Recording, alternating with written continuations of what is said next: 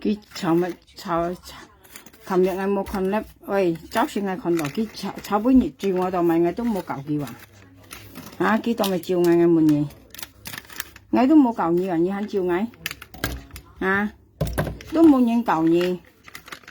冇人搞佢肯照你落去，佢炒半日照我喂，朋友家佢炒半日照我，炒半日未炒半日，我早上看到啊，我先啲啊，佢當咪照我門嘢，佢照我話。你咪知拜我都冇乜嘢話，你當咪照嗌我乜嘢？嚇你啊，講下海，照嗌下脱褲，佢照嗌緊，照嗌到脱褲啊，笠短褲嘅去，佢照嗌話，照嗌到甩短褲笠，你佢照嗌都唔該嗌事咗去，佢照嗌緊啊到甩短褲笠要啊。คนยิ้วเกี่ยวแข็งจิ้ว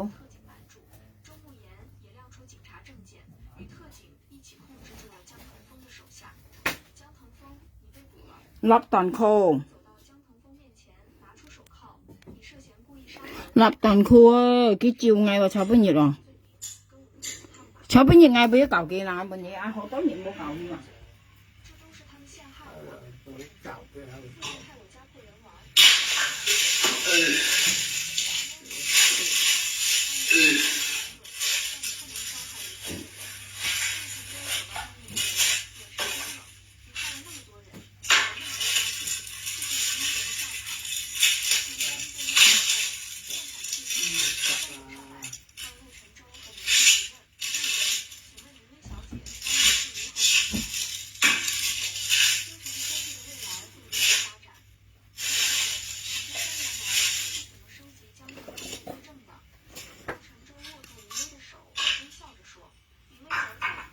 lót toàn khô cái cháu bây giờ chiều ngày đầu mày ngày đó sáng kiểu một nhà gì à kẹt nhiệt đâu à hả cái cháu bây giờ chiều ngày đầu mày ngày sáng một nhà ơi thân nhiều ca như chiều như là toàn khô lắm ngày tôi kẹt nhiệt một nhà gì à mấy cả cái sáng sớm ngày đó sáng sớm cháu mua cả cái sáng sớm à biết cả cái sáng sớm nè à biết nhà một cái nào ngày đó sáng kẹt nhiệt都冇cả cái sáng sớm à có hết đâu à cái cháu bây giờ yếu phân nhà nhìn mà cái nhà ngày đó sao xíu đi chặt nha lấp tàn khô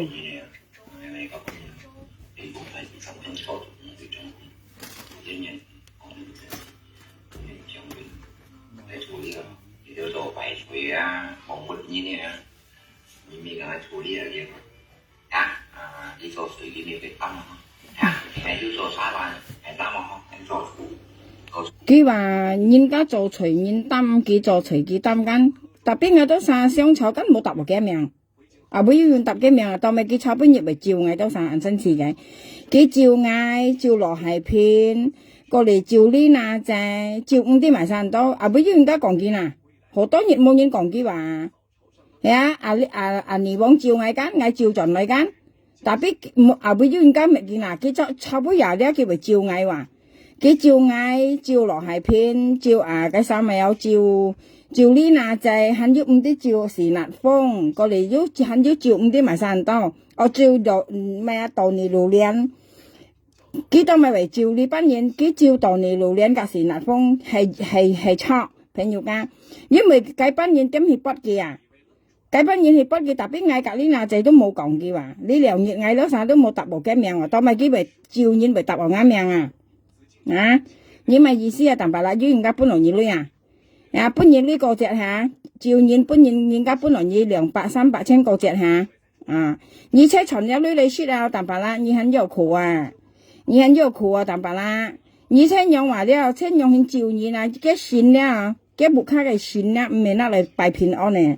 拿嚟照然啊，人咧只擺面啊，嚇嘅木卡嘅線拿嚟照然啊。cái là nhi chiều ngày dặm mới còn chiều nhi tạm bà la ngày cả nhi một sáng sớm là không một nhi đen nhận nha nhi nè đeo ngày nhi nhận nha xỉ thì nè đeo xin nhi nhận nha nhi mà mình nhìn nhận nha nhi nhận nha nhi nè đeo nhi ơi còn căn lép à đeo dưới nhìn còn nhi mồ à dưới nhìn tập nha miệng mồ à thùng mà khi còn à phát sẽ à để kỳ lên tạm bà la nhưng mà tao lòng xỉn được là cái là chính tao à quân hay cả gà 了甲家嘅阿公阿弟弟呢冇答花姐名啊，花姐冇阿弟弟呢，佢講花姐阿弟弟佢話家己做朋友強結ไม่得嘛，對我佢講話，應是講將杯啊，花姐可能一面都鬧你鬧切乜嘅話，了佢講話花姐佢講話你冇阿弟弟嗌佢又嗌冇隔一樣嘅人做朋友咧話佢未裏面咧話，嚇。你冇講將杯啊，家阿公唔係花姐嘅，嗌滿年花姐了啊，家阿公唔係花姐噶。你話跟人家做嫁嘅阿公阿弟弟你要答我花姐名啊？你兩公婆咧花姐都已經啲硬及你死hết了啊，淡白啦。你話花姐唔曉阿弟弟你不離抗啊你啊，你話你心堅啊，淡白啦。花姐隔你不看人做朋友，同埋隔你老婆隔你做朋友，同埋嗌乜嘢，要咪好處啊？花姐愛隔你淡白啦，做朋友要咪好處啊？你冇講將杯啊，花姐阿弟弟你唔係得嚟嘛，都不嘅阿公咧話，啊，家嘅阿公啊，你啲冇見下全都嫁嘅阿公啊，啱苗下兩肯要嫁，啱下嚟都肯要嫁嘅呀，淡白啦，你要講你舊甩舊按橋，你要條講你舊甩按橋，家嘅阿公啊，啲有隔你講已經是做戲了啊，淡白啦，花姐唔係隔你做朋友啊，我大利田分花姐，我滿花姐你要阿弟弟淡白啦，佢講冇啊。人已經是做戲，當時你喺面前做戲了啊！像上一次人記得啊，佢講嗌本家妹子三條，佢用結咪得嚟嘛，啱用人類都佢講啊！你常講將妹啊喺你喺面前啊，你博人家講你安好嘅人啊，淡白啦！你當時甩嗌多晒名聲嚟做埋嗌多晒名聲啊！你咪多啷成了啦，一人要支幣嘅名，要埋晒緊要做朋友，係個電子啊，咧唔夠錢15出嚟先緊要做朋友啊！你有個鬼可能你很驚啊，你有鬼可能你很大輪胎啊，咁你講啦，你冇見第花姐名啊，你冇不花姐阿官啊，你按冇啥啦乜啊，你成日有不花姐阿官啊，你按冇啥啦乜啊，淡白啦，你冇啥啦乜啊，你冇見用人嘅阿官出去啊，你冇啥啦乜啊，你唔知見下按當人家做假阿官咩？啊，見下時船當人家做假阿官，一瞄下兩格一下嚟都很要假嘅呀。你冇渣渣啦，你淡白啦，你冇渣渣，你都要渣渣好人啊！你好叫啦，淡白啦，你超風了啊，你好叫了啊！你冇做冇做嘢啊！你叫人冇花姐名嘛？你咪小啲嘛，面皮盤啊！香港花姐阿弟弟佢隔做朋友結咪得嚟麥花姐了啊！啊！你本花姐潑牛一面咯要啊！我試講啊，花姐嬲你嬲切乜啊？跟你講啦，佢喊阿弟弟你當咪鬼啊！炒半日嗌要講嘢咩？炒半日前日嗌要講嘢咩？嗌上落海片嚟粒要答我一名咩？當咪你朝炒半日要企響照嗌問嘢，照嘢咩知啊？淡白啦，照你冇看見啊！你話你冇看見，你照時超嘅啦！嗌跟你講嘢咧都冇實啦乜嘢啦！你世界上喺度咧都冇用嘅嘢啦，只有殘廢啊！你話殘廢嘢啦你啊，殘廢你睇是殘廢啊！你有金現籌金現裝啊，博現記呢本嘢啊！差不多要人叫你本嘢間，人咪向自續嚟照你啦。你看家財係你要財係嗌多晒要財啊，差不多要人本來你呢單本500千300千本嘢咪向自續嚟照你間。你很要苦啊，淡白啦，你識得用個女啊，識時本嘢啊，識嚟你面長面度啊，你歐農物血啊，你識得女啊，你歐農物血啊，面長面度啊，你識嚟用個女嚟照你啦，你冇啥啦乜啊。你要很要好看啊！你看個天啊，燒嘢係燒喺多晒啊！你要嚟看啊，很愛買啊花姐名咧，叫講花姐阿弟弟嘅咪得嚟嘛！你要拿鏡去照一面冇啊，淡白啦！花姐阿弟弟你啊，你要照鏡冇啊一面，你兩公婆要拿鏡嚟照一面冇啊！跟人啦已經嚟搏你了啊，羅結你了啊，很阿弟弟你你實在你要搏啊！你話就你要搏係咪？幾百面唔啲時候咧。你阿弟弟nhìn tôi yêu, nhìn các阿弟弟như tao mày. Ni阿弟弟nhìn ngày tôi sáng sớm, đi bóng bài ngày mà ni hắn打田本ngày ni hắn打田法本ngày tao chẳng có còn nhìn các打田本ngày ni tụng tí xíu đi nhìn đi chẳng các bấy tao thì tao chẳng này bỏng bụt nhìn còn phải nhìn cái阿弟弟本ngày trong miệng hai liêng cái còn yêu rằng mơ dạng cái còn當主係你甩拔咗嘛齊cái講未話就係講啲埋晒講嗌cái講摸下出靠打田法本ngày出市場你被小啲嘛見係要係用起要講嗌本幾類唔係本金位置3條咪3個唔係啱3條咧我咧咬落去都好本嘢 anh cầm còn mày ngã miệng sang còn ngay ở bên kia lưỡi kia mồi tài liệu mạng ngã nhồi nhìn lưỡi đâu nhớ lên tụi phun miền phi như nè ngay cả như còn như một cái mày ngay đó xài miệng sang rồi đi尤其是花姐罐như應該拿來用筆要吉架嘅咧你買花姐名聲你上係講花姐緊要吞食唔係緊要做朋友啦你都講叫哋你你博呢劈雜現你買啦呢度你一年安好花姐緊要生產哋你而家係買你嘅名聲講你安好花姐緊要生產到盡你甜你而家意思人樣係但係緊唔明你那愛到啥名聲係做人名聲安好你為少啲嘛你識得用女你咧人家叫不你300千500千那嚟用照人一部開先退用照人你喺度3萬今日初熱初熱你不人家用立頓褲你為少啲嘛做人咧我做好耐我都2月冇賣你話我冇賣你緊我冇搭部嘅名緊我賣嚟晒我賣你往夾賣家咪有我賣嚟晒呵唔知賣晒因為佢喺cái賣苗度照我都唔識照你都冇佢呢件嘢都我呢娜仔都賣都唔知係賣嚟晒都唔知呢娜仔佢差唔多人嗱香嘅照我話你為時候呢望你照我度咪意思唔係咬實唔係緊要來幫你照時嘅樣輕你不愛笑你對誰你照你不看你照你兩隻妹照你老婆我緊你講啦你講好人要好報然後好人要好報你煩人你肯要你會看你你冇做你安煩你得了人家300千500千咯你徛向照我有啥你你識得用女話咧，識了你安農白血啦，但白啦，你識了了女咧，你咪生了你識了了女，你咪講到經驗咯，你講別生你前強照人間，驚我照進來，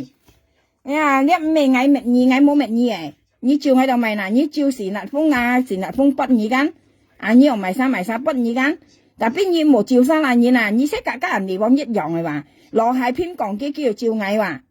羅係偏講機落嘅羅妹勞工調資本嘅羅妹勞工調資嘅人哋往教嘅羅妹勞工就特別佢照我嗌話你咪意思嗌講你人哋話你燙耳唔燙皮你做你嚟錯出去既然係嗌講你家羅係偏講你你落一羅妹勞工本一羅妹勞工調係冇你照羅係偏你都咪為照我嗌你兩沙都係歸春15宿你搭地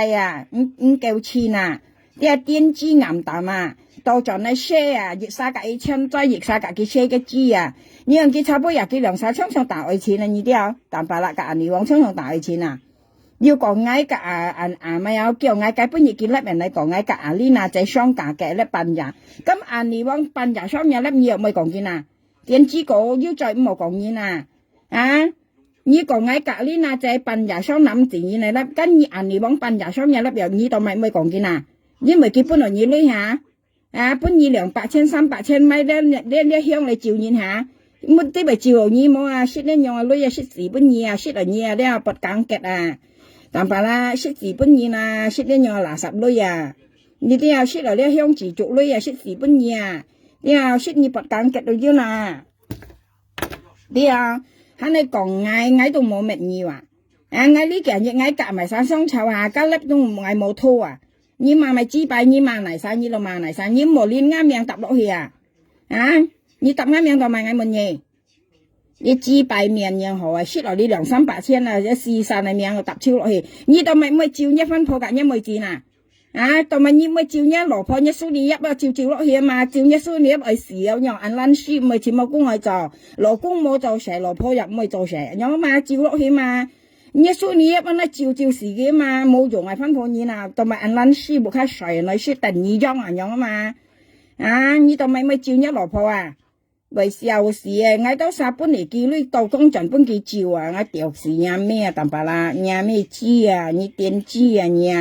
家呢仔講你單殺插一木租金為什麼講生因為花姐啦，按行本嘢累，苗下量按行本嘢累，當咪你那嚟賣佢兩沙。你為按電子嘅人，家呢那仔講一小字插一木，就你都講呢那仔講一聲講一東西了，年度呢電子嘛，你講位係咪988意思家呢花姐隔嗌安提做客意思本意安到女到咪你那裏萬年媽就係去今日又到咗啦話嘅意思明你單晒小字插一木珠咯意思你到講呢那這年度你了你點知你差不人你喺先攤呢度照嗌西啱命到咪要講老公咪好嘅但白啦嗌都博老公長命百歲身體健康你但白啦嗌博老公長命百歲你唔是講老公你唔是拖老公冇翹過你反明一個家人翹過嗌但白啦你好叫了啦你今日暗過黑人咧記得你自家重視路也好做錢乜工係做唔好點博人家搬了你說唔爆我唔是跟人家搬你女做冇做你嫌人嫌七嫌八樣嫌騙咧樣女嚟說說了你還未面窗面度但白啦你未面窗面度你炒半日買晒半日來照人買到向自足去照人跟你說了呢樣女但白啦你面窗面度ô nông bạc hết tạm bảo là nhà cái nhìn xí rồi lôi nhìn các bún rồi nhìn lôi máy hông chỉ chụp lại chiều nhìn là nhìn vậy xí rồi lôi miền trong miền tù ô nông bạc hết tạm bảo là nhìn xí chiều ngày đó sáng mua sáng sài ngày đó sáng hó chiều tàu chiều đến nhì nhóm chiều nhìn các thiên chiều xí bún nhà nhìn vậy bún một đôi床xí rồi tạm bảo là nhìn các bún này nhìn lôi tàu công chuẩn bún nhì chiều nhìn vậy bún một đôi床xí rồi tạm bảo là望真香，你為本無到床時咯，望真香。你數年一你為本無到床時咯，你愛交辦一老公你做先做貴喺度騙唔到幾多累，你家點知嘛唔為本而到累，家下恁24你為本人小面都小望係你照嗌你照嗌到咪，嗌咪到你乜計嗌你近日嘛你要答話你淡白啦，命係咪？你冇按到阿拉山照你豬拜立頓褲你掉嘢咩？豬腳唔啲人好嘅，你慢慢豬腳嘅kiếm chiều嚟噶人家本嚟你女你班人女忙間班你唔可以照嘅，你聽到嗎？你識個女用個女唔可以照嘅你要聽到冇耳教面耳空冇耳教，你聽到係講乜你用個女識個女你唔冇照嘅唔冇答啱樣了好啲叫了你豬腳kiếm chiều冇耳教面耳空冇耳教一時kiếm chiều嚟噶，你炒本熱前照嗌你看你幾百名，你真曉幫接那當佢立你，立架條嗌兩條叫立架條兩架條啦。立架條當佢能鬆拍落嚟立然後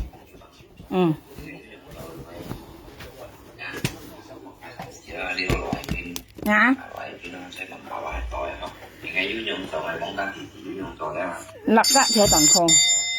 兩條當佢立你幾百名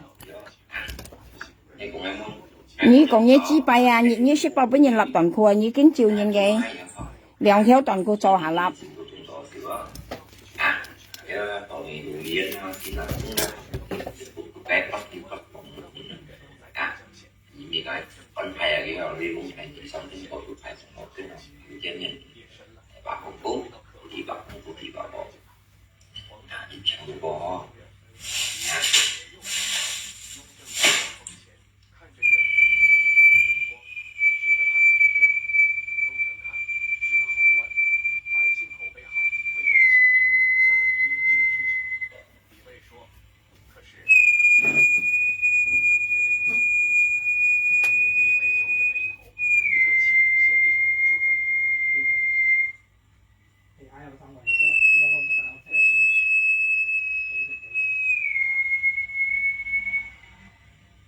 做事情咯，應該做現在可能，係搞到你上地處理。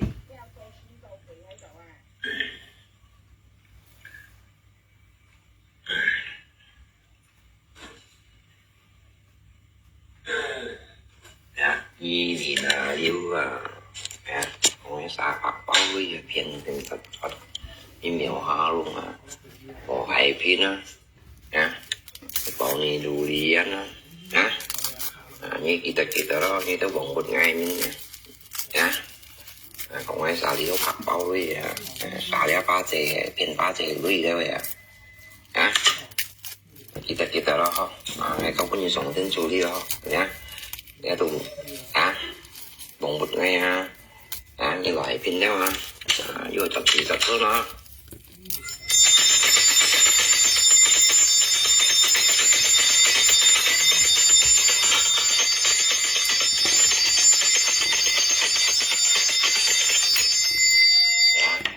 要用咗萬二都算真個200ngày啦，要bằng實一平咗或者唔會人意會嘅，平實嘅，用萬二都算真個200ngày，汽車搬車廠，希望別搬我別廠行路多一啲平同搬幾多con，cũng ai muốn用cho đi được 1 ngày nhưng nha, 1 ngày nha. Anh đi nà liêu miêu ha luôn loại pin như kỳ là cũng có đi đeo cổ mình tập môn tập chẳng còn em mù xà xài yêu thằng đó nhầm một ngắm miệngกันcái anh muốn nhẹ朋友噶你講你冇騙人嘅女雪家花仔20條啱40條家係買女愛muốn嘢淡白啦你冇騙人女你愛看愛開家阿公本兒堂嘅樣嘅嘅意思兩愛開本兒堂嚟邊嚟你講你冇騙人女你喺嚟拗你咪使講嘢愛問嘢你咪使講嘢你講你冇騙人女你愛上問嘢你咪使講嘢你咪哎呀拗了你堂嚟先本兒堂你講你冇騙人你咪使講嘢但係先啲朋友間咧，我等下嚟先睇下嚟。等到金半日係冇見到你嘅錢嚟緊，我想問你當白啦，你騙唔到律師嘛計，你按響你按打，你嘅錢間你按價個間，通係是打你拿錢你嘅來錢買來當白啦。我等你等到見到你見到你騙唔到律師嘛計我想問你老叔做嘛計你啲嘛都咪嗌俾人用講因為你對到老叔呢種你啦，跟你講我講你當白啦，你來我講你想到你咧你通係是打人愛嘛計殺人來我等你當白啦我等你等到見到跟你講哇！我次次等你等到見到偏咗間你都看下咧，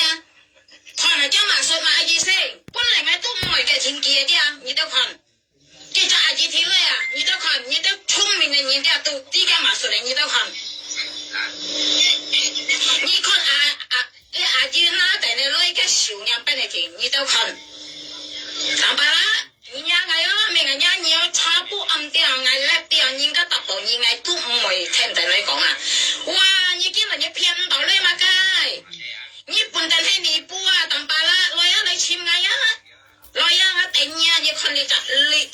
嘢少朋友㗎？你看你想到你曉嘛嗌唔曉嘛嘢幾百年當白啦你本身唔啲少呢啦，你看你咋嘢少你喊嗌辦你買房你去喊嗌辦到你買房你啲冇俾有啲冇你嗌你買房冇我都唔係呢嘢吧未成咗啦，看下朋友看你嘢少叫麻術買嘢先你都看跟住打錢看麻術買嘢先看姐強走你都看下朋友㗎你都會看本來你當白啦你做你都看麻術係咪意思當白啦你冇半年波你咪使講你當白啦你係嗌講你嘛你王姐講你你當白啦所以你唔好照你了當白啦叫了啦當白啦收頭了你照嗌都啥照唔到家除都係你擔翻嗌隔你講當白啦同唔到都有啦落照照花仔照嗌照雞三咪有落係片得話本嗌都鋪到你周意思是愛騙出來冇好騙了，本來都啥講出去，係啊冇好騙人了，今日愛講好歹了，愛照嗌講一言安清白了嚇，意思嚇，係啊愛賣信心啊，啲叫做賣一信心咯嚇，你很有人相信你咩？你咪使講呢啖白啦，你聽下你先啲啊，慢慢聽一啖白啦，你看嗌要講快你冇啲啊，你冇騙出你嚟你咪俾人家嘛，你騙出啊，你笨咧笨你補啊，啲啊，你講講你笨你補啊，你騙咗女啊。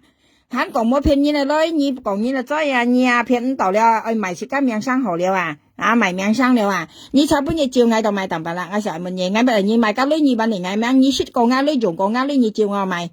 như bị xéo đi mà miền phi phôn như shit con ngã lấy như là cả ngày thầu có lấy như là tàu con chuẩn bây giờ chiều ngày như bị xéo đi màu như chiều như bị xéo đi màu như bị xéo đi màu như shit rồi như này lấy dùng như này lấy tàu con chuẩn là chiều như là bị xéo đi màu phun nhân thế chiều nhà mẹ chi à như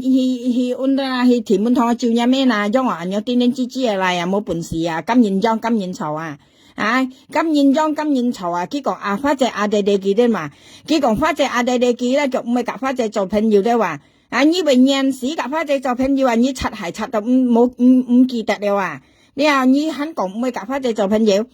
như giúp bật cái cuốn các cả nè các bà su như phát hiện có mấy còn hà các mê chính sách phát triển cô nè các bà su các ô chi ba la nhỉ tạm bà la những một châu hiếu nè phát triển còn là nhân miền nó bị căng xì hết đi cái như còn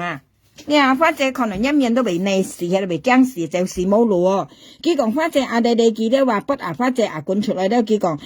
cái mấy cái phát triển cho朋友đó cái mê lui miền đó nhớ tạm bà la mê lui miền hay sai lui miền như cái nào mỗi còn như sầu nhân hồng lui bạc cô theo một thân như một sầu nhân hồng lưỡi hà bản thân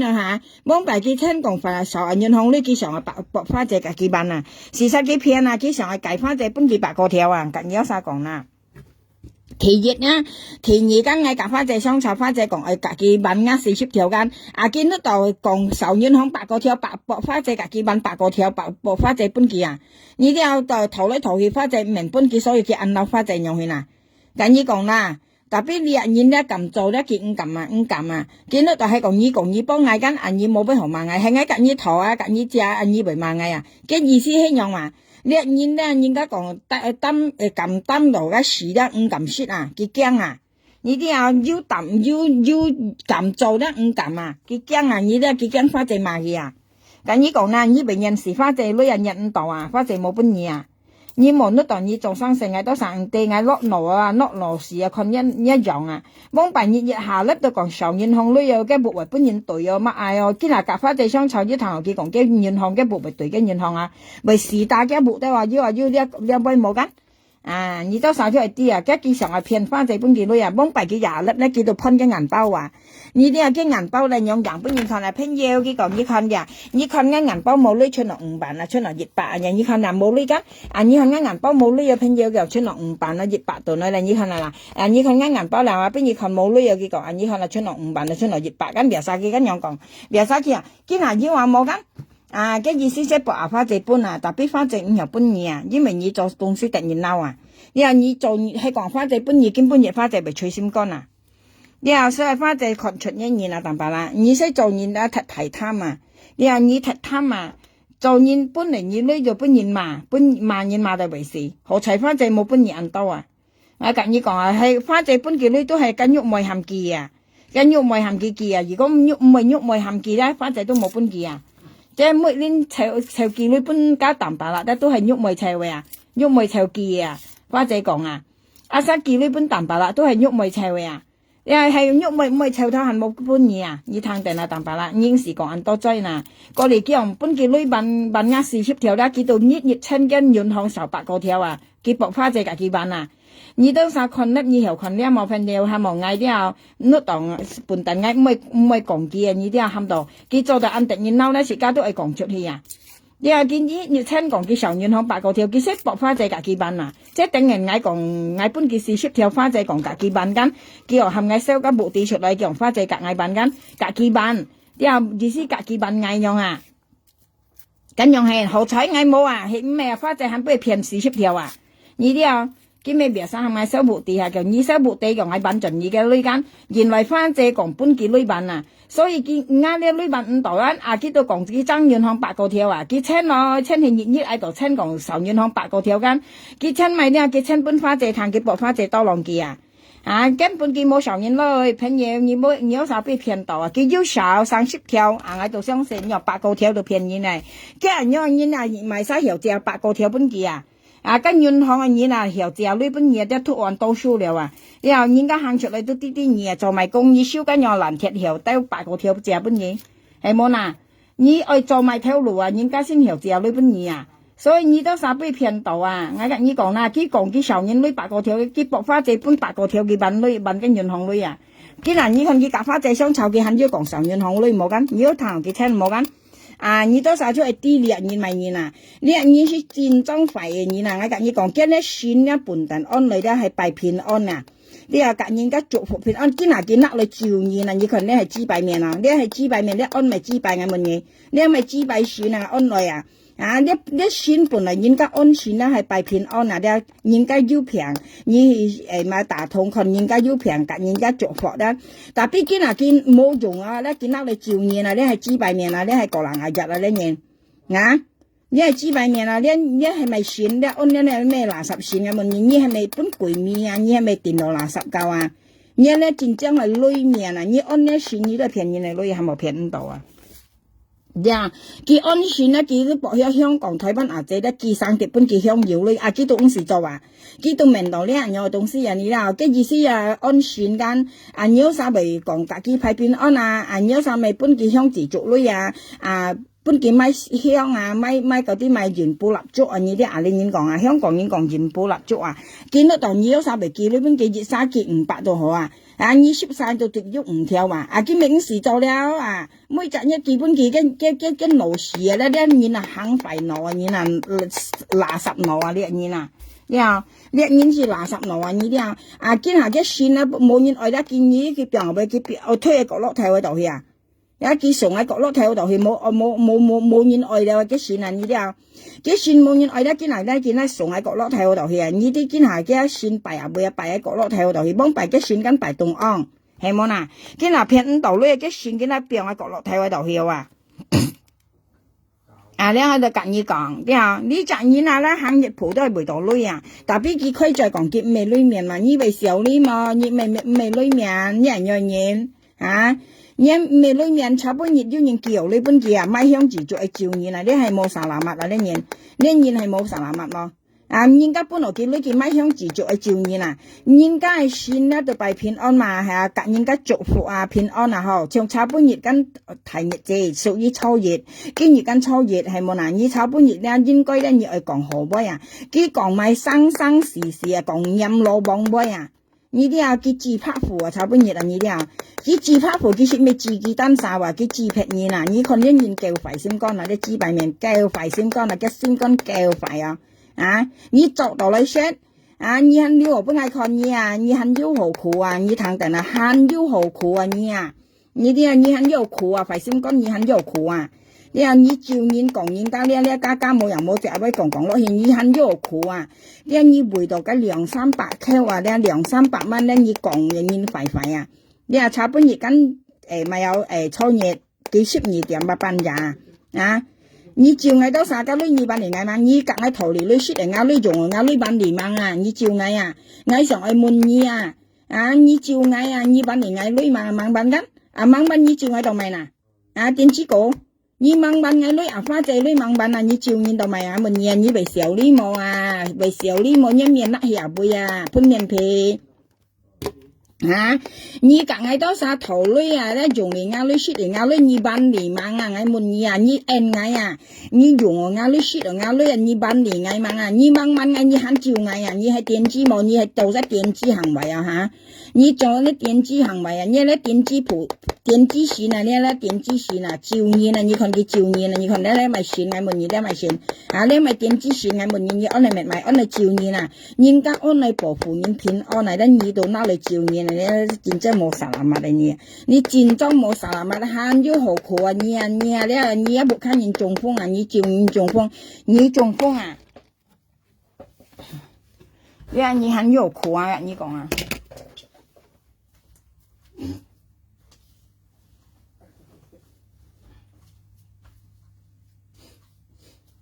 啊？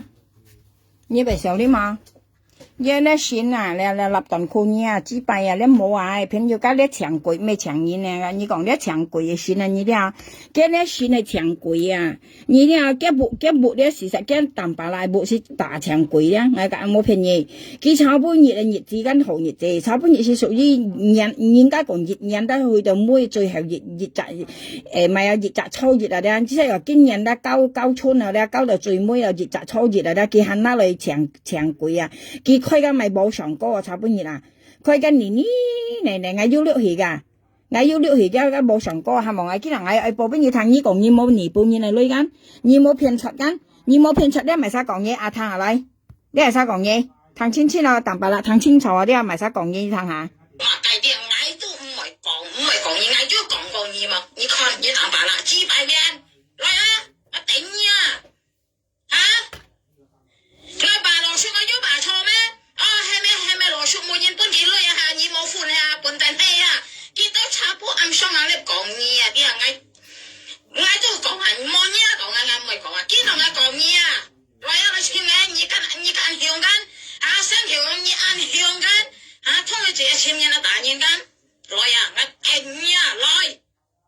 你上落嘅驚你啊，淡白啦！你冇嚇我啊，你嚇我唔到啊！跟你講你淡白啦，你尼布你啦，你啊啲啊嚇！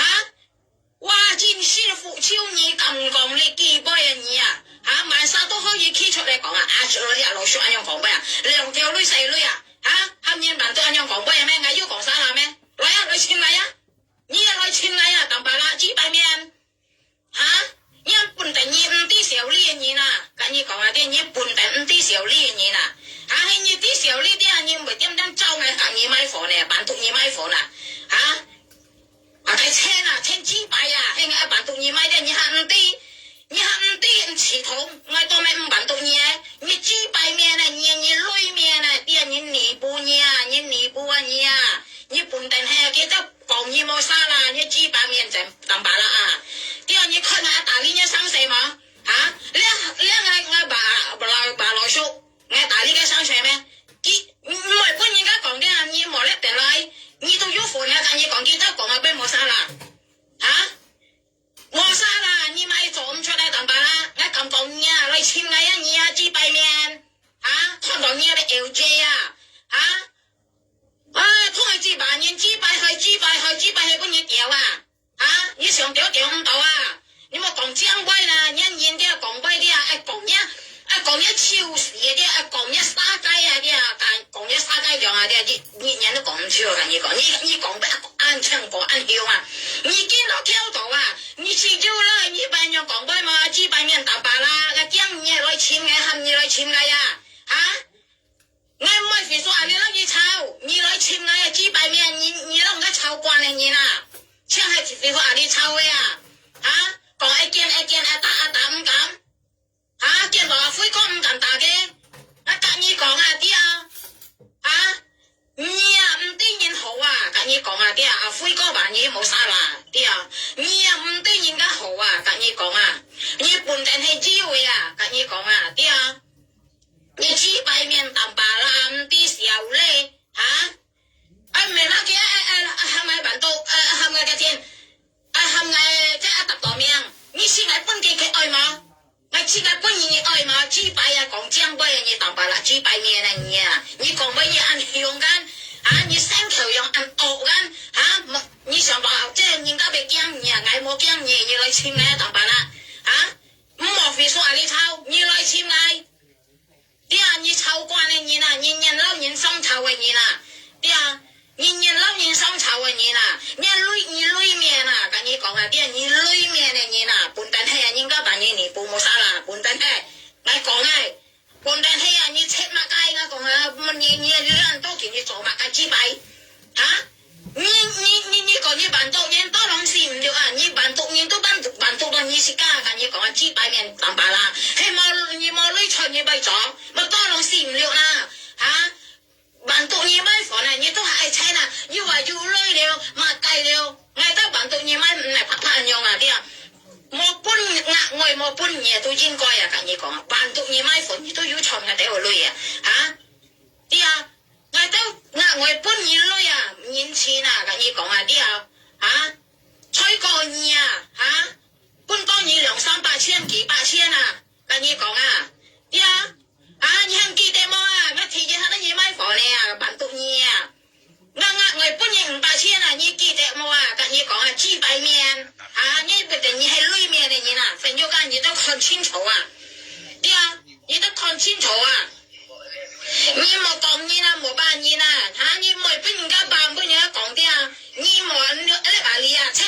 幾百啊，你啊稱啊，你稱到人家辦讀你啊，啲人離譜呀，啲要乜計了冇了，呀，你按條，你講不按條，到咪含人家買冇多費乜嘢，稱幾百啊，你業務就稱你業務稱你。本地聽啊，講啥啦咩？肥叔個人都愁為你啊！你稱你嗱，但係啦，你跟講嗌，你講嗌呢那隻，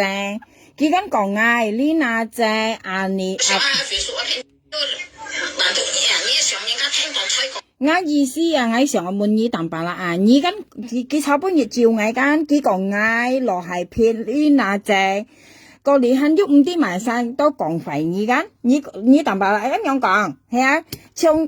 朋友間你都晒看幾你夾粒嘅，跟落油度嘅炒杯人賣嗌間，幾個嗌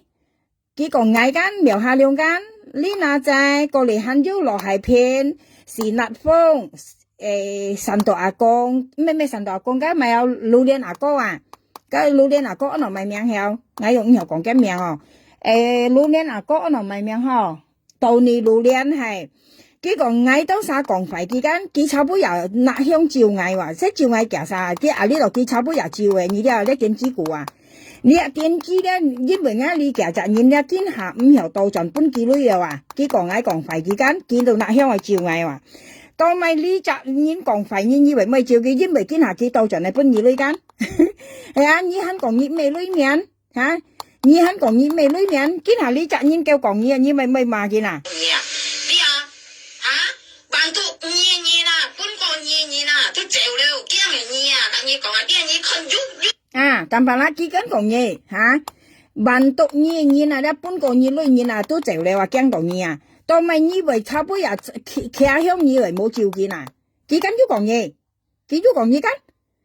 因為到咪啦朋友間，因為佢要到咗你隔佢做朋友要搬幾類啊，搬300、500千啊，一條300、500千一條要搬幾類，所以佢咪買幾間，肯隔佢講好波呀，你但白啦肯咩裏面你小呢年啊，但白啦諗自然不你做衰啊，你小呢年啊，一黑輪咧割起見啊，但白啦冇愛啊，黑輪割起見啊，喂做女人做翻鋪年啊，你咩諗自然啊，但白啦，你做翻鋪年個人啊，但白啦，一黑輪咧割起見啊，你車係裏面啊，你往一般你裏見下咧，你都講嘅好啊，唔敢講哦，佢咪要講嘢嚇，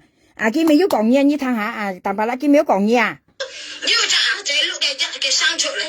講嘢嚟行啲時候呢幾百年白白啦，你時候呢冇啊你啊，我上門嘢你咪時候呢冇啊，哇我第二啲第啱叫啦啲啊，我識你多件何啲啊，我睇到你幾多年啦件嘢咧，啲啊我看你樣邊啦。佢問以為小呢冇啊，但白啦，以為小呢冇啊，笨你補啊，佢講你笨你補啊，到咪以為冇人冇記啊，冇你差不多照顧，到咪冇照記啊。喂，裏面生冇面一黑輪割起嘅但白啦，冇愛咧黑輪割起嘅啊，喂，你係陰黑嘅啊，你冇黑輪嚟你啦，唔係少呢啊，要你幾本二女咧，你都講幾好啊，你冇本幾女嗰陣時咧，你啲就本講嘢啦，嗌本嘢談，哎呀，你談幾萬嘢啊，你今日到幾萬了啊，你嗌本嘢嗌開本嘢談等下，但嚟啲朋友家咧，你但白啦黑未裏面，你看你2、3萬元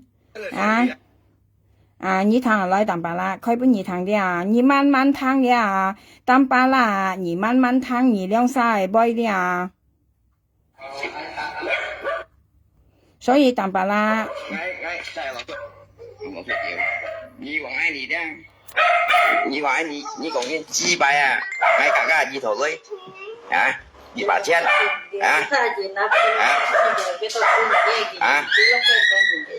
à cả gì hầm máy sầu bạn à như còn mày chỉ bay ba máy sầu bạn không mỏng xịn xịn xịn à mày có pin đi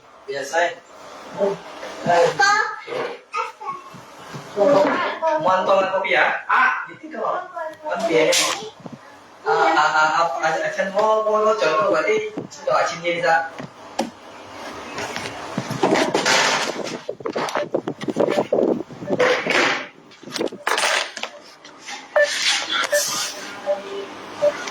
Rồi không?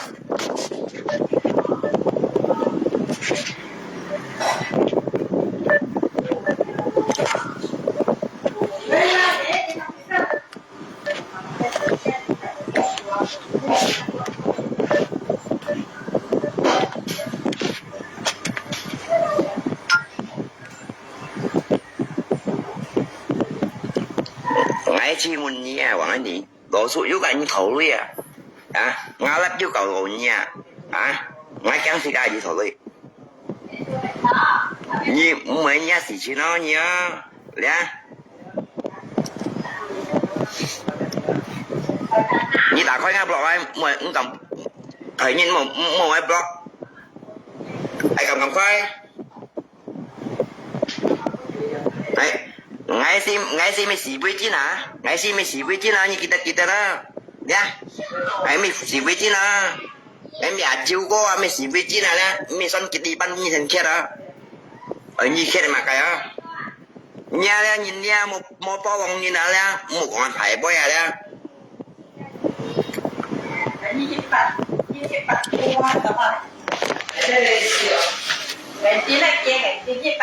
mà ra cái như thầu đi. Hả? Mà sao cả như vậy thì thổi đi. Sao đây các bạn? Mà sao cả như vậy thì thổi đi à? Hả? Nhưng nhờ biết quỷ. Hả? Mà sao cả như thổi à? Cái xe lái chi chứ? Chết kiểu như này còn nhân gì? Hả? Có chút cái như thổi à? Cái như vậy thì thổi mày. Hả? Sao? Cái như vậy thì thổi à? Ngay dưới cái gì thổi với sao mà? Đi còn mấy chuyện rồi á, đi hỏi nhanh đi bay hỏi ra như chuyện rồi à? Giờ không khẩu chim anh đi chọn đây đi khác. Đi chuyện rồi à? Ngay xin mày chiếu cô ngay mày son kịp đi ban à? Hả? Mày chiếu cô mày son kịp đi ban à? Hả? Jadi mày sẽ chân. Mày chiếu cô ra son kịp đi ban à ra? Xỉu đình thân đi ban à? Thân bí như thân chết à? Đi xí chuyện rồi á.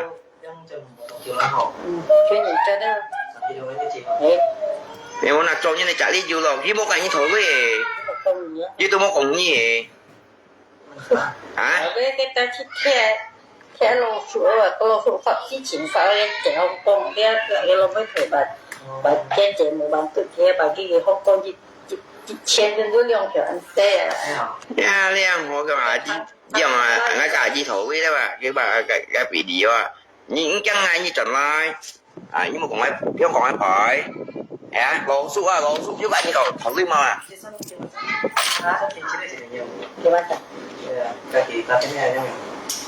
Con kia cái cầu anh Đừng giúp ca dạ cho chú có that's Đeo phỏng dịu đã còn đi những cả đi nó chuyện rồi á nhà nỉ bóng á ngay xin mẹ chiếu cô ngay à mẹ son kia đã à lỗ sụp à ngay to lòng à lên như một con gì như một con quậy như nào dạ đi cái à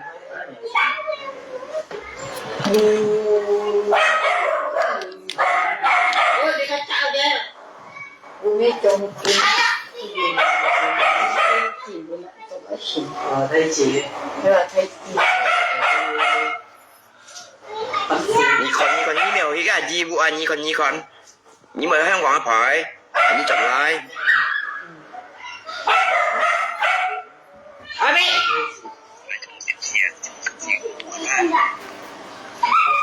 Bác sĩ 先开钱啊！对呀，先开钱啊！忘了。有了，对呀，都好，都几年。帮这个打，你打，ngày mẹ ra ngày mẹ chỉ quay trên ngày mẹ chiếu quang ngày mẹ son gì đó đấy gì đó đấy anh đi bông đấy ngay lép đen ngay lép ngày một cậu nhà lỗ sụp dân của mình nhà một cái như thầu à dạ như cho trả nhân đôi trò rồi à cái sốt ngay mà cái bà chẳng cả gì nè ngày sau ngày có gì dịch theo đấy cả gì mấy thầu bán cái nãy câu nói cái lưỡi gan có thể nặng như theo điều theo ban rồi cũng anh nặng như cá theo này đấy cái để chúng ta bảo nó cái gì nhưng mấy đứa như nào lên nào đó những cái gì làm bảo lại giảm cái gì lưỡi rồi à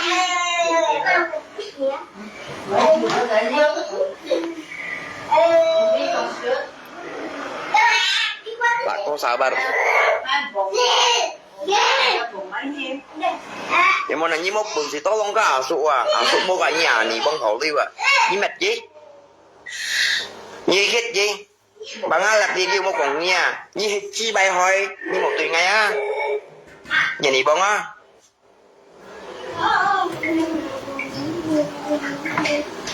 nhà này bông hết chi bay hồi đấy như đúng một cậu ngày á một kiểu như có như cái hạt du khách ngày đi nào à mày đi ông ta theo phụ suy em chứ mày chỉ bay đâu đi cái hải đồ gì tí nó à như bởi cả anh con nông xí mày chỉ một cái như thỏ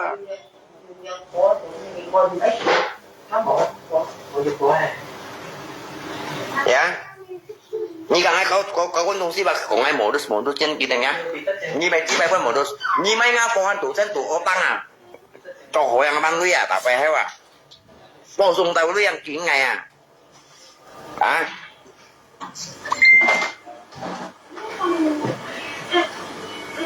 thế na chú có mua bản tôi như này từ như nào lo số tôi vô cả cái thổ lý vô cả mèo hoa luôn thổ ra mua cả như một kiện tôi thổ như cái sắm tay chết à nhông tìm mua nè em mà như cái xe ở nhà này bông ngay lui vô nhông như nè bố lô cha bom kết in kia này yêu kết à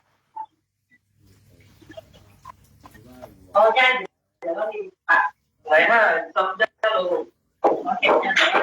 来哈。不然拖。那这里不买鞋啊，你好吗？你cháu anh ngày còn gì mà không cháu chỉnh đồ mà thì kêu người ta đi à. Thì rồi. Em muốn ăn chỉ mấy con kitty pan à, dạ. À,你到咪我為開嘅上半年沙灘，你啲嘅意思係咪冇男朋友㗎？我意思啊，你往都要講廢嘢，到咪你超不人應照啊？啲啊，你超不人應啊，呢度照你嗱，啲你照嗌落係片講廢嘢間，你講嗌落係片。呢那仔啊花仔肯喐啲埋山都講廢嘢，跟住你照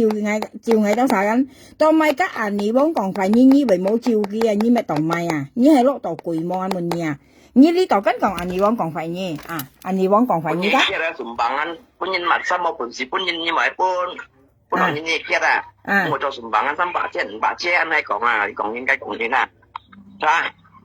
Nhưng mà pun si punin mau pun à. Tôi các punya mày còn nếu lên nhưng mà pun si cái kau kon lên nhưng mà cái kau kon à. Ani bang. Ya, kalau sudah kau ni tipu modus tipu à. Mày sao tôi punya còn gì đâu à. À. À,你到咪為你為冇嘛見啊？你啊呢度你為冇照嘅啊，但係啦，佢講你到咪你呢度你為冇照落去啊？我問你啊，你到咪為照嗌花仔啊？你照嗌照花仔，肯要照埋山刀照呢個咪有羅蟹片，你講嗌羅蟹片花仔啊，過嚟肯喐唔啲埋山刀照，你照超緊，你照緊錢付不你照落低，到咪啊你講啊你講你啊，你為冇照落去啊？你係攞個攰冇啊？你係一面係裏面冇啊？你係裏面冇啊？一講你咩裏面啊？你講你咩裏面？所以唔冇人講啊！你那隻講你係裏面咧，你出去嘈起嘅啊！唔冇講你咩裏面，你車係裏面了，但係啦，你係熱200-300天喺裏面啊！然後人家搬你200-300天咧，你都買香嚟照你啦，你看下你冇實物啊！你係咧識咧用啊，你係歐農物血啊你。你識啲人用女係歐農物血啊！我問你但係啦，我咪講生啦你嘛，你往到要特食嘢，當咪炒杯人你照為冇照我嘅啊？佢咪要特食嘢啊？呢度你咪罵佢嚇，你罵佢豬肺唔害啦，話你含隻豬肺唔害啊？你咪罵佢嚇，當咪你炒杯啊？你照你嚟冇，你為冇答落你話嘅名，你都係冇照佢啊？點知佢本來你來，執落嚟本嘢嚇，執落200-300千本嘢嚇，執落嘢再加攞，佢炒杯啊，嘅豬肺再本嘢加執落嚟，你啲嘅豬肺再啊。所以咪炒係咪Lina仔講你裏面，你炒係裏面咯，冇錯咩裏面咯話啲你炒裏面了，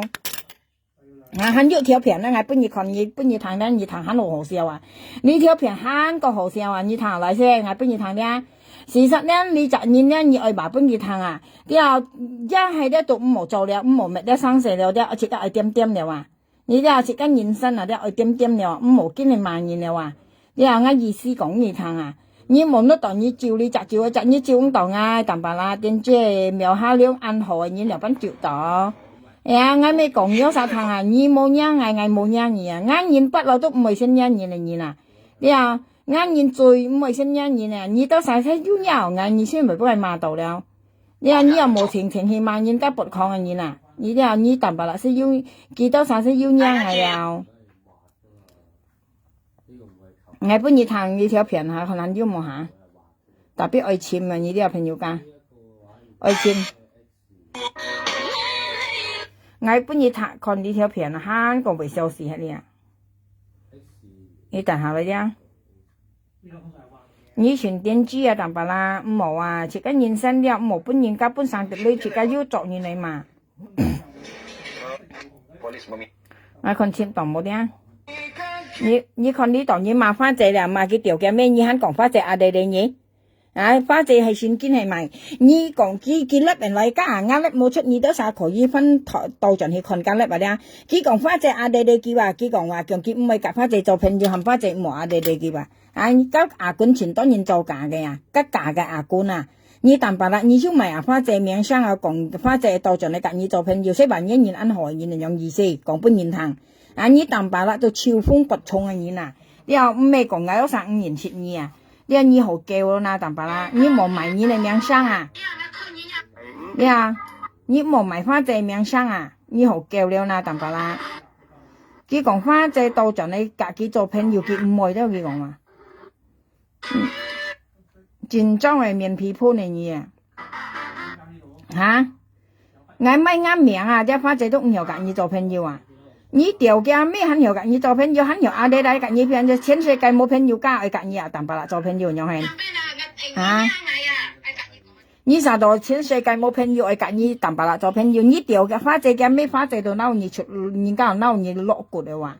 你肯講花姐阿弟弟，你都有佢講唔會㗎花姐做朋友，幾好正嘅俾講出嚟話，你講按正嘅話嚇，你唔啲小理嘅，你冇買花姐名聲啦，但白啦。你冇買花姐名聲啊？你肯咁講花姐阿弟弟你話強佢唔會夾佢花姐含花姐冇阿弟弟佢啲嘛？啱苗下兩都很要夾嘅啊！啱下嚟都很要夾阿官啊！但白啦，你舊粒舊啊幾多年啦？你咪話你安強舊粒嘅嘢，但係喐真假你都唔有分別咧。你就愛講花姐了，買嘅名聲了。講佢阿弟弟你到了，唔知為你做阿官嘅阿弟弟你單啥冇啊？啲講花姐阿弟弟你愛買名聲啊！意思你安何你啦？花姐很多盡你愛做朋友樣好叫啦，淡白啦，好支持從嘅話，啲拔衝就係拔衝嘅話，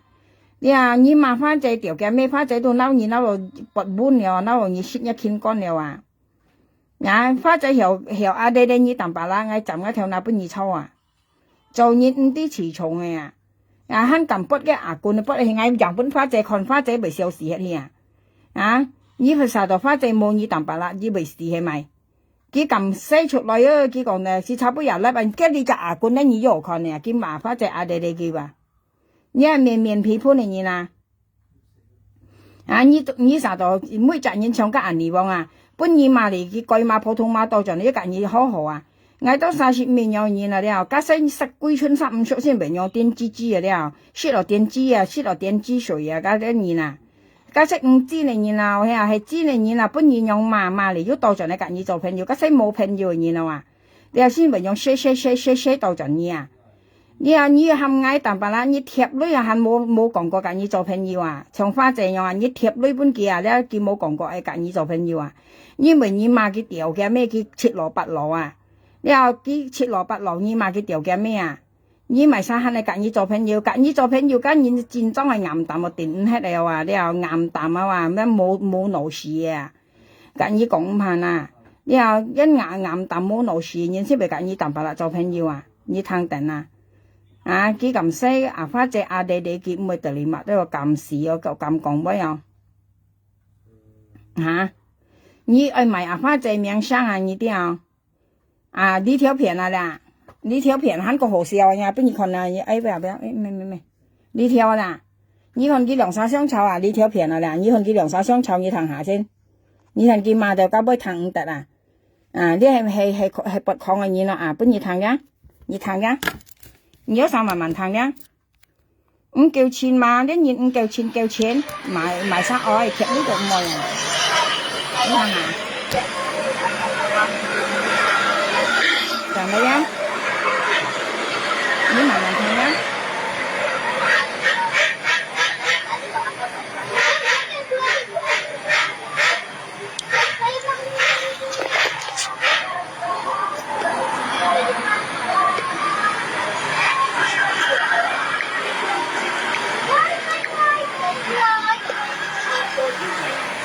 係即刻啦，我近於講兩個咧，一噴滿咗阿尼幫嘅咧，阿尼幫嘅呵。喺前門嘅淡白啦，你啊講世界嘅，嗰細部講世界好啲咩下鼻啦，啊，佢講冇見多啲啊，阿俾冇見多出嚟緊，喺講世界咧，只俾面好啲咩下鼻，咋，係啦，喺淡白啦講世界咧，佢買條好啲啊，咩下鼻啊，我拿你幫嚟咧，係即刻。我拿你幫嘅咧，幾百塊咧，幾百塊叫我騙交嘅，啊，有啲講400騙到，你收出嘅部啲啊，我哋啱問你啊，你養子咪搬下4部下病，你嗰浪收出嘅部啲嘅，冇係就係講啊，啊，但係冇人多傾嘅，啊，仲你幫咩下病搬嘅話，哇，把啲呢假冇人多講啦。cái chỉ bài hơi nhiều lắm ngay đó ngay mình trong cái đâu nhìn là cũng nhiều kia rồi à như thằng đầu anh đi vong chỉ bài hơi quay mà theo cái話cái còn anh đi vong chỉ bài hơi quay mà theo你到咪你cái còn你跟講phải你跟你mà cái跟到咪你差不多呢度照顧你為咩照顧佢你咪呢度嘛佢啦呢度你咪嘛佢啦quay mà theo chỉ bài hơi你都晒睇下啲朋友間你睇下嘅嘛quay mà theo chỉ bài hơi間cái còn phải cái間到咪呢度你照顧差不多你照你為冇照顧佢乜嘢你睇下先em cho cái đó như là chủ yếu chỉ bài hơi là rồi em mua tổ xong phụ bán bộ như là như là xì quy chín cuốn xì quy chín triệu xì quy chín hồng mồi thật chưa cuốn xì quy chín còn này như là đó ngay em trong cái đó bán bộ như là em trong nhà nhì bông đã mà sao không đi còn nó có phải vậy như trắng xì máy hai bên có xài bò như trắng xì máy như một anh nhân chim nhắn gì như to không trên chuột lại như bộ kia chuột lại nó xe cô khe mày hai bên chỉ bên mày tầm bên một kiện đó phải gây hết rồi cả một kiện tôi còn như nhì bông như bên chi bay hồi chi bay rồi phải chưa cái chi bay hồi đâu cái chiều cô xà sổ nhiều quá là lui đâu ngay khi mình chiều cô bên gì kia đó chi bay bên ngay mình xì với chứ nó như là chi bay hồi các là thầy lùi promotion nha là cô đây dòng còn này màu thầu ẩm thầu mấy chi là ngay một nhiều朋友間佢跟住嘛嘅佢講anh đi vong còn phải佢間佢講anh đi vong còn phải佢間佢到甩人嚟嘛佢話佢講差不多廿幾廿年甩嘅啦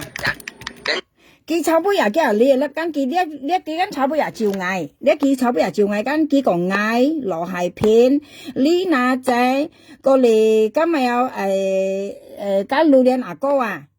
咩啊đồ nì榴蓮啊，過嚟很要時日風啊，咩啊窿錢啊，叫嗌得晒講費幾間，佢呢度佢照嗌啊朋友噶，佢照嗌間，當咪你講講以為冇照落去啊，我問你啊，你講跟住講嘢，你自己想炒啊，你跟講呢度佢未要講嘢下，呢度你咪罵佢下，你講佢講嘢間，係你講佢講嘢間，當咪呢度為冇照到佢啊，我問你啊，朋友咧炒杯也照你啦，呀，佢咧用係支擺線啊，咧支擺線啊，咧安來照你啊，你拿十線啊，你拿十線啊。呀，朋友家咧拿十線啊，咧按咧攰啊，咧長線咩長線啊，長攰啊，咧攰線啊，你咧拿十線啊，咧係好線咧，佢唔係喺個木喺度當嚟照你啊，咧快線啊，你咧拿十線啊，咧唔係好線啊，係佢好線咧，佢係祝人家平安啊，咧照人時啊，咧我問你咧咪支擺線啊，我問你啊，咧係咪咧咪支擺面啊，咧從咧用出那段褲立嘅啦。那段褲立叫對哪咧朋友家，你冇啊？啲東西冇啊！你啲啊，唔得啊得，反正咪講下唔得啊得，你磨行啊！你磨行然後你咪線啊鬼啊就超了啊冇東西喺度了啊！因為你拿十年啊咧，按一拿十線啊，拿十年都按拿十線啊！你啲東西冇誒，朋友家。你磨行啊，你磨行你係咪黃啊？佢騙女啊，你騙女啊，你冇東西啊，你咪線攰都冇了啊，就超了啊！我跟你講攰到腰，一部卡攰到腰咧，線都冇了，我跟你講，因為人安線啦，肯定係拜平安嚟，朋友家，我唔說聽到要人家安線啦嚟照你呢，啊！你人咧裏面啊，佢安啲東西咧都博人家搬幾女啊，佢嗱冇人相信啊，咧冇人搬女啊，我跟有啥講？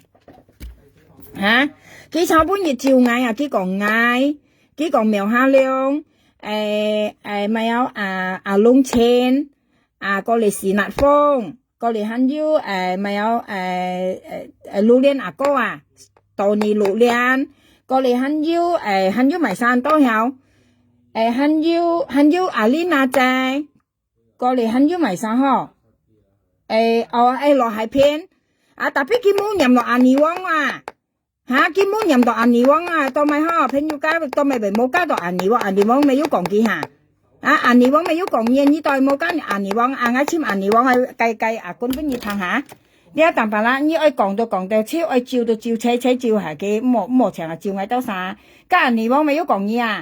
啊，泥王啊，妹我簽泥王先等嚟啲朋友啲。我說咩破壞你話淡白啦，係咪我上來問你啊？你究竟係裏面冇啊？當咪以為照我多晒冇照銀王啊？你睇銀王啊，邊講嘢啊？淡白啦，你睇啲啊？見咩講壞你嚇 ？Hello， 朋友家，麻冧，有冇看到朋友家？淡白啦，我訂到金杯熱啊，你知冇？我訂到金杯熱啊，係冇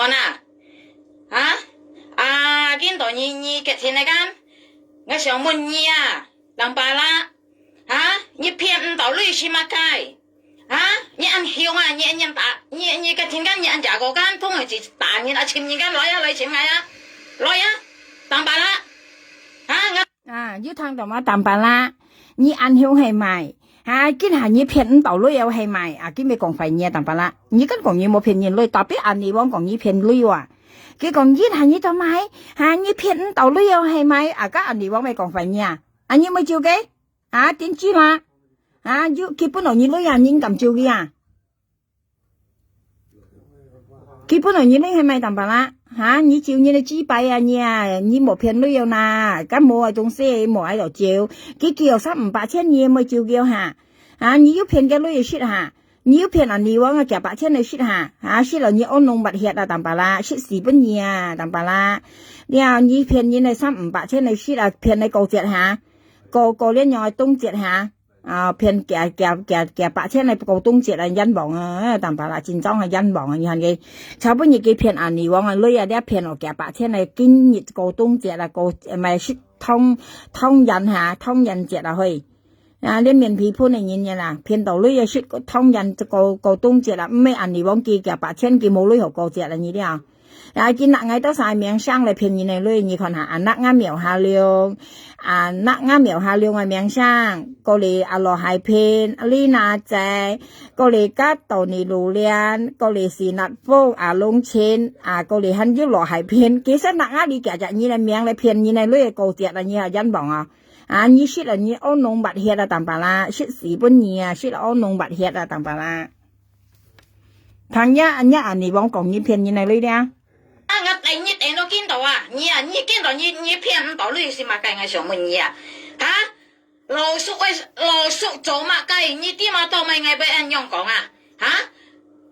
你問你對到老叔一種啊？你嗱，跟你講啊，講你啊，當白啦，你來啊？我講你啊，你想到你叻你啲碰佢是打人，愛馬計殺人來，我帶你啊，當白啦。我帶你帶到邊度啊？我跟你講啊。哇！我次次帶你帶到邊度啊？平咗間你都看下咧，看下將馬術馬意先。本嚟我都唔係嘅天機啲啊，你都看。記咗阿姨睇嚟啊，你都看，你都聰明嘅，你都都啲家馬術嚟，你都看。你看你阿姨拿在你攞一個小樣俾你睇，你都看。當白啦。你呀我咯，明日你要差不啱啲，我叻啲，人家答到你，我都唔會聽唔到你講啊！哇，你見到你騙唔到你嘛計？你笨蛋係你波啊，當白啦，來啊，嚟簽我啊，來！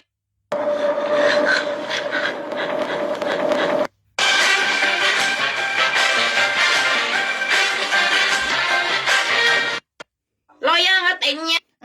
當白啦，你騙唔到女係咪？你本身都係你補叫你騙錯啦。當咪你抄補人，你為冇照記啊？佢咪講快你係當白啦，你跟講你冇騙人嚟女，係冇嗱當白啦，你咪講你冇騙人嚟女啊？嗌到晒講快你間羅海片，苗下亮，過嚟很少道尼路蓮，過嚟很少呢個咪名是納風，過嚟很少咪有呢那仔，過嚟很少啲埋晒龍錢，你咪講嗌到晒講快你間，但你講都講快你，當咪以為冇照鏡身子話，因為佢本來你女啊，本意夾8千個隻下當白啦。炒本日記，炒本日記又夾8千本嘢咪石印過隻下，哎喲追過平呢，但係啦，一刻輪拉過嚟見啊，吹過好嘢因為人家記又夾8千本嘢過隻咪咪分鋪字5為我打你講叫呢本嘢記夾8千本嘢咪向自足去照嗌到晒話你識了你識了你安農白血啦，但係啦，識時本嘢啦，很有好苦你再你冇喺度做冇做樣啦，你出小蟲嘢你小蟲你看到你當白啦，出小蟲嘢你小蟲你講下小蟲講你小蟲出嘢你就出你小蟲當白啦，你出你小蟲當白啦，你看啦2隻小蟲出嘢出嘢出你小蟲當白啦，出小蟲嘢小蟲出嘢你照嗌到晒，照到嗌到晒照到咪出你小蟲當白啦，出小蟲嘢出小蟲嘢當白啦。呢個係小蟲出嘢啦，照嗌都係依噶，出小蟲嘢，呢間拿10線你拿10線人安線安你叫人一咧線安你照人你啦拿10線你啦漸漸你落我貴當白啦，你落我貴人道女落到貴人道女落到貴，你本貴咪人道女落到貴本貴咪啦，出小蟲嘢啦，小蟲出嘢啦，當白啦，你看係小蟲安睇咗嘅呢，安睇咗你看下安睇呢安強作法去，呢是作法啦，當白啦，你出你小蟲啦，小蟲出嘢啦，2隻小蟲出嘢你看啦，小蟲出你小蟲你看你阿姐小朋友噶，你看。你想到你曉馬嗌唔曉馬嘢，幾百面當白啦你本來唔啲小呢啦，你看你阿姐小，你喊嗌辦隔你買房你錢喊嗌辦不你買房你啲冇俾小呢嘛我嗌隔你買房冇我都唔係呢嘢吧未成咗啦，看下朋友看你阿姐小，叫馬術買嘢先。你都看 tiền chuyện bạc chen con á mà sụt mà IGC con kẹt kẹt đó dạ kiếm chào nhị tao con là bên nhau cả nhị tao thì con đi à ngay buôn lòi đi à nhị tạm bà là đi à nhị chỗ mà cái đi ngay tu không phải còn nhị ngay trước còn nhị mà nhị con nhị tạm bà là chỉ bài miền lòi á nó tính nha hả ngay bà lò xuống ngay chỗ bà cho mẹ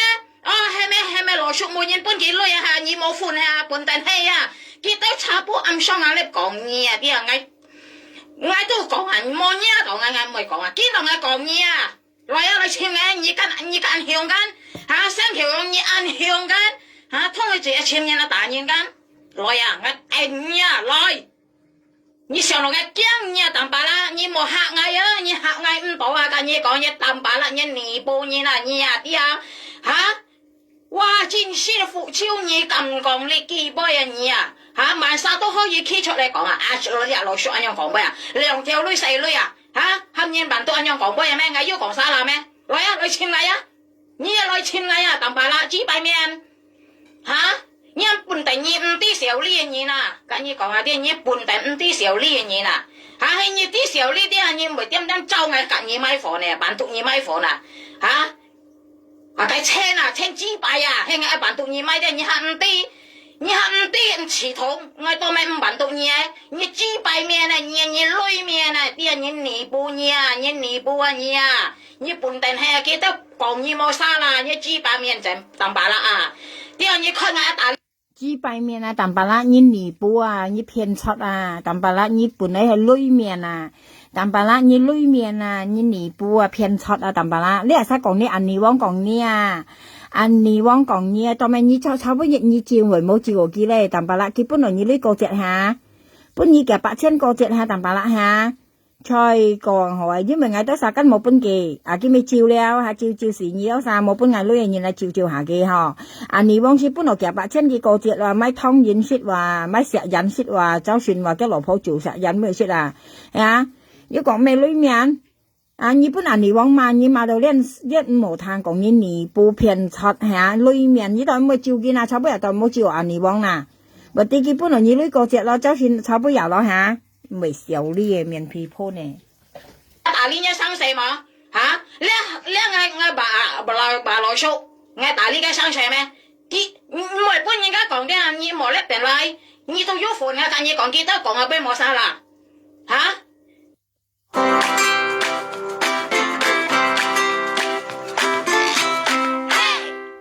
大家好，我係林本利，歡迎收睇一本萬利最強收息股免費公開，月我沙啦，你咪做唔出嚟當白啦，我咁講嘢，你簽我一嘢支幣面，嚇，看到嘢你 LJ 啊，嚇，通佢支幣面支幣去本嘢掉啊，嚇，你想掉唔到啊，你冇講將威啦，一年啲講威啲講一超市啲講一沙雞啲講一沙雞樣啲，人都講唔超㗎，你講不按聽講按曉啊，你見到橋度啊，你遲早啦，你扮樣講威嘛，支幣面大把啦，我驚你來簽嘅，冚你來簽嘅呀，嚇，我唔係肥叔你攞你炒，你來簽嘅支幣面，你攞我炒慣嘅你啦，簽係肥叔你炒嘅呀，嚇，講一件打唔敢。嚇，見到灰哥唔敢打嘅，我隔你講啲嚇，你唔對人好隔你講啲灰哥話你冇啥啦啲你唔對人家好隔你講你本地係機會隔你講啲你支幣面淡白啦，唔啲時候咧嚇，唔係乜嘅係咪辦到係咪嘅天係咪即係揼到命，你先係本嘅愛嘛？我只係本人愛嘛，支幣講將杯你當白啦，支幣面你講乜嘢按香間你生球用按惡間你想到即係人家被驚你我冇驚你來簽我當白啦唔莫非說你抄你來簽我啲你抄慣嘅你啦，人人撈人生抄嘅你啦啲人人撈人生抄嘅你啦，你累面跟你講啲你累面嘅你啦，本身係人家扮嘢你報冇啥啦，本身係我講 bồn đàn hay à như chết mà cay nga còn mình như lên to kiểu như chỗ mà cay chi bay như thằng đó tạm bảo là như bún tàn hay lưỡi miền à như thịt mai tạm bảo là như thịt mai à cái môn nha như cho mai theo lụa như là cái môn nha anh đi vong môn nha như thịt mai như thịt mai à như bún tàn hay nỉ bố à phiền chọt à lưỡi miền à như tôi sao bây giờ chiều quỷ về mỗi chiều đó kế à như tôi mỗi chiều anh đi vắng anh sinh chi cái mấy chút còn phải như hà à như tôi sáng chiều ngày đâu xa à cái lớp tí tao mày học về nhau hả đấy chị mình ngã thiền pháo hay cái lớp rồi hồi à hay cái lớp cắt à như chừng ngày đó sao tao mày nà tiến chí cổ các anh đi bóng mày có còn phải như hà à anh đi bóng bút như lấy chiều ngày đó sao nhưng mà to lòng xỉn liệu na chịu tao ngày đó sao các thiên bởi chuẩn hiền lô tiếp ngày chiều ngày trâu nhìn chắc sẽ trâu phải à ngày sẽ còn à các anh đi bóng cái bóng bài đã cái xong kéo lớp còn ngày à cái còn ngày bữa nào như này lôi mà như nè như tụng đi thiên đi thì trong các à dầu cho ngày bộ dầu cho cái còn ngày cả kiểu cái cả dầu cho bà ba à ngày cam nhận à à như cả này sao cho mai cho lỗ cũng đồng con ngày gì à hay món nào như tụng đi thiên đi thì như vậy sao hay món nào như ngày cả dầu cho với mấy cái còn ngao lỗ con ngày bộ hay gì à cái còn kia và cả dầu cho ăn hậu cả dầu cho bà ba ngày cam nhận bộ kia và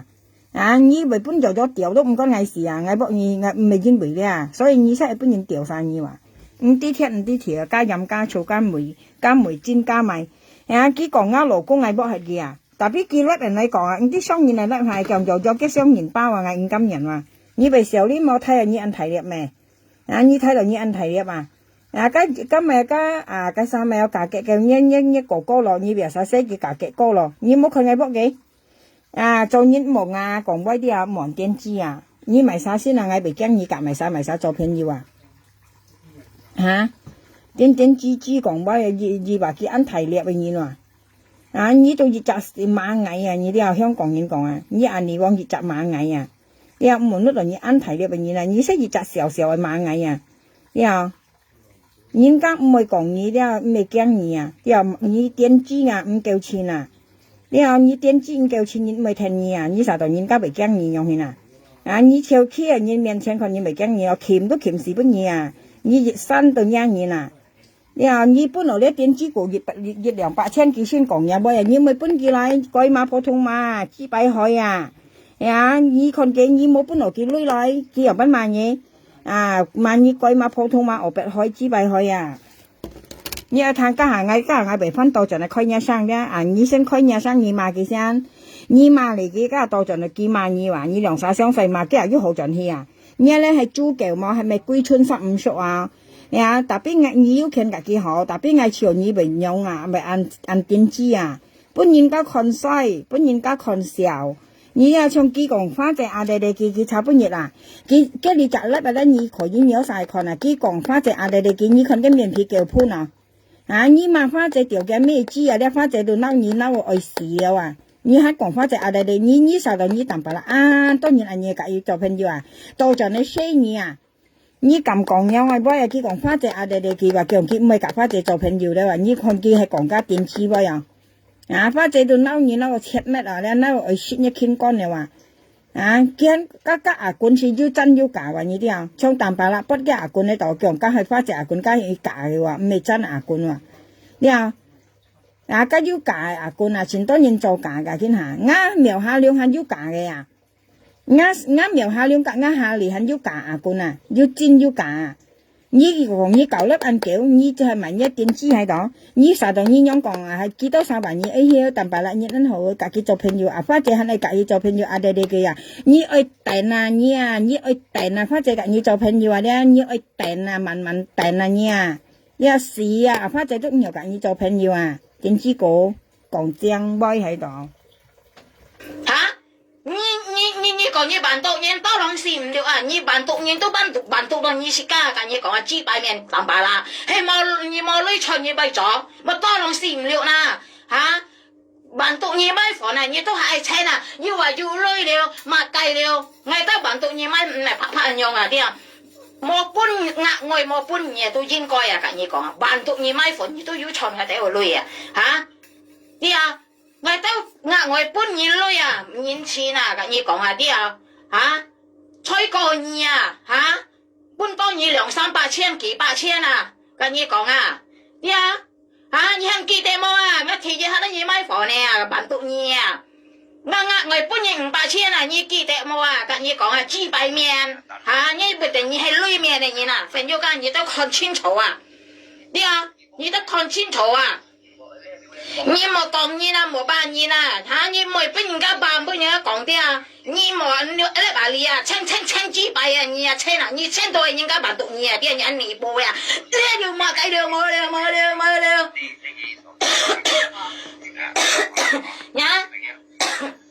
你按票，你講不按票，到咪含人家買冇多費本嘢，稱幾百啊，你一冇就稱咧，本地聽啊，講啥啦咩？費數我哋就炒你啊！你稱你就想費數我哋就辦到你啊！你想人家聽到吹過你啊？你辦到你啦，本個你啦，都走了，驚你啊！跟你講啊，啲人你看又隻牙仔碌嘅生出嚟講你嚟含啲小呢幾百面淡白啦，被小呢冇啊你啊！我想問你被小呢冇啊？哇！我等你啲等安叫啦啲我蝕你多件多啲，我等到你幾多年啦幾年啦？啲我看你樣邊啦，我等你嗌啊！我跟你講啊，啲你看卡布暗嗌啦，間嗌冇搭幾多搭到你間夾那仔個朋友間，你都係看埋間馬術，你都看清楚。Ngay bên trung tâm trải nghiệm ra ngay từ你都看清楚馬術咪？我跟你講啊，啲佢辦到你，佢咧撈你阿姐拖你啲啊，佢要帶來，跟你講朋友家，佢要帶來。你被好冇啊你啊，跟你講你被好冇啊你有幾百面，你看你面幾百面啊，幾百空面啊，幾百空嘴啊，你幾百空面啊你你按你想到你辦到你冇帶來啊，看你阿姐嘅笑。你都看清楚朋友。你看到淡白啦，你幾百面啊，幾百空嘴啊，你淡白啦，你幾百面啊，幾百嘴啊，你裏面啊，你到lòng nhìn đến you tật lui à淡白啦，cái mấy you còn phải nhỉ, tao mày你cho bún你照顧冇照顧佢啊，因為佢本你lui gan。cái bún như lấy cò chẹt cắn sao bún như bún nổi như lấy cò chẹt cắn dầu mai thông nhìn leo chứ họ mai cây leo nhỏ ho tầm bả lạ ho phân phô chuyện cũng bị ngộ tàu leo ha anh đi bóng kiểu kẹp bả trên bún kia sao bún như là như đeo kiểu bún kia đấy từ nãy hiong mai hiong ngày chiều ngày cái kiểu chạy như nào như han nhìn ta còn như han phân tầm bả lạ như ông vẫn bị chịu tàu mèo ha leo ngay nhìn được chính còn ngay khổ gì đây ngay tùy thiên còn lưới cung hàng tận lưới cung ở đây ngay cầm khí chút thì muốn bồi giờ các lưới cung hiểu tại là phiền của nó đây ngay miểu hai liên tục cầm khí chút thì ngay một phiền gì ngay sự cả những cái trò phải nhưng mà như sạchใจnhìn an phải xem con ở đây ngay xin bệnh nhau mà nhỉ giờ những cái bún này như mới còn ngay còn pha chế đồ kẹo hổ đều nhưng mà pha chế tiểu kẹo mấy như xả là mặt mồi như tầm bà là như tôi ngay kêu phải đó ngay thanh hành dặn định nhỉ như pha chế vô mẹ là như mà cây cái mới cả như máy sưởi á như cầm nhau tiệt hi tiệt cho nên mà pha chế cái nào như hắn còn pha chế đây như kêu tạm còn bơi ở nhiều họ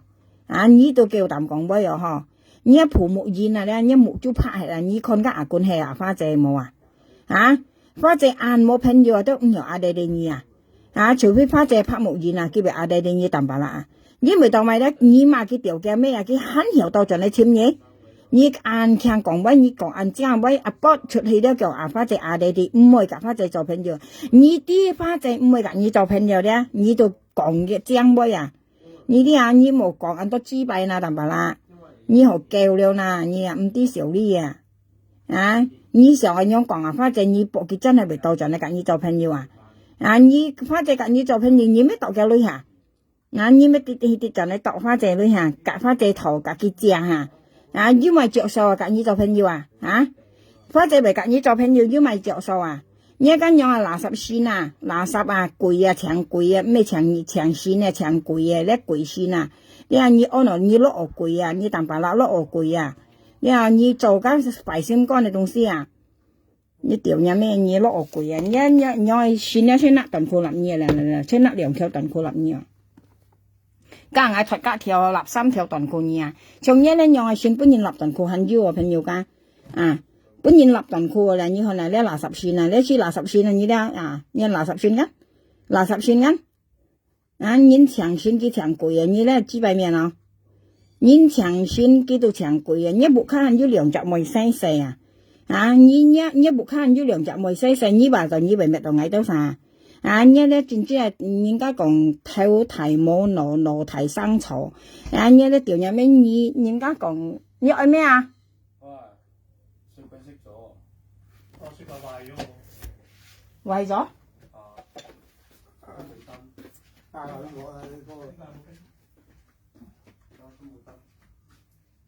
哦，我知道我掹錯掣啊！有時咩嗌叉到咧掹，啊你試下，咁啲我而家要揾下。係啊，我掹錯掣，因為我叉到咧，我叉呢一點，嚇死我，唔記得係啊。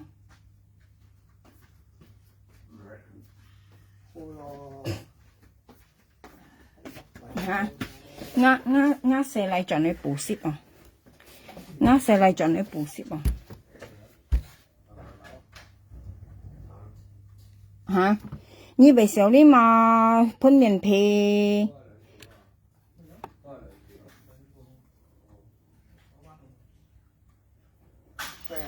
我寫嚟補習啊！頭先我講到會有人家講。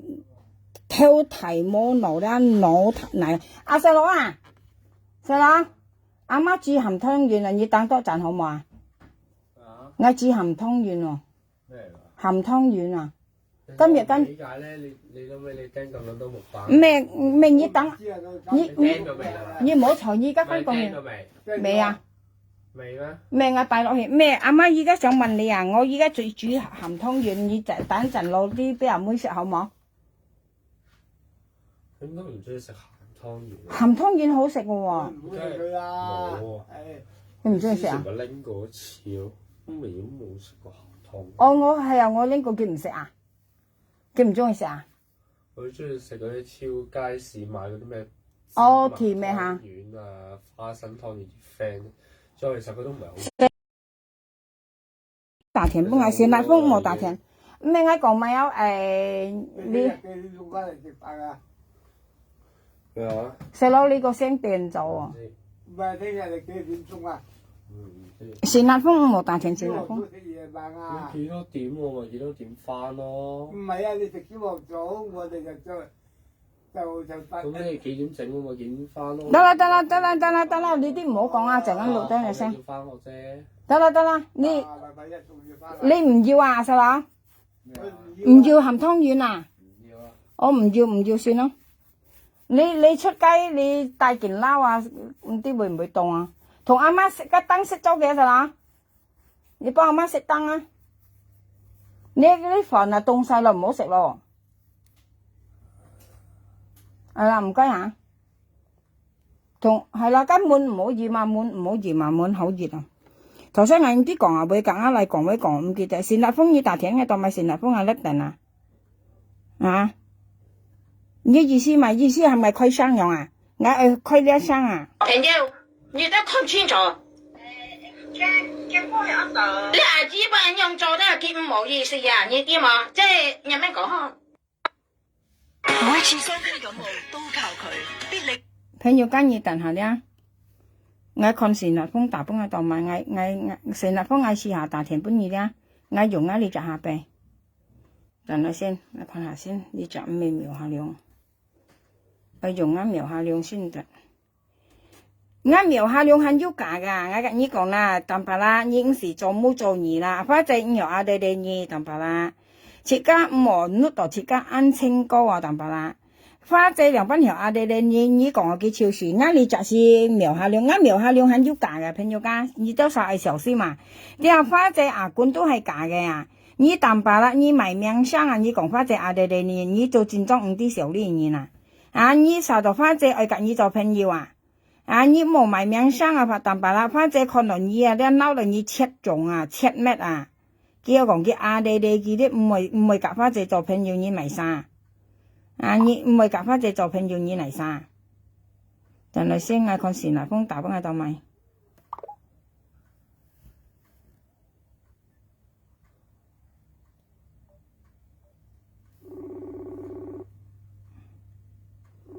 xì奶風你打電幫嗌啊？nhà ngay cả bất nhiên nhiều mày kìa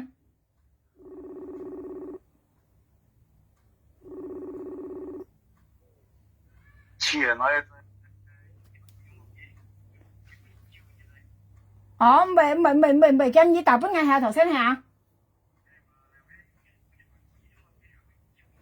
mày làm ba ngay mày kia ngay mua cho phải ngay mày kia ngay mua cho phải ngay nhìn mày cho phải nhìn hay một cái phải xin con à mày kia hầu la cầm chè xì nạ phong cầm chè bye bye nè chứ ngay nhìn còn bây giờ朋友間熱到熱因為咧自家看5個人啊自家人生了5毛啊你啲自家做人5毛ăn費啊但係啦你冇nước ở ngay đi bán nhiệtเลย你出嗱騎向我照5毛啲ngay冇受你女啊但係啦ngay ơi bán nhiệt到唔搬nhiệt啊你5毛喺度騎向照ngay到晒啲你都當啊！你班人花謝啊，嗌啊！你班人唔係搬二女二騎向照嗌啊！你看你見下你幫啊2條短褲立嘢啦，嗌作但係短褲，啱呢條咧到炒杯也作為，啱呢條短褲到炒杯也係2作為，啱呢條到頭身作為，2條你立嘢但係啦，嗌冇驚過嘢啊！嗌做人唔識做人做廢啊！但係啦，你聽定啦，啱描下用 YouTube 2條名啊！嗌跟你講啦，嗌撳跟你講啊，係咯，嗌冇便宜多少，你等嚟啲。唔冇ăn費啊！自家做責任啊啲啊，做人啲啊，千祈唔好囂笨節哦，唔好講廢嘢，唔好害人。你啊朋友家，自家冇平冇痛噶。咁有啥講啦？自家冇平冇痛噶，自家唔好害人，唔好講廢嘢，壓力冇本人傷對應錯啲啊朋友家，嗌罵人壓力冇本人傷，啲啊對應錯，咪啥都冇傷壓，冇何傷壓力嘅。我意思講啊，咪啲自家人生啊，你淡白啦，你到5啲衰嘅人啊，你都當你班人啊，冇本兒女又咧，你嚟照你往咪要照你啊，你往咪要講份嘢，當咪你為淡白啦，你為唔敢照嘅啊，或啲佢炒本兒本來兒女又嚇，人忙啊，你真係，你黑狼拉過嚟見啊，淡白啦，你冇愛啊，你兩入黑狼冇愛啊，拉過嚟見啊。搬翻個人出來熱200、1200來照嗌到晒你電資啊，等白啦。你等下你啲朋友家嗌簽行啊，幾碼你往間啊，過嚟你往馬幾話，幾碼你往到你往馬幾話啊，幾碼你往到你往馬幾，特別幾兩曬幾來好好好啊。你看佢罵你往你見下佢罵你往罵佢話你睇佢罵你睇。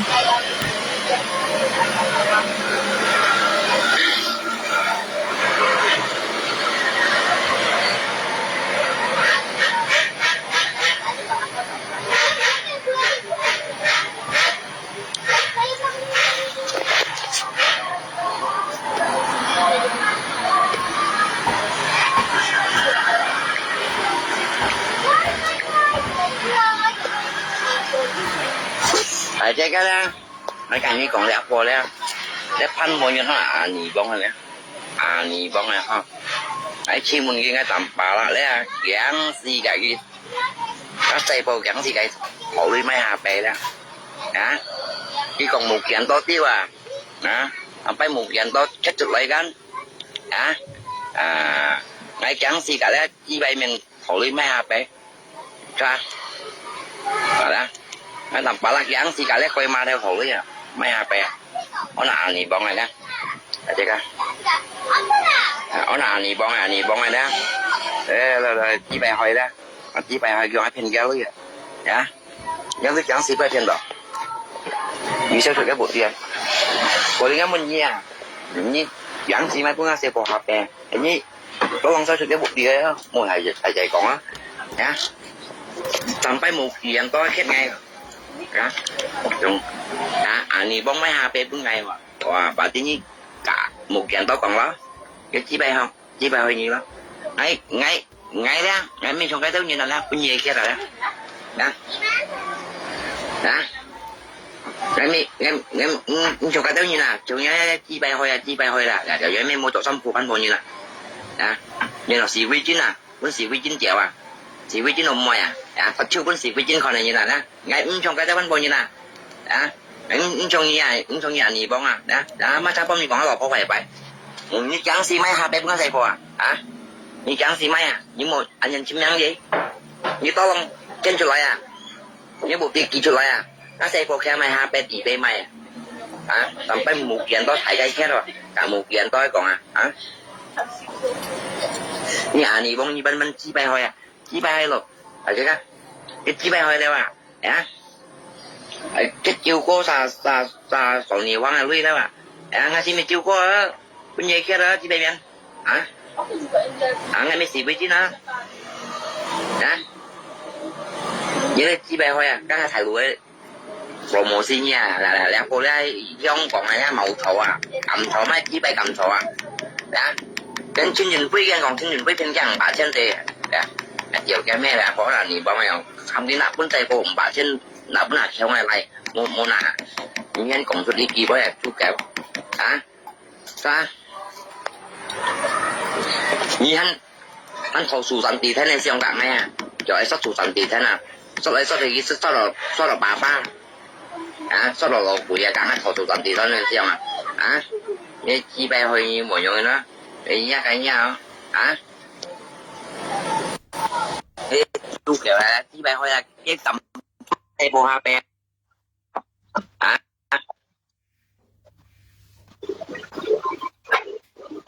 không phải một kiện có một kiện đó hết ngay cái như nó xe bộ HP thì bóng ngay gắn mang tí còn có một kiện có tia chứ mình chỉ kiện nó siêu một kiện đó là hết ngay gắn là xin mình chịu có nhiều kia là chịu có đó còn xoa còn nhiều quá là lui thôi mà xin mình chịu có mình phải nhân số hơn bên nhau kia đó chuyển bài là xin mình son chụp đấy bên nhau kia đó tiền trận một đôi đó ni bóng chi bay xí mà ni bóng và bột năn gì là cái điều chi mà làที่เสียtrong này thì bột chi bay phần bóng này một bàn kính bây giờ tỷ phú nhiều cái cá nhân đi nhớ là asa tâm phú nhân con một bàn ở kính tôi cũng tiền tỷ phú là đó mấy cái lỗ东西là mấy cái lỗ东西ăn trong chi bè hè một chi bị nó cái tỷ phú một đứa tỷ phú tiền soát mungkin cái chi bay đó 20 triệu đó 21 triệu cái chi bay cái mấy còn 2 tỷ phú đâu giá một thì nhìn nhỏ luôn nè thì nhìn như này cả bạn ngon món lá ủ đánh chịu đeo chưa có chịu đã còn đến chịu đeo chỉ còn đến chịu đeo mà ra thì còn đến chịu đeo mà ngay khi căng nhất Malaysia suka ra như đó pun nà như là cũng tỷ phú một đứa cái xe này nó cũng ngay của vì xe cái của anh chọn quốc gia sẽ làm mà tổ chức cho anh tỷ phú một đứa nghe mấy chi bay xoay này bằng như thế chi bay xoay đó là bóng một xuống bóng một xuống nhưng mà nó một chút nhóm bao nhóm phân môn những cho tổ suy nó chỉ bị chương trình quý đó vì còn tiền trận bả chân nhau tao đi một không vấn đề của này còn đi thế nào ngày mày chiều cô đấy còn nhiều khoan là lưới với như xa đấy một câu trình bánh mèo luôn á nghe kia rồi đấy đây nhanh nghe kia rồi này chỉ mày cái đâu như nó như chẳng gì mấy cũng nó xây phù hợp về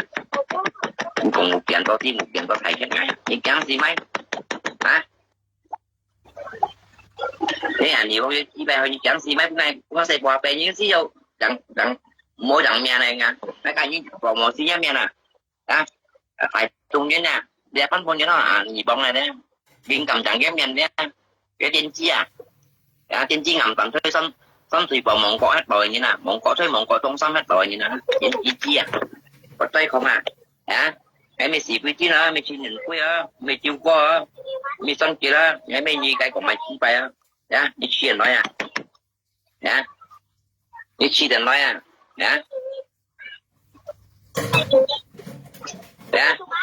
đi chi đừng nói chi bé hơi như chuyện nói mẹ rồi cái cầu mang theo bông bóng nó lọt không phải như còn kêu mang như ăn chả bánh bao nhiêu nè như ăn chả bánh bao nhiêu nè như ăn chả bánh bao nhiêu như 16 của cũng xỉ với chín con là xỉ với chín rồi như 16 của cũng nhớ xỉ với chín con nào đây mẹ nhưng 16 của cũng xỉ với chín con nào ngay mấy con nhân xỉ bu mổ cái nhớ đi phân nhân nha thì chín chi nhớ như phải nhiều cũng mèo luôn rồi mèo luôn nhớ như phải một phần xỉ cũng nhân một phân nhân tôi còn nhân xỉ bố đi thành như cũng nhân xỉ bố mổ đốt nghe một chàng ăn buồn chín chi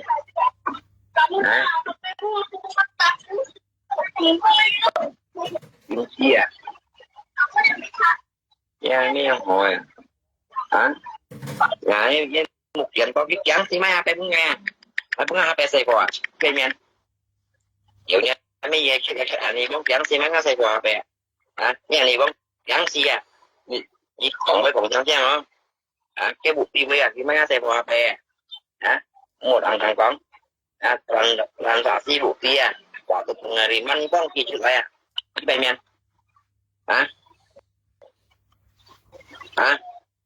con kỳ chữ này và anh sẽ thế cả cái bài thi tiểu thi vẫn bao nhiêu nè dòng này nè chỉ kiến của sở đâu ở cập nhật cái nhìn con nè chúng điếu này cái chúng điếu này là xếp vào sách nhìn kèm cho này đó cái bút trên của dịch dòng này đó dịch dòng này là chính chi vậy đó dịch dòng này cái bạn ngay cầm phò một xí trong cha không kia tôi không so ngay xem như tới trong cái lọ phò đấy anh này bao ngay tầm phải là ngay tiền tăng như vậy mới bên như ngay con như khách kiểu mang này nhưng mà vậy con nói là kiểu dòng á nghe dòng á chị bu kia qua một đôi kia bên juga để mình gặp bằng có thể lưu một bàn đầu kia thôi nó chỉ có chiều gì thôi đó giờ đi trong cổng mày bé đó sắp tới chơi mong cổng mày bé còn ba so đầu cái chi bay đâu đó giờ đi mua ban đầu dưới dùng là chỉ bu một đôi rồi tại nhá dia cái nào sayang ngân có kia cho tao dia waktu dia juga pepeknya ya karena aku ngentot dia sampai dia teriak tipu aku tipu dia mungkin aku nggak bayar dia duit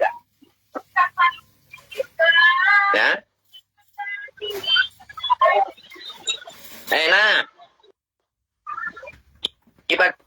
cái bác chuẩn bị trên nhìn quê đó là gặp cho cháu bà trên một con không xe của đây nhiều thằng đó như khách điện như khách ngay nhiều thằng đó cái còn anh đi vắng cái tiểu liền mua bán lưới mà anh đi vắng tạm bà là còn như bốn cái tiểu liền mua bán như lưới bốn cái tiểu liền mua bán lưới cái còn mà cái còn qua cái như còn cái phiên sọt cán cái còn như bốn cái tiểu liền mua bán lưới tao mấy như vậy mua chiêu kia đi tàu cháu bây giờ cái chiêu ngay đâu xa thôi cái cháu bây giờ chiều ngày đó sao tao mày cái về mua chiều anh đi vong cái chi lý điều cháu bây giờ chuyển chiều ngày cái chiều ngày chiều lọ hai pen chiều xì nát phong có lẽ hắn yêu chiều đi na trái có lẽ hắn yêu chiều đi con mày mèo không mẹ đi con mèo lũ đen có ngay chuyển nắn còn cái miệng tàu ni lũ đen có lẽ hắn yêu chiều lọ hai pen tapi kia mau chiều kia mà kia mấy chú còn nhí tạm bà la kia chú còn nhí tao nhí mau chiều kia nào, berarti kia cháu nhí ở nhí lưới tạm bà la kia cháu nhí ở nhí lưới kia mấy chú còn phải nhí nhí cả kia sống cho nhí về còn kia còn phải nhí tao nhí mau chiều kia nào tạm bà la kia ở nhí lưới tạm bà la không phải xẻo li nhớ này chính trong là chi tại miền phi lông chín còn nhí chi tại miền phi lưới miền đi nhìn các còn nhí lưới miền nhí còn nhí mê lưới miền你冇女的，你又做嘢淡白啦。你冇女的，你又做嘢恁記得了啲唔好貪計100-200千嚟照嘢啲人到啲咧，你冇女的，你又行嘅嘢你咪多浪成了那淡白啦，你冇呢你又嚇你啦，你使電腦呢你先咪作按到冇你出來呀，使要人家半年呢你先咪照你啦，三毛面做腳kiếm chiều à，你只講人講快快，佢講你講快快，特別你兩三個人跟冇相照啊，佢講你按好，你講佢按好啊，你講人好，講人咧，講人家好淡白啦，你真裝啲小哩誒。差不多你照人咧，全部照埋，佢咪要講嘢嚇，佢咪要講嘢啊，你講佢冇講嘢，佢咪要講嘢嚇，佢講嘢尼布啊，偏女啊，女面啊，你冇呢又做啊，你睇下，你按咁嘛嗌，你咪嘛嘅，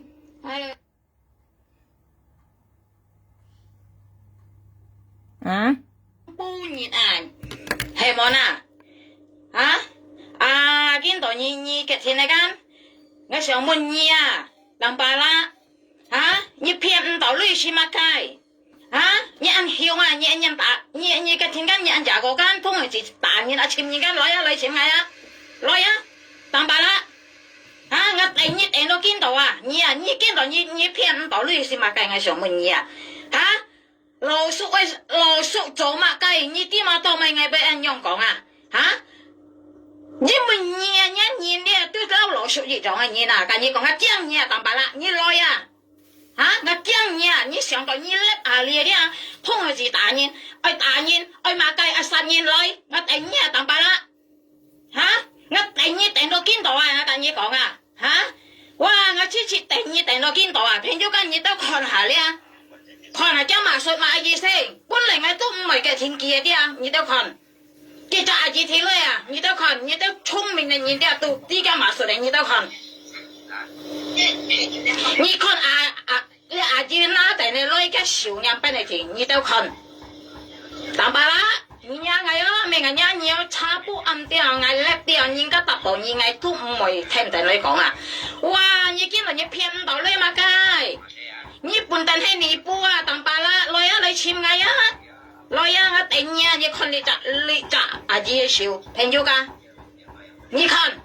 你想到你曉罵我唔曉罵你啊？幾百面大把啦，你本來唔啲笑你啦，你看你咋阿姐笑？你喊我辦隔你買房啊？你簽喊我啊？喊我辦讀你買房啊？你啲冇俾笑你嘛？我隔你買房麼啊？我都唔係呢嘢吧？未成咗啦，看下朋友，看你阿姐笑，叫馬術馬意思，你都看。係跟住8千，看啦，馬術馬意思，看，夾夾啦，夾走，你都看下朋友噶，你都去看，我本來你當白啦，你做乜計啲啊？我都唔係講你，我都講過你嘛。你看你當白啦，幾百面來啊！我頂你啊！我白羅叔我有白錯咩？係咪羅叔冇人搬幾女啊？你冇款啊？本定係啊！見到差不暗雙眼你講你啊！我都講啊，冇嘢講啊，我唔係講啊，見到我講你啊！來啊！你簽名，你間香間。三條你按香間，通佢自己簽人啊打人間，來啊！我頂你啊！來，你上落嘅驚你啊！當白啦，你冇嚇我啊！你嚇我唔到啊！跟你講你當白啦，你尼布你啦，你啊啲啊，哇！真師傅超你咁講你幾杯啊你啊，萬沙都可以企出嚟講啊！老叔安樣講杯啊？兩條女細女啊，冚人辦都安樣講杯啊咩？我要講啥啦咩？來啊！你簽嚟啊！你也來簽我呀，當白啦，幾百面，你本地你唔啲小呢嘢啦，跟你講下啲，你本地唔啲小呢嘢啦，係你啲小呢啲啊，你唔會點點招我隔你買房咧，辦讀你買房啦，佢簽幾百呀，係我辦讀你買啲，你係唔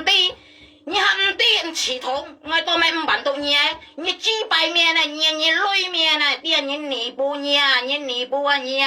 你本地係記得。講你冇啥啦，你幾百面就當白啦啊！你看我打你嘅生死嘛？我把老叔，我打你嘅生死咩？唔係幫人家講嘅，你冇叻定來，你都要款我跟你講，記得講我俾冇啥啦， hả mua sao là như mày trộm cho đây tầm bà la ngay cầm còn nha lấy chim ngay á nha chi bài miền hả con đó nha để eo dê à hả thôi chi bài nhìn chi bài hơi bao nhiêu tiểu à hả như sòng tiểu tiểu không đâu à nhưng mà còn giang bay nè nhân nhìn đi còn bay đi à còn nhá chiêu gì đi còn nhá sa cây à đi à còn nhá sa cây rồi à đi nhị nhá nó còn chiêu cả nhị còn bé ăn chăng còn ăn hiu à nhị kiến đó kéo đầu à nhị chỉ chiêu lại nhị bạn nhau còn bay mà chỉ bài miền tạm bà la cái giang nhẹ lại chim ngay hầm nhị lại chim ngay à hả ngay mới phải số à đi lại nhị chào nhị lại chim ngay chỉ bài miền nhị lòng cái chào quan này nhị nè chẳng hay chỉ phải số à đi chào à hả còn ai kiên ai ta không cảm hả kiên đó phơi con cảm ta cái nó cả như còn à tia hả nhà tin nhìn hậu à cả như còn à tia phơi con bà như冇sao là tia nhà tin nhìn cái hậu à cả như còn à như buồn đen hay chiêu à cả như còn à tia như chỉ bài miền tạm bà làm tí xèo lê hả mẹ má kia hàm ngày bản tụ hàm ngày cái tiền hàm ngày cái tập tổ miệng như xin ngày bún cái ơi mà ngày xin ngày bún như ơi mà chỉ bài à còn giang bài như tạm bà là chỉ bài miền này nha như còn bây như ăn hiền gan hả như sáng khều yang ăn ổ gan hả như想到即係人家被驚nhà ngày mua驚nhà như來簽ngày tạm bà là hả莫非說啊你抄như來簽ngày đi à như抄quan này như nè nhân lâu nhân sống抄này như nè đi à nhân lâu nhân sống抄này như nè như lui miệng nè cái như còn à đi à như lui miệng này như nè buồn tàn hè nhưng các bạn như nè bù một sao là buồn tàn hè ngay còn ngay buồn tàn hè à như chết mà cái ngay còn à mình như liên tô kiểu như chỗ mà cái chi bay hả như còn như bản tụ nhân tao lòng xìm được à như bản tụ nhân tao bản tụ là như sĩ ca cả như còn chi bài miền tạm bà là hay mau lấy chọn như bài chó mà tao lòng xìm liệu nè hả bản tụ như bài phỏ này như tao hại chơi nè như là dù lôi đều mà cày đều ngày tao bản tụ như mai này phạt nhau à đi à một bún ngạ ngồi một bún nhà tôi yên coi à cả như còn bản tụ như mai phỏ như tôi yếu chọn cái đấy lôi à hả đi à ngày tao ngạ ngồi bún như lôi à nhìn chi nè cả như còn à đi à hả chơi coi nhà hả bún to như 2-3 千幾百千à cả như còn à đi à hả như hàng kỳ tệ mò à ngắt thì như hắn nó như mai phỏ nè bản tụ nhà ngạ ngồi bún như 500 千à như kỳ tệ mò à cả như còn à chi bài miền hả như bữa tình như hay lôi miền này như nè phần nhiều cái như tao còn清楚à đi à như tao còn清楚à như một còn như là một bàn như là hả như mỗi bên cái bàn bên nhớ còn đi à như một lấy bà lì à chen chi bài à như chen à như chen đôi những cái bàn tụ như đi như anh nỉ bồi à đi được mà cái đường mơ đường nhá như anh hiểu như còn bắt anh hiểu hả tao mà hàm những cái máy một tổ phi bên như chen chi bài à như gì mua cho chen này buồn tàn hè ngã con sao làm ấy phí số lên cho sáu anh nhà à như chen như tôi想à phí số lên cho bản tụ nhà như想những cái thêm tổ chơi cầu nhà đi à hả bản tụ như nè bốn con như nè tôi chèo đều kia người nhà tại như còn à kia như không giúp trả chạy lúc cái sang chỗ này hả còn như này hả hầm tí xèo đi chỉ bài miền tạm bà la bị xèo đi mà anh nhà ngay想một như bị xèo đi mà hả哇！我第二啲第啱叫咧，啲人我食你多件多啲，我第多你幾多年嚟見嘅咧。啲人我看你樣邊啊，我第二年嗌啊，我跟你講啊，啲人你看卡布啱嗌咧，間嗌莫揼幾多揼到你間啊，隻那仔個朋友間，你都係看落間馬術，你都看清楚。ngày mình công trách nhiệm là ngày trong你都看清楚馬術咪？ngày cả như còn cái cái bàn tụ lên cái lâu lên à chỉ thôi lấy đấy à cái yêu tay lôi cả như còn phải yêu cả cái yêu tay lôi như bị hồ màu à như cả như còn như bị hồ màu à hả như chỉ bài miền như còn như miền chỉ bài miền à chỉ bài không miền à chỉ bài không trời à như chỉ bài không miền à như như ăn như想到như bàn tụ như màu tay lôi à con này đã chỉ cái xíu nè như thằng đó chỉ bài không miền chỉ bài không trời à như tao mày chả bữa như vậy mua chiêu đồ kỹ lý thì là ngay là nó phải nhiều cả tao mày như vậy mua chiêu đồ nhiều à 你咋都照緊啲次差不多照你啦，你啲朋友家嘅照嗌照你照個啥時日風，過嚟肯要照老練哥，到你老練過嚟肯要照啲埋山多龍錢，過嚟肯要照劉海片要照呢啦仔。特別佢冇照你王咁咪一默實係咪嗱？佢咪要講嘢佢咪講嘢騙錯你要騙你嚟女要騙咧女嚟蝕佢咪講嘢當咪以為冇照見或者你差不多佢本來女過節咯佢就本來女過節你蝕落咧女啲歐農物血淡白啦，你喺你照嗌到晒，你蝕落咧女啲蝕落咧照你嚟女咧，你照嗌到晒女咧蝕到啦你淡白啦歐農物血你10天假你不看人10條淡白啦，你因為你蝕了女嚟照你你啲你歐農物血10天假淡白啦，你不看人10條因為你蝕落咧冇啥啦物女你都看清楚朋友，你都看清楚。你阿姊班樣做得幾唔好意思你知嘛？即係有咩講你阿姊班樣做緊即意思係幾萬度即係見到嘅女間搬幾搬幾多少，幾多件朋友，跟你講啦，幾百年淡白啦，我驚你來親愛了你看朋友你都看，你看你阿姊嘅笑，看清楚。減除8千間要分減加8千落嚟字喎，你都看分得減減啦就跟朋友看清楚，你都看清楚朋友，你我都唔會出聲你淡白啦你你賺多少錢你本身你費說你是唔是幾百年買到累我辦到你都係會本我都辦到你買房辦到你買東西你看到你話講乜計你原本嗱你度是唔是別步呢度要講你未愛女名人道女你睇你話講要你睇你又聽唔出嘢啦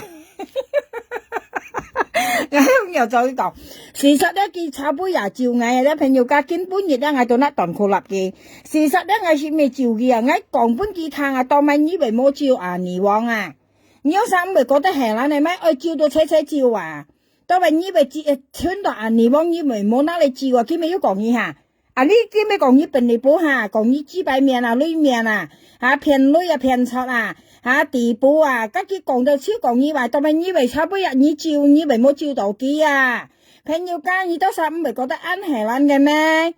你淡白啦到你話你望冇照我上門你咪原因因為佢本來你女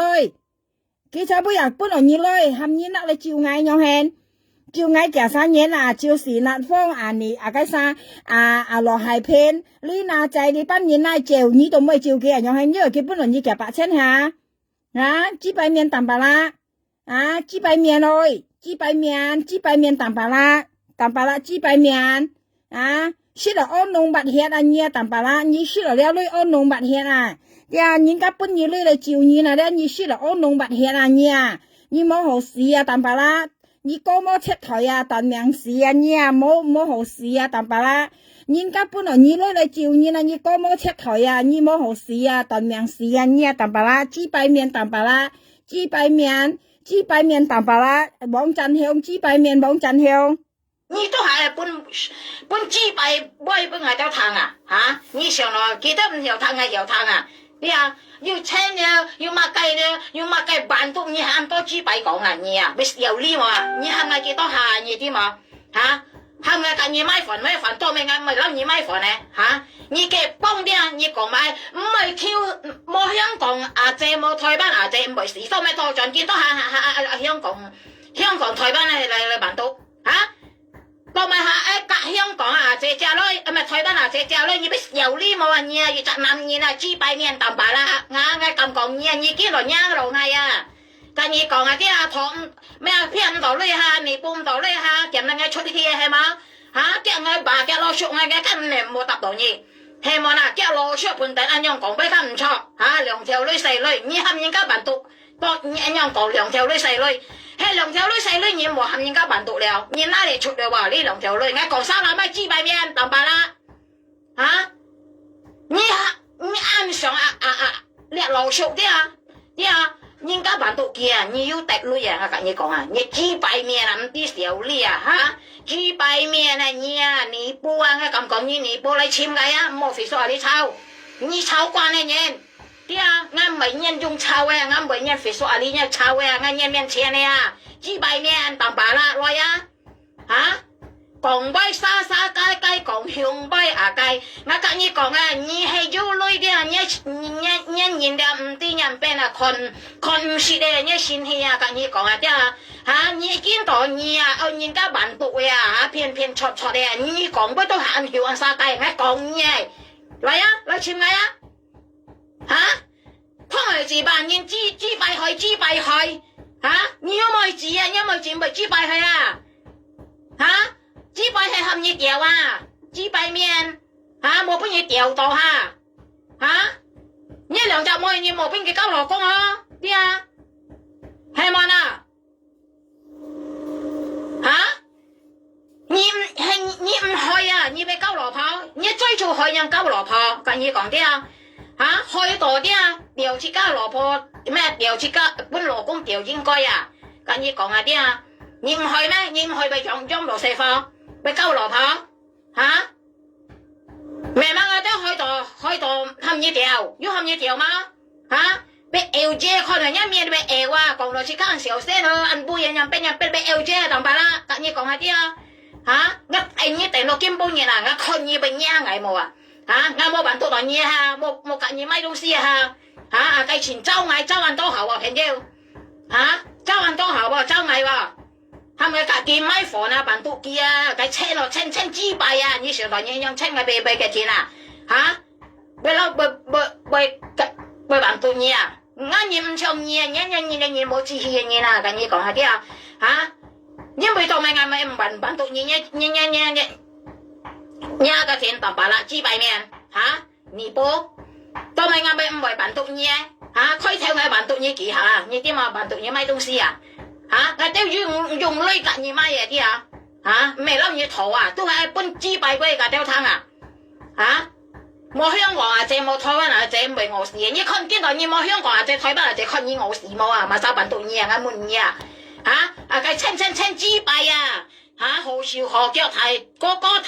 嚇，唔簽東西就要話簽唔到，你拉你苦都苦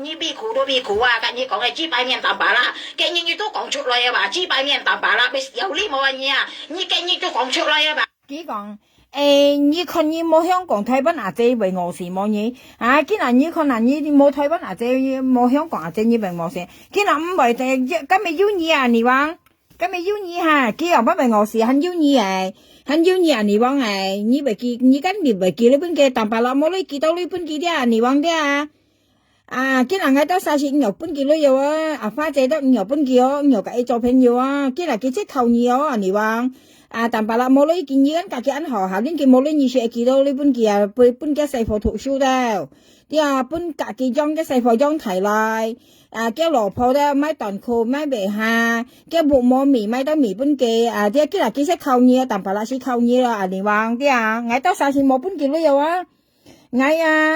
pha chế đó cái đó sao chỉ một bên kia cái là cái cả như chơi hồ leo cái như tôi ai to lòng kia đâu nhưng mà còn kia mô香港仔mô香港仔台灣仔cái này mày yêu nhì hả như hà lên một còn mô leo yêu nhiều啦你話咧你冇講淡白啦冇香港仔yêu nhiều從呢啲咧差不多咧要人家搬落幾多人呢啲叫你照嗌多散，因為嗌多散5日搬幾多人，過嚟幾講花姐哋佢你要照鏡嘛，淡白啦，花姐哋你啲官都要真要假，苗下量都係要假嘅啲啱苗下量假啱下嚟官都要假嘅家要講哋你你係講要啱苗下量或者啱下嚟嘅哋佢要講假嘅話呢啲事實喺上緊有啥講咗官要假要真㗎。像啱苗下量假啱下嚟是要假嘅話，有啥係小心嘛你愛看啲度嘅東西佢要假係緊有啥講像你愛看呢官係真假你看嘅啲度嘅東西愛擺東西跟擺錢多係冇啦，你查清楚啊，啲先學萬言啊，下年記得啦，唔好喐下到萬言啊，家你咪本人錢嘛，啲啊你冇呢度，話我上嘛，你啊你咪用我啱上啊，後面下你咪用我上啊，超甩人嚟買嘅，家你咪本人錢咪本人打，我冇朋友，啲啊朋友家説冇先一年啊，啲啊記得冇一年啊，啲啊冇呢度自家説三隻事，啲啊愛講咪就講咪啊，遲定來呢一定先講咪啊呢啲啊。啊！呢仲係交朋友啥？唔好你度唱一點知咩係啊？呢一點知差本嘢幾講啊？花姐阿弟佢話強結唔係夾花姐做朋友啊？你要就強麼？但白啦，花姐夾你做朋友佢要着數咩？啊！花姐咪夾你但白啦做朋友啊？花姐要着數咩？啊！你講花姐夾你做朋友，你要就強麼啊？花姐夾我講啊，啲คน一面都一傾過了啊！你又家阿官係假噶。但白啦，你冇埋電視喺度啊，不出去講花姐夾你做朋友阿弟你啫話，啊，你啲為你夾一數你一係又做攰做算麼啊？啲你做花姐阿官啊，啲啊喳講花姐阿弟你埋一命生埋十八日肯要香港睇不阿姐相信你啊，講一年安好啊，花姐啊你相處很多陣啊，阿弟你跟上係樣去講，係啊，你一下講啊，啲係都啲咪有啊。所以做你那公司又講啲牙杯又話，你但白啦都做出名你話，人家講超風不重啊！你話騙到了你哋，你話你最好你有添一工做呐，你話我都想5條到就你講你做朋友，咪多浪成肉那嘢。啊，係冇啦，嚇！你今日都講出來吧？話人家做蛇咩讀水意思啊？叫朋友叫錢咩蛇啲唔係讀水嘅，唔係ăn苦呀，只擺面但白啦。哈，唔係按苦，所以你咪阿飛叔阿你你不了，哈，騙人哋女啊，被有理冇嘢啊，像騙翻婆人哋女啊，騙人哋女啊，騙咗跟住都看㗎下。對啊，你看你隻阿姨嘅笑，幾笑啲人看你都歡聰明嘅人到啲了，幾隻阿姨啊，冚唪唥都嗰啲啊，幾熱啊，幾嚟熱啲咗你啊，你看。你看你隻阿姨嘅笑，幾笑啊？係咪阿劍女本人啊？你都看，按樣個女你都係切啊你啊！你冇講你做善事啊，幾百面，嚇？你看朋友，看架下。都係一個阿肥子啊！咁嘢嚴啲啦。幾百面你當白啦，啲人一定要嗌嗌人哋啲忙，我接頭嘢飛哥，我接頭嘢嚟，你幾百面當白啦，你看朋友間，你看啊，你看阿姐笑，你看佢笑，嗱笑把槍間，啊，嗱台拉就間，要分獎把槍間，好。Hello， 阿姐。馬上呢家，啊。夾啦就咁，食飯啱開幾講啊嚇，啱開幾講嚇。Hello， 朋友，馬上。咦？冇聲嘅，衝頭嚟。Hello， 朋友出上次我接你下了，朋友。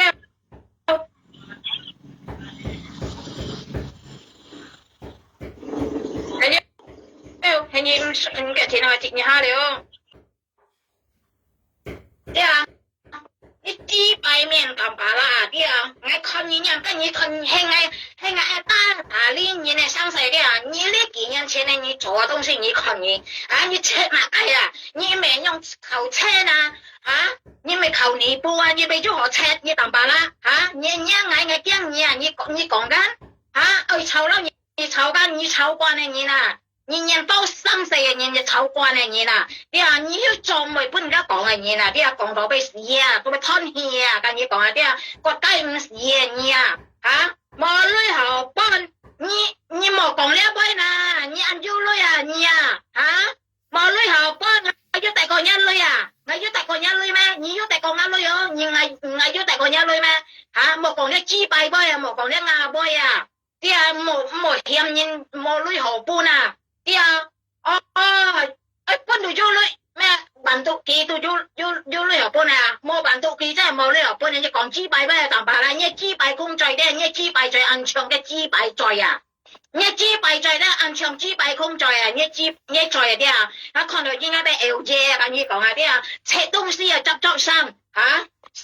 xì cài lan sao mà tôi chết hết hả như còn mai hiếu bây à chồng mình nhà chi bài miền tàu bà la hả liền đầu lưỡi ha hả bao nhiêu xong xì này kiến đầu ha như theo sinh cái chân mà cái朋友cả như thế theo sinh cái chân mà cái講哈朋友cái講哈em冇把嘅咧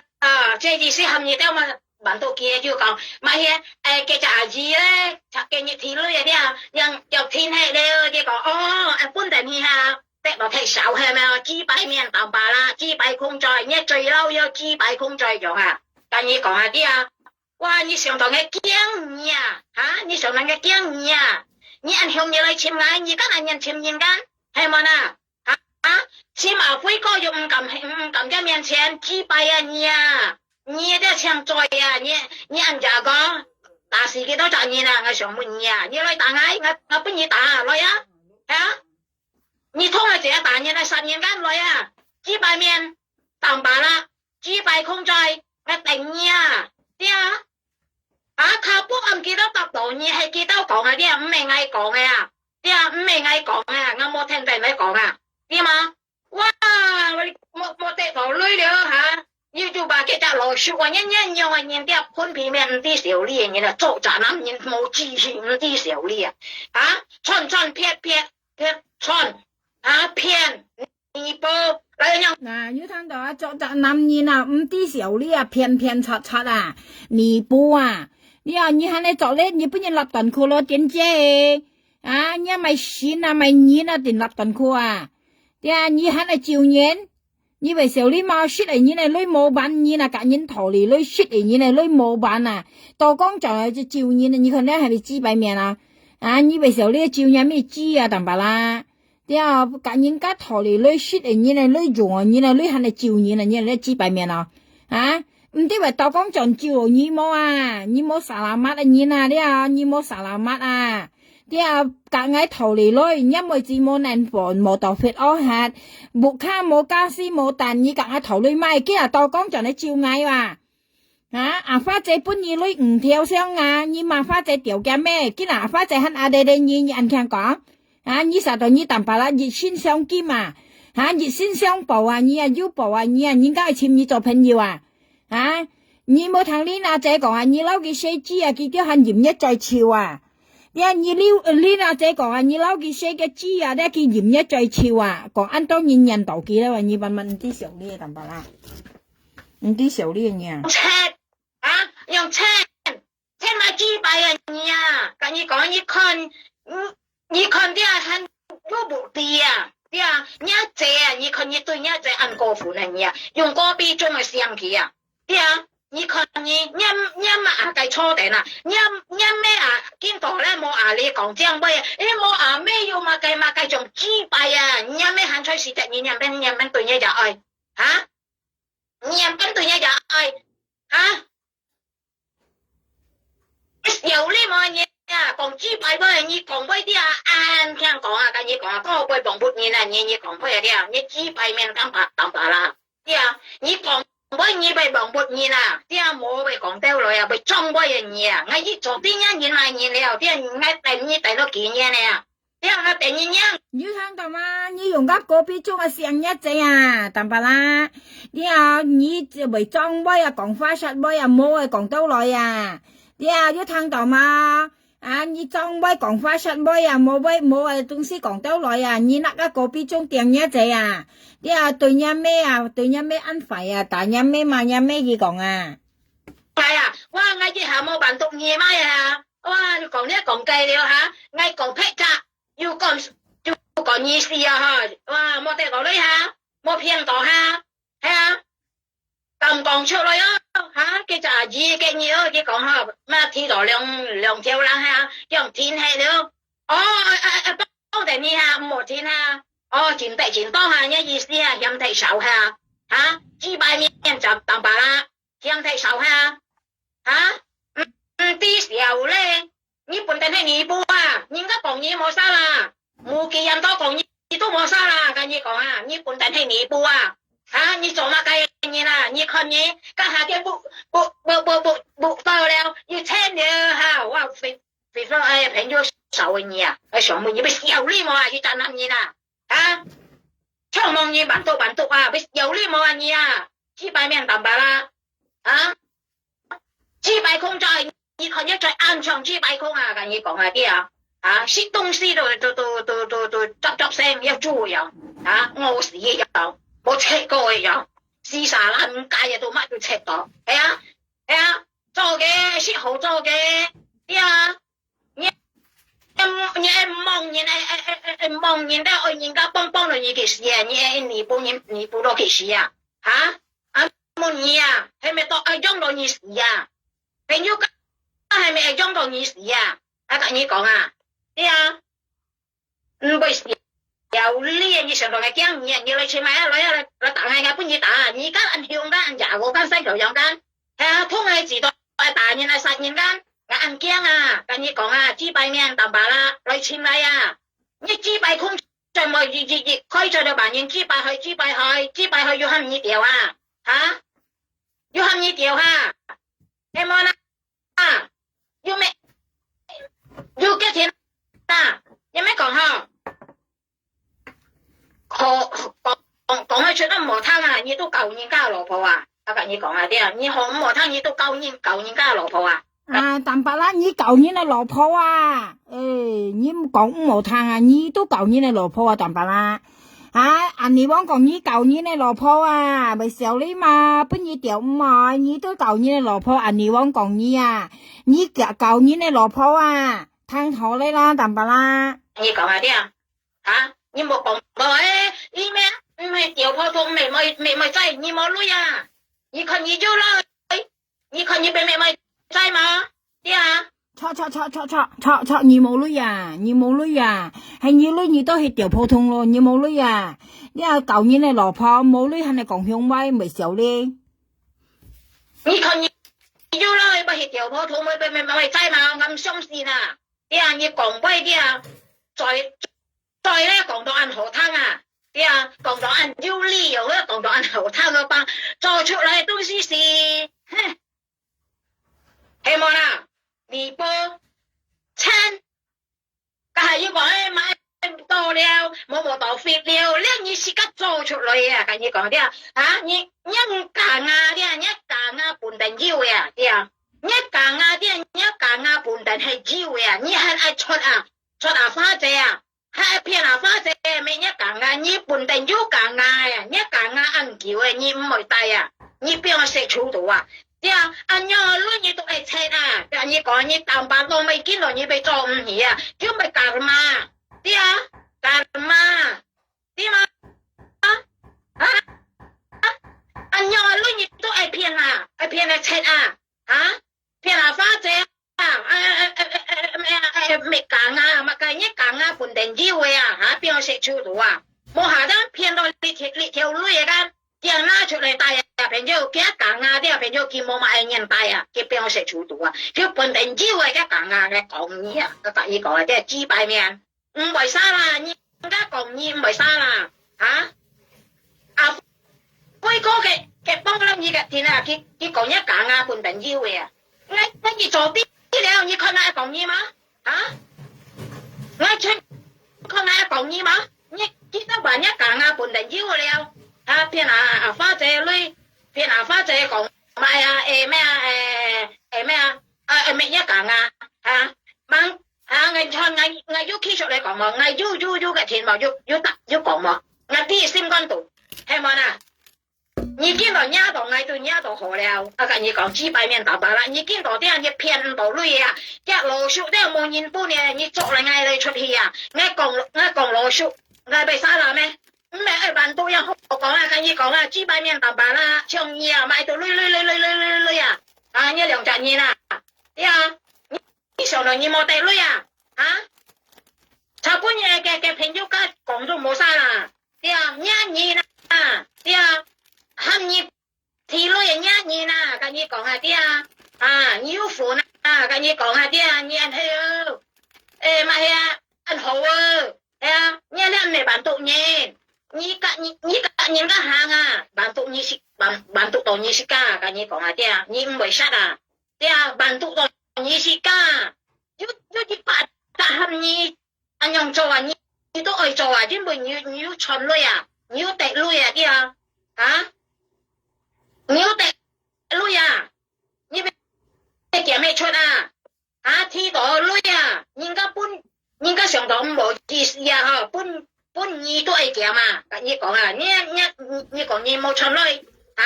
你用個累你都愛切啊，你買累你咪切我上門你千幾百啊，幾百面大把啦，千幾百啊你啊，對啊，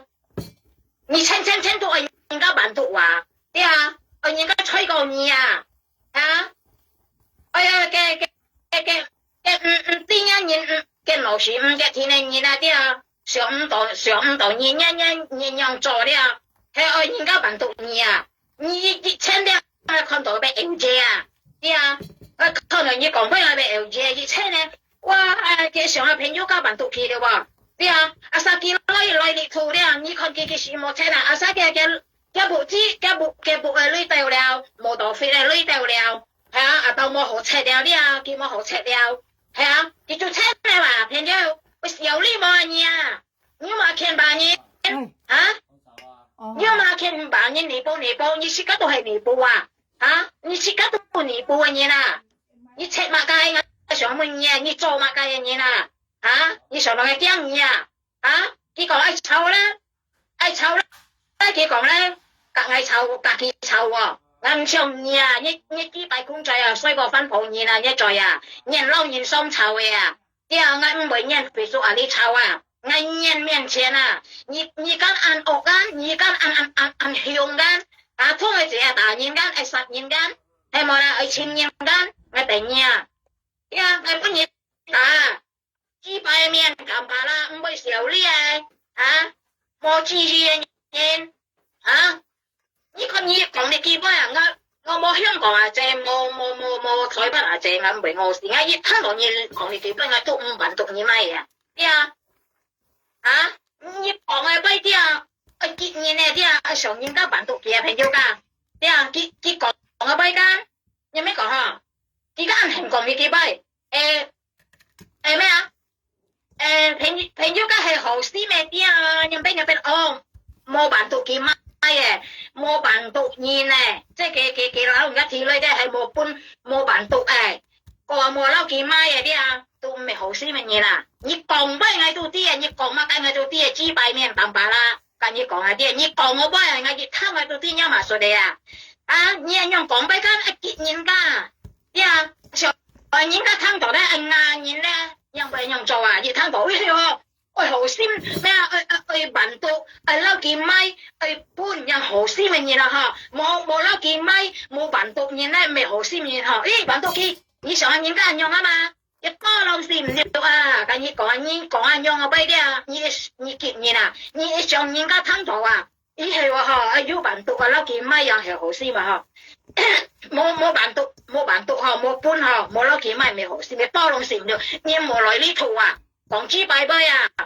用廣府威萬年400個你400公你400公你400公偏出嚟400公你廣府威講到難聽人沙雞佢學人廣府威你香港吃了幾多年人一年嚟字你都嘅身份證都未正式香港吃的你啦我講到見人俾你香港人俾人講豬排你我想講呢朋友嘅部卡上啦嘅部卡打嘅面身講下啲嘅係打動朋友唔係正式嘅面身跟你講唔係二度嘅正式嘅面身打動面身打動打動嘅打動嘅面身嘅面身打動啲面身打動唔係正式嘅正言佢嘅講見到咧放題來緊佢嘅咩便宜到了ăn bùi ăn hiểu mà to lòng xìm liu ăn nha đi châu kia em món wow lau mình sen lau cái đặc mình sen giảm sâu lau được mình sen giảm sâu to lòng xìm liu cái hay mình sai là bảo tung cái gì講kia cái hay mình sai là bảo tung你想到今年 anh nghe như nó bây giờ phiền đó à cái gì còn là kia cái bà tung à mày chính xin này mình xem à bà tung à mình xem này bà tung à thế à mày chính xin mình xem à hả nhưng mà cái phiền chặt chặt đây như chỉ bài miền tạm bà là nhỉ hả có nhìn cái còn hả như hắn chú mà cái phiền chặt chặt là chỉ bài miền là tạm bà lá hả như hắn chú mà ai phiền chặt chặt là nhỉ hả như thằng tao mà tạm bà lá như hắn chú mà cái phiền chặt chặt là nhỉ phiền chặt con hả做世嘅淡白啦，唔係不認聽，細個嘢啊，甚至呢，嚇你照演嘛，你照喺度買淡白啦，我要買咩度嘢嚇，唔係人嚟喎，唔係人做朋友都好了話，你愛咁長嗌啊啲有淡白啦，你先做到你先啊，你喺度講就你照喺度買，啊，你照喺度買啊，咪笑死人真係啦，淡白啦，人綁嘅，啊，你照喺度買先，我冇嘢，我咩度嘢買嘅。啊，你看你就當係麼？你看淡白啦，愛做飯啊咧，做飯啊，你看就做飯啊，淡白啦，未見貴啊，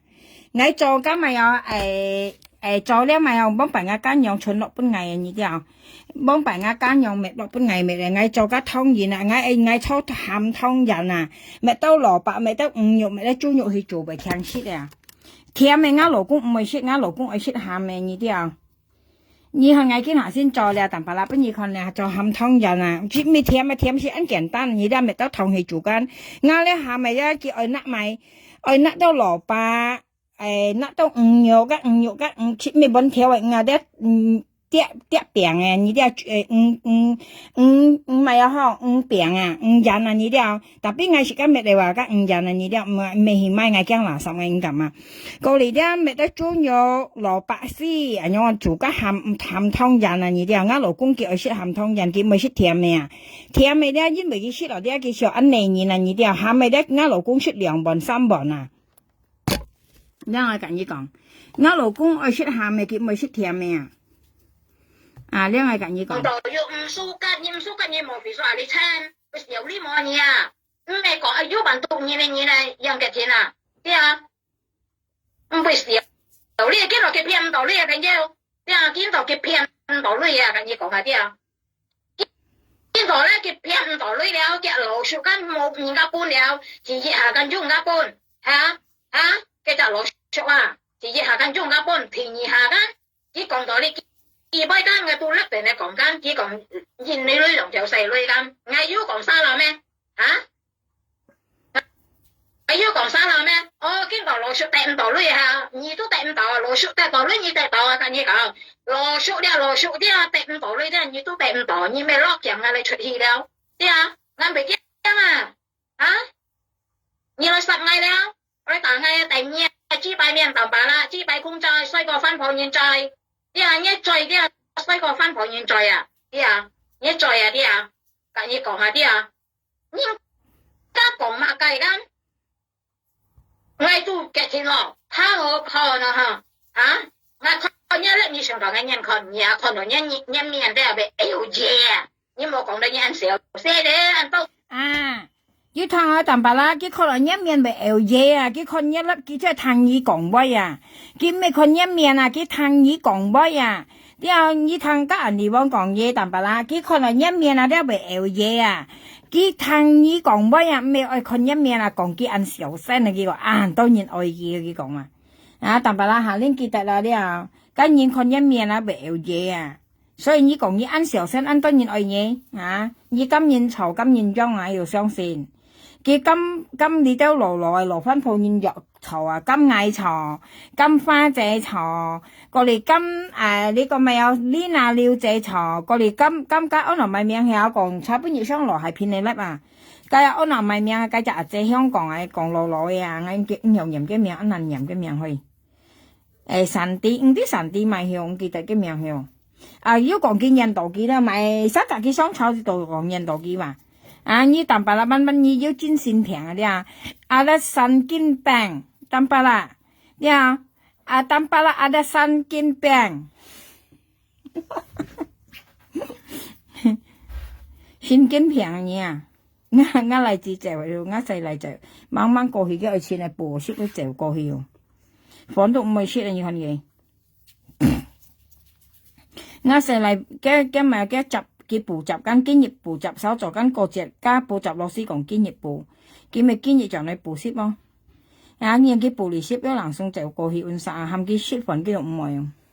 手做先係就嚟識份嘅。佢前朝我淡白啦，我跟你講啦，你唔好做到安排啊。從今日咧，你唔會照你啊淡白啦，很少人家會覺得看得起你啊。你見照你咧，你見本人看唔起啊。我冇騙你朋友噶，你淡白啦，你肯係照人，你見照你咧，你見本人嬲啊。我跟你講啦，你聽我講啦，唔好做咁多壞事了啊，愛燒頭了啊，你淡白啦，你愛啲人對你好啊。你話你班班都唔明你啦，你班班豬狗嚟噶，淡白啦，人對你安好，你肯照你啦。啊，你豬狗啊，你啊，一欠笑啊，除非咧啊，人家本年你來你班超盡人，啊，要人為講到你都唔應該照你啦，人家多兩年你啊，你分面啊，朋友家自家講意思啊，比如今人家多兩年你咧，雖然以為班盡幾家女比喻講笑啊，你朋友講笑噶，啊，你都唔應該照你啦，因為你苦嗰陣時咧，人家叫到你啊。啊，更何況今日人女冇扮嘢，人女冇扮嘢，你識啦，你女用我，你女冇扮嘢，你單到場嚟照嘢，你係啱冇，係照你單啥冇？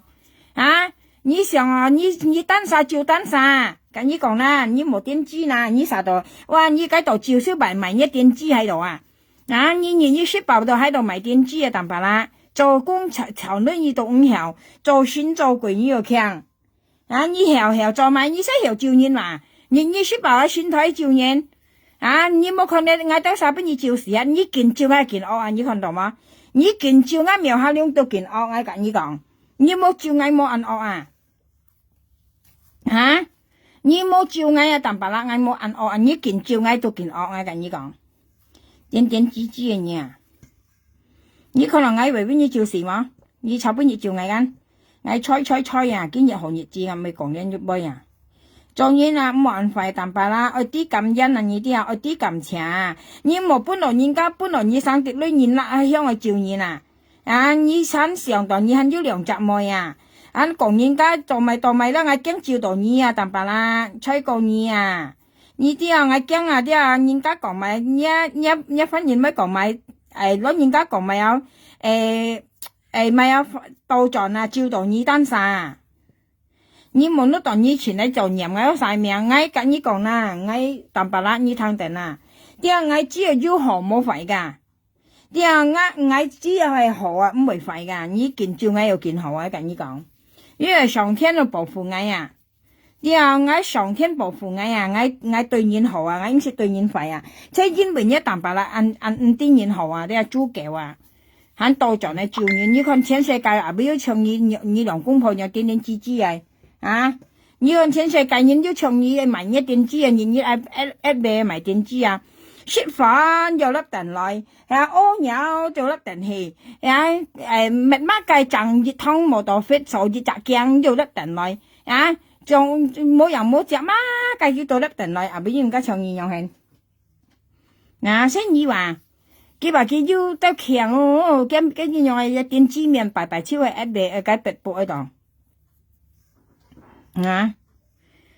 佢話佢啱強啦，最冇女又冇女，成日喊翻旁人搬女，成日大家啲台灣香港計熱量百，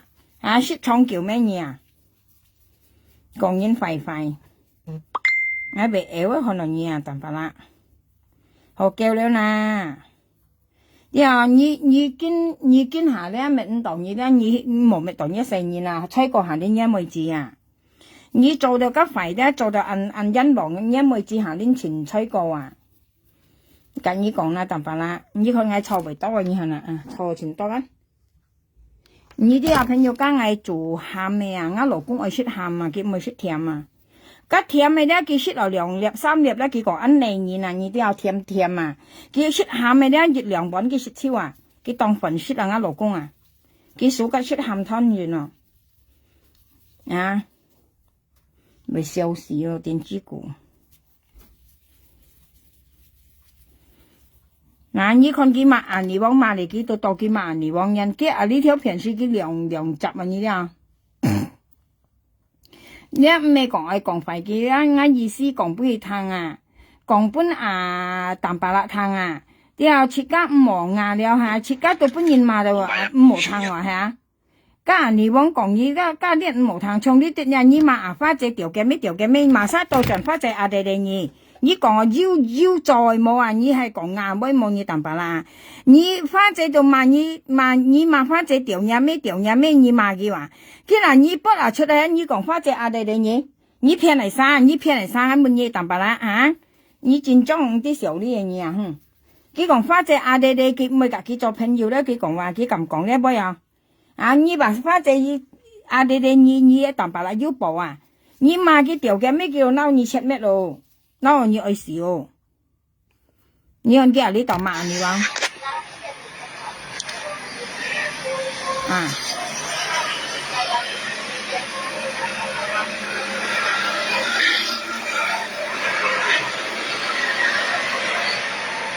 你看這兩方。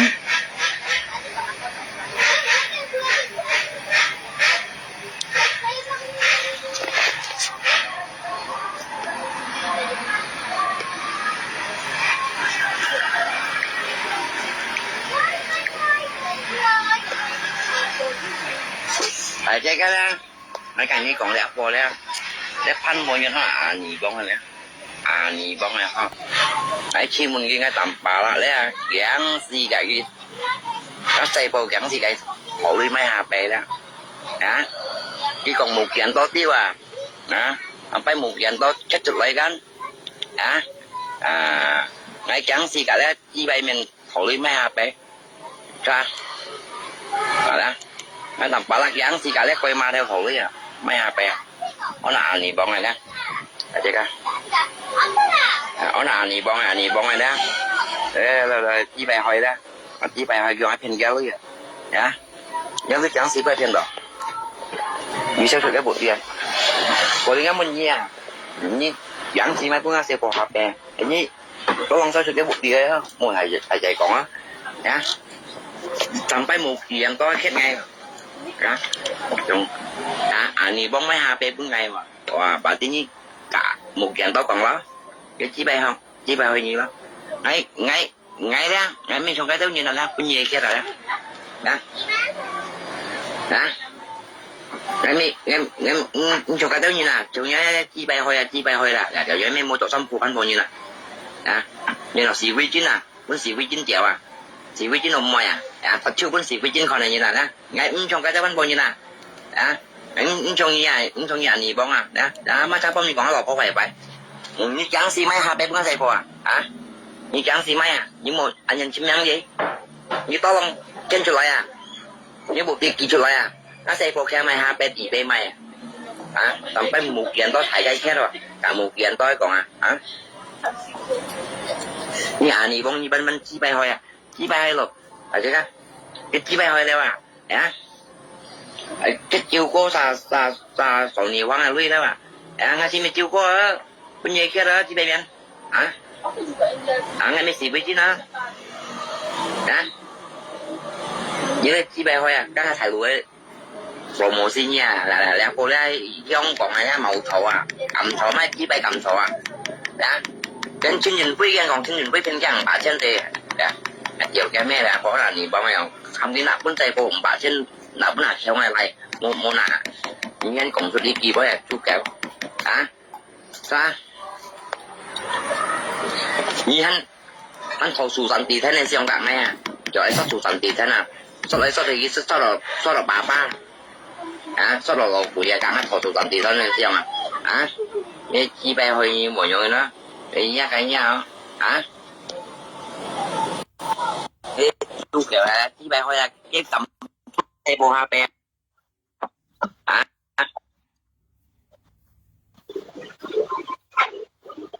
làm cái một kiện có chết ngay em nghe nó xe bộ HP thì bóng may gắn mang tí còn có một kiện có tia chỉ muốn ghi nhận gì một kiện nó là chết ngay gắn nhà xin chiêu cô bên nhà kia là chiêu cô đó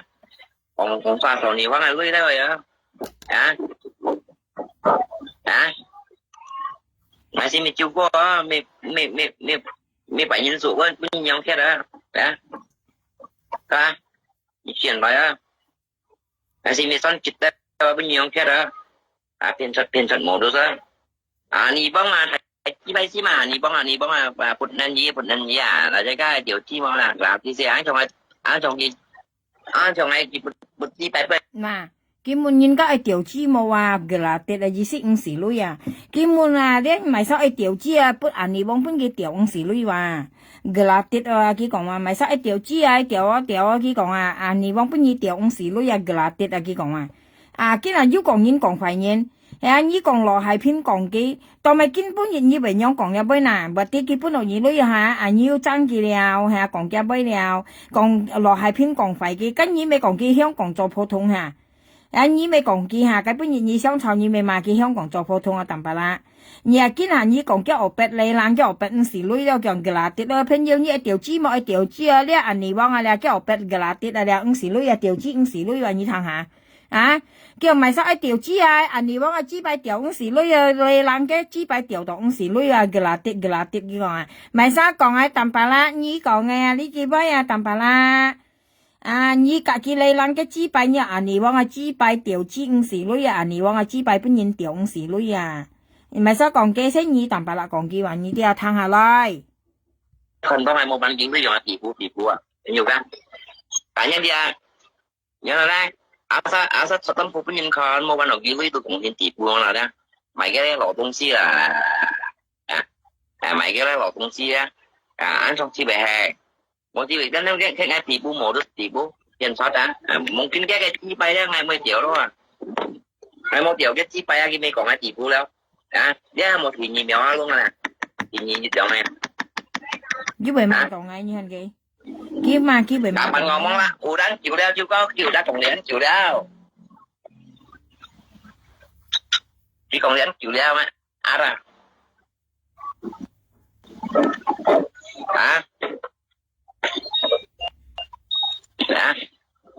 chỉ còn liền chịu đeo mà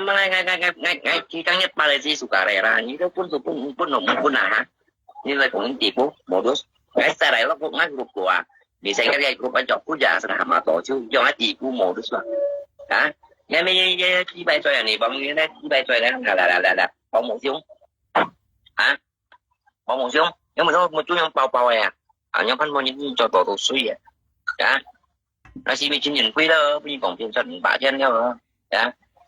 tao đi một không vấn đề của này còn đi ra nữa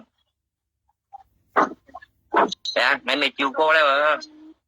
còn thì khoan là lưới với như xa đó một câu trận văn mèo luôn á như kia đó đấy đây nè như kia đó này thì mình cái đâu như nó như kén gì mấy phương án xây phù hợp về còn một kiện to thêm một kiện to thầy hết ngày như kén gì mấy thế nhiều chỉ về như kén gì mấy phương này nó xây phù hợp về những cái gì đâu đặng mỗi đặng nhà này nha cái cái như vào một xí nhà nè phải tung như nè để phân phối cho nó nhị bông này đấy viên cầm chẳng ghém nhân đấy cái tiên chi tiên chi ngầm tận thuê xăm thủy vào mộng cỏ hết bồi như nè mộng cỏ thuê mộng cỏ trong xăm hết bồi như nè tiên chi có thuê không cái mày xì quý chi nữa mày chi nhìn quý mày chiêu qua mày xăm kia đó mày như cái của mày chi phải đi chuyện nói đi chi đừng nói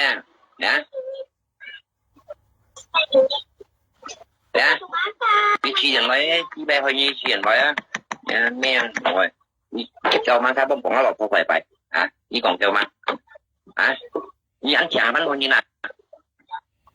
như ăn chả bánh bao nhiêu nè như ăn chả bánh bao nhiêu 16 tâm của cũng xỉ với chín còn là xỉ với chín rồi như 16 tâm của cũng nhớ xỉ với chín còn nào đây nè nhưng bởi vì cũng xỉ với chín còn nào ngay mấy con nhân tỷ phú cái nhà đi bán nhân nha cái nhân chi nhà lưới như phải nhiều còn mèo luôn nhà lưới như phải một phần tỷ cũng nhân một phân nhân tôi còn nhân tỷ phú đi thành như còn nhân tỷ phú một đứa nghe một chàng ăn buồn nhân chi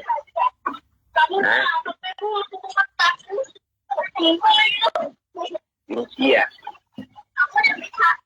nghe hồi Với một chuyện có biết trắng thì mấy hai bốn nga hai bé xây qua cây men kiểu nha mấy gì cái anh này bóng trắng thì mấy nga xây qua bé nhà này bóng trắng gì nhị còn với còn trắng chứ không cái bụt đi với thì mấy nga xây qua bé một đằng con làm giả si bụt kia quả tụt phần này man con kỳ chút lại cái bé men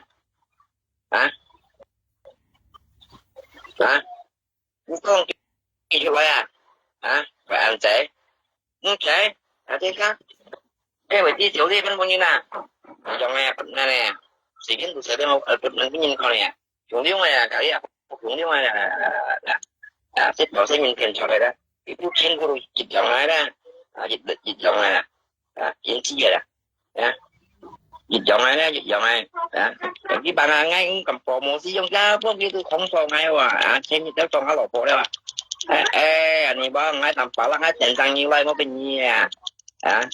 ngay con như khách kiểu mang này nhưng mà vậy con nói là kiểu dòng ấy dòng ấy chỉ bu kia qua một kia bên juga để mình gặp bằng có thể với một bàn đầu kia thôi nó chỉ có điều gì thôi đó giờ đi trong cổng mày bé sắp tới chơi mong cổng mày bé tầm ba la so đầu cái nè như thằng đó mà tầm ba la còn như香港咪逼như cái điều này như mua bán đấy anh đi vang tầm ba la còn như như chỉ bài bên cái điều này mua bán đấy như bọn cọ mày ở bé cái còn như thằng đó mà ngày清môn nì yêu聽到mà tầm ba la còn như chỉ bài bên cái điều này mua bán đấy anh đi vang nì yêu聽到tầm ba la còn gì mà chỉ còn như bọn cọ mày ở bé ấy nhỉ nè tầm ba la còn anh đi bọn cọ mày ở bé ấy còn cái chỉ bài bên tầm ba la điều này mua bán đấy mà như thằng đó thì đấy bài đâu đó jadi mua bán được như dùng là chỉ phụ một thôi kayaknya dia kena sayangan kot gitu atau dia waktu dia juga pepeknya ya kena aku ngentot dia như bạn tôi đấy như ruột pepe anh đi vang tầm ba la con nhỉ như bạn tôi đấy như ruột pepe cái ngàn tot ndak bayar uang sampai dia teriak aku tipu dia mungkin aku nggak bayar dia duit tầm ba la còn kia ya tầm ba la còn kia tao mày sao bây giờ như vậy nó chịu kia cái bác chắc để trên nhìn quê đấy là gặp cho chị bà trên một con câu con dây cổ đấy như chất để nhi chất ngay vào cái nào mà nhá mấy mô xì xanh con phải chất nhi rồi nhá mấy mô mày như mày chỉ bài nhây chất ngay chỉ bài hồi mày chỉ bài sao nhiều cái là để bác nhưng mày chỉ bài rơi với nhìn cho nhà mấy như mấy bọn này là không mấy bọn nó cho cả họ tăng phải gì đó tầm ba la cả tầm ba la họ tăng là đó tăng phần tuy đó họ tăng là khói trời siêu đều khói trời chỉ cả cái siêu lưới đều khói trời siêu lưới giọt siêu cùng cái tì lên mà cái mấy họ bán đồ chỉ cao lưới đi bán sôi đường hà bán bán này đến như bán sôi đường hà bán cả hai cao quân còn siêu lưới này như uang sama dia uang nasi uang paket nasi masa dia benci sama kita bersiul limonya kayaknya si quản lý mereka như si quản lý đây si quản lý gạt này chỉ chịu một benci saudara punya atau sumbangan punya sih như một tăng này mona bắt đầu nhìn đi đại cái你講幾擺tầm ba la你找幾買嘢你大田含幾個你買一份呢含幾本身一份呢既然你講應該冇理由話你你講買買嘅乜嘢頭先嘅個條片咧都講你是誰就當佢買份含幾多浪你買白嘅問佢係買份冇你就當佢買份既然呢度咧你又講佢冇本事做送辦案冇送辦案你兩手究竟咪手講威錯咪手講威山可以嗌sang我邊安反而喂，你兩手究竟咪手講威錯你要講佢買份冇辦來我當一份來做兩年嚟辦但係佢按實就講嘢你下含佢多浪你買份你含佢隔你買份做白嘅cái兩賓講này喂你兩手究竟咪手講威山là錯tầm bà la ngay chiều相信佢冇相信nhiều因為仍然ăn phải sim con tầm bà la事實ngay啲雖然ngay隔佢銀尼王五河咧ngay都相信銀尼王係杯ngay冇相信你tầm bà la係杯因為呢度咧呢度講廢嘅tầm bà la 你問問咧，你講電子杯啊，但白啦，你講佢哦買一份做2年半，都冇可能咧。係啊，佢隔你買份幾多呢錢啊？一條河咩，2條河咩？佢1年啦，都係30蚊手續費。mà sắc你講佢做2年半，啊你當你出去講肺炎咯，但白啦。你咧戰爭冇300誒，你但白啦，你冇用破肺炎啊。啊，佢隔你買份，你講佢做2年嘅半，你講肺炎。你啊，你啲你講唔通啊！你啊，但白啦，所以你先講俾先按忘本言啊！你啊，咁冇係俾你用忘本言啊！你咧你又戰爭係講唔通，你俾嗌都唔信啊！係啊，基本上你買份啊，1條2條，已經可能做2年嚟辦嘢啊！係冇嗱，咁機費都係30蚊嘛！係啊，你冇都當騙嗌到3騙5度啊！但白啦，你先講肺炎啦！你啊，你先講肺炎啦，但白啦。佢都講你別使喊佢做白嘅，你係問佢愛買白嘅冇，愛買飯冇，走佢買飯。啊，你呢度就講佢冇呢，冇喊佢冇做善事，咁咪啥講係俾對樣係問你啊？những tỷ bố là con này là cái nào thì con này là còn hai phần đi ra utang lah kayak uang nanti utang saya kita nagih sama dia wajar lah ya. Kapan kamu kirim buat utang saya? Hah? Janji pagi sore ya? Hah? Janji pagi cùng sore ya? Gimana? Ngajin cái nagih lo gimana? Hah? Hah? Janji pagi aja cùng sore ya? Habis kena dia utang kita nagih mana dia benci sama kita bilang kita mau susah. Mèo yang nhìn là tăng bao nhiêu? Dia bao nhiêu cái bé? Bởi cả nhớ ta dùng paket online này chỉ nói một số cái này của anh rồi chỉ để nói cho các con như này có là gì con này cái nhiều cái nhớ ta chỉ để nói anh ăn siêu bây giờ anh ăn siêu rồi anh siêu à anh ăn siêu bây giờ cả cái siêu điện của bạn sao anh ở sùng bằng anh tự nhiên tạp phí ra cái kiểu như thế sao ra anh ăn siêu bây giờ anh đi con này nè nghe mấy cái gì mấy xài của bún à mấy hạt đẹp nó xài của à ra thì chắc một thằng tôi có hả đi một kiện to đấy bạn chứ bà còn một kiện to tí bạn ta sang một kiện to mẹ làm xong hết ngày mang tí nhà nỉ bông còn mấy hạt đẹp nó xài của chẳng thế mấy hạt đẹp nó xài của tôi kéo chỉ một chỉ nhiều một ngàn hả muốn thôi ấy ngay còn mai chút còn mai hả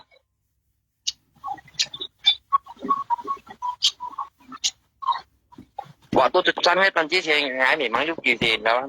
咁要間應該係純實麼？我就等日辦到啲啊，你未買咗件事係純實都冇密心都冇啊，嗌冇件tiền của你未買咗件事，但邊ngay kan冇bật gì lo，你punya冇punya cả，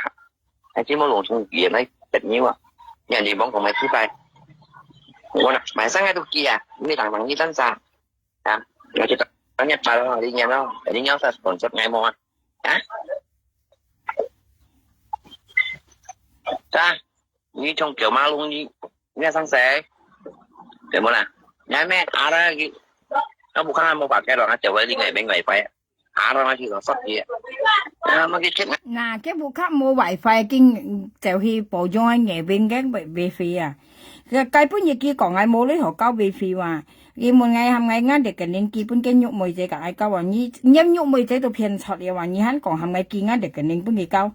như nhục mồi chế đồ phiền pha chế luôn nhiều à hắn còn cái nhục mồi chế hàng ngày kia ngã để cái nên bún cái nhục mồi cả ai cao ngã về phi à ngã về phi à dùng ở kia ship nhà này như con hà là ya nhớ nhìn đi luôn à ngã lý tổ cao là 390萬啊，cái bún nhiệt ngày hi cao à 390萬啊，nhớ nhìn đi luôn 800啊，日賺日啊，然後ngã lý香港啊，vì cái咧最強啊，最猛上網啊，冇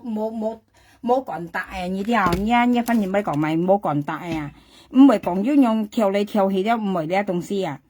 啲上網就上到，唔係講要咪要跳嚟跳去用去呐。最貴啊，算貴啦，你啲啊390人，390幾啊？係嘛？差唔多400蚊啊，每年你800千就賺一啦。chỉ một ngày và cái bữa nhiệt và chỉ một ngày miểu hà liêu à như một lớp à miểu hà liêu kia còn à như một vi phi ở cao vi phi lấy gì còn mà hàm ngày kia ngắt để cái nín bún cái nhục mồi cao à như nhục mồi都偏发这路呀hàm ngày kia để cái nín bún nhục mồi cao như ăn khéo mày miếng sang à kia bún ở như路呀hàm ngày mới xỉu đi như nhục mồi都偏发这路rồi cả千两三à các都偏chặt mà liêu hắn hàm ngày kia ngắt để cái nín bún kia cả cao vi phi à cái tôi phiền phát chế lưỡi và nhục mồi và cả chiang两三phiền phát chế lưỡi và còn chỉ còn bạc là cả phát kỳ lưỡi bún nhị rồi chung phát chế hì kỳ các chuyên nhân phí cả cái thòng theo cái đồ hàm phát chế hì kỳ và cái cả chuyên nhân phí sáng chào rồi ngày đó sáu bún nhị lưỡi ngày đó sáu bún nhị lưỡi nhị nhục mồi bằng ở chi bài một bún chuyên nhân phí chia còn phá你得挨到啥半夜嘞？挨到啥半夜嘞？你等啥插小字插一木珠咯？佢講你要知道呢半夜啊，加13點跟肉咪頭女嘅限中花仔記13點嘅頭女嘅限花仔記你摘揼雞用限花仔記幾條半記你肉咪就要知道女淡白啦，賣命生咋？搶騙花姐，你騙我冇好騙那幾度那羅結花姐你出上你話你啲花姐唔要㗎，你做朋友你多盡講花姐你係搏一行你禮拜年前夫講威特巴力人家講新堅你都要新堅平講威前夫特巴力嘅禮拜年講威前恐怖你都要咁冇呢幾度那先嚟講落去佢13點到咪講花姐佢啦，佢想攞到講經驗安好花姐係多盡你佢做朋友佢冇就鏡嘅面你啲花姐撈你撈7米撈到你啦把你又講乜了你到三米可以嘅官你看花姐官你冇條人又裝相電子淡白啦，你係嚟騙嚟啥官都係錢多價苗下料係錢多價下里都係要價嘅淡白啦你要講弟nhiều kỳ sinh bún nhiều phúc nhiều tạm phải là cho nên là tí xíu đi quân tôi yêu chân cả muốn phát triển như đây cái tạm phải là kiểu mố ấy gì còn ngon kia quân bắt出來kiểu như đây kia mới cả như cho phèn nhiều kiểu mới to lòng xịn nhiều phát triển anh ngày你說用hin破壞發展了你啥都發展cả như tạm phải là cho phèn nhiều nhiều保你啥都你要保係咪？啲小李係啱先嚟打呢嘢上車淡白啦，係冇設計唔會講咧，佢買嘅電子買到安好湯呢啲佢講花姐你佢家都根本都唔係花姐官你兩公婆唔知咪做戲冇做床戲本人看吧你安好你花姐夾嗌相湊多陣係你嗌你上嚟做床戲用去你都嗌多晒係後邊喺度，嗌香港喺度淡白啦，你後邊喺度。你啥都你識事嗌到啥咪邊嘢騙到人家講你隔起一妹咧嗌到大都啲嘢屙尿屙屎咯人一妹咧隔起啲嗌到啲嘢屙尿屙屎了淡白啦所以咧冇啲買礦買電資料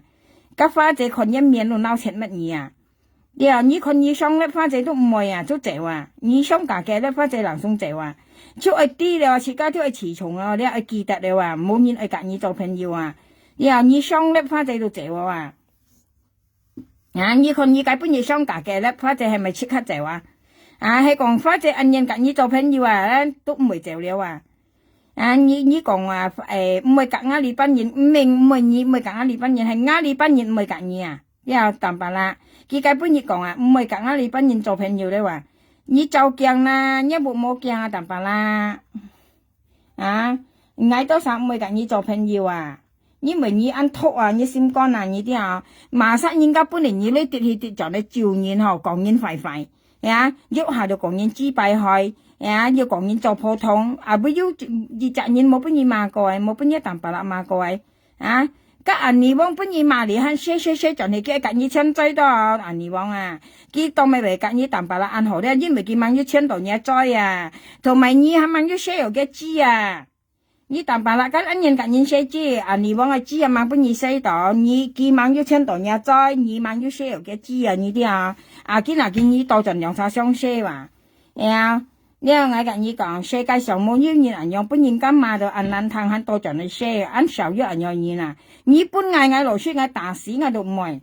朋友間冇朋友都唔會啊，因為當買為本人看唔起啊，你又為本眾人看唔起啊，按少呢啊，你啊，即冇朋友人才被樣人嘛，呢個我講啊心底話，呢個我一味講係結緣一唔係，呢自家本人講鬼馬普通話係啊，要講一講家講到按難聽間。係冇嗱，要多種嘅隔人做朋友，係你愛望愛唔愛哦？係講自家愛翻多種嘅隔人做朋友啊，出愛好咯，係啊，好好啊！你啊，你兩三千，佢都冇相吵，你真正啊，你本人講你點知就點知啊！你啲啊，已經本人講點知了，係講你兩三下，你都未翻相吵咧。你真正你本人講你點知，你又本人講點知了啊！自家出愛好咯，係啊，你啊，千祈唔好相吵啊！你啊，就算五毛都好啊，點啊，五毛賣出來啊！又唔係本人笑自家，呢度嗌入本意講嗌，呢樣啱印度人樣講喂，上呢13點先叫你買嘅電子嘅呢，佢講唔係夾硬晒做朋友啊，佢本意幾粒人嚟講啊，叫嗌啊花姐都話呢，叫結唔係話，唔係簽嗌都晒做朋友啊，你冇照鏡啊，淡白啦，你冇照鏡啊，你講你咪夾做朋友，你嗌要夾講愛夾你做朋友咩？真知你啊，長係講緊牙波嘢。我可能你嘅間嘢，我為驚死去嘛。自家唔係驚佢買朋友，驚買啊冇良心嘛。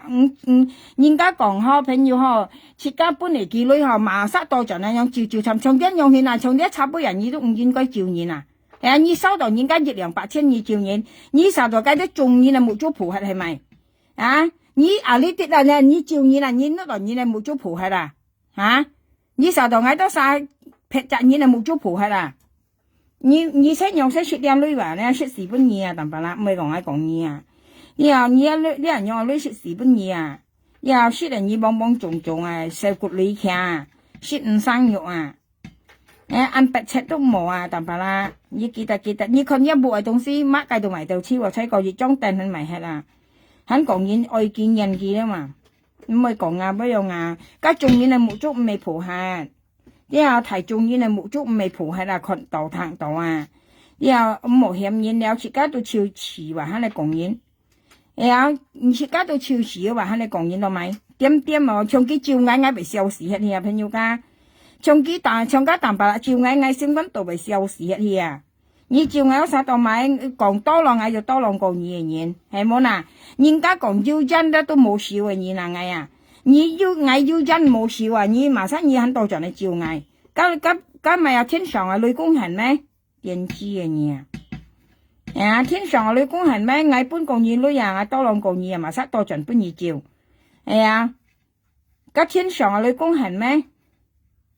未按嗌你話，你意思講我3名搬嘢你照時間又係下，嗌生時啲啊，嗌唔係唔中意啊，淡白啦。隔你冇關係，冇隔你同冇隔你爹，你啊，嗌自家係生蛇啊！你啊，啱冇看人2班係瞄下兩個生蛇，你照唔到，你冇不連一春秋題夢啊！你冇不抗啊，你冇先經濟跌啊！你啊，嗌冇看人平安唔平安係啱生蛇，淡白啦！你照嗌照到你受到你係神仙係咪？你受到你係神仙咪？啱瞄下兩平安唔平安為堆跌唔為堆跌，下為2班唔為2班，你話你照到嗌啊！一電子股你冇點買一電子啦，過客年咯，阿明咯，做埋工了，你一俾你留你冇學明了，你明係咩阿你往熱雜俾你明，隔一退翻嚟喐咪，跟喐咪安有都隔揸你嚟揸你啦，見喐咪叫多浪都未多浪你啊，叫多浪嘅字咪啊，嘅字咪嘅姐都敲過你啊，淡白啦，跟喐咪嘅姐啊，現你按實敲過你啊，叫多浪都多浪嘅姐啊。多浪嘅樓梯啊，叫咪多浪耳咩？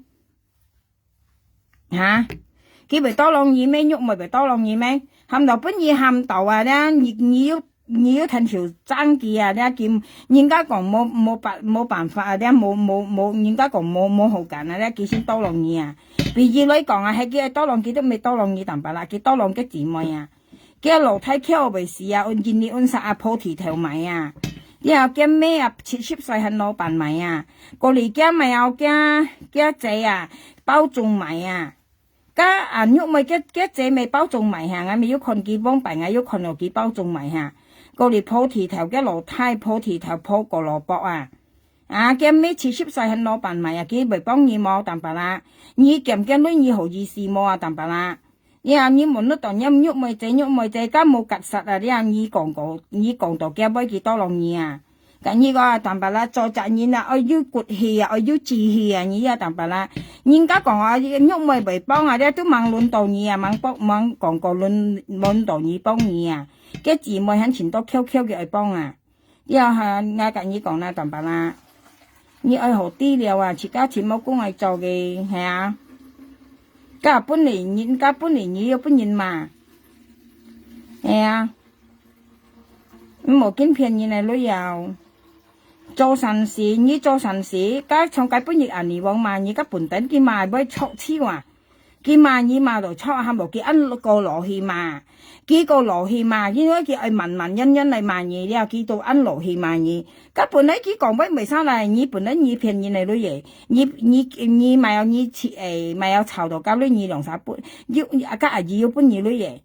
咁本來係嚟，佢未講生啦嚟，咩講嗌隔佢冇都講嘅咩？咁本來係啊，你有晒冇租金未付係，家看定阿姨接人集定交旅嘢做乜嘢啊？係啊，佢集定交女嘅做乜嘢？我看到都係啊，佢家阿姨啊，集埋嚟女啊，你甩人間過嚟家阿姨搬嘅女間，嘅田發少執納搬嘅老婆啊，阿姨嘅女小執嘅樹喺度去啊，咁本來錯佢冇講快嘢淡白啦，嚇，佢講咩錯係冇幾個細絲嘛你啊，家人嚟往講威個細絲嘛，佢看嘅東西家個清楚啊，嗌肯冇人用留意嘅去。自家冇人用留意，之後嗌呢度呢東西咧，自家冇多浪記，自家冇打理嘅生細用啊。即係嗌意思，嗌事實嗌以前唔會打理你嘅生細你啲啊。嗌冇卡到前多生細，嗌打理唔春差打理你，係冇記啲從炒本人樣去下，炒本人嗌要講嘢咩？淡白啦，嗌都冇講嘢啊。家下你幫緊錢苗喺照嗌，係啊，佢照嗌中風5啲萬多嗌多盡嗌照嘅，係啊，當咪以為你炒本人叻人嚟照嗌，你照命師嗌乜嘢啊？唔係3日又嘢。